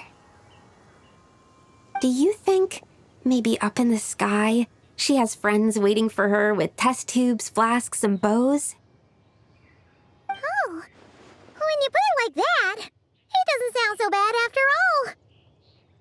What do you think, Miss Nicole? I think maybe that's right. At least, if it were up to me, I'd consider that a happy ending. Dear Sucrose, even though my childhood ended long ago, these past few days have really felt like growing up again. I've become stronger, and I feel like I can finally accomplish things by myself. Surely someone as mysterious as you will find a friend like this fascinating. Always growing, always thriving like a plant. I came to say goodbye to my old self. I know that after this, she'll be gone. Thinking about it makes me feel a little lonely. I know the weakness that kept me company will one day leave me too. But somewhere in my heart, I feel a great sense of joy. It feels like I've always wanted to take this step, to walk towards the new me.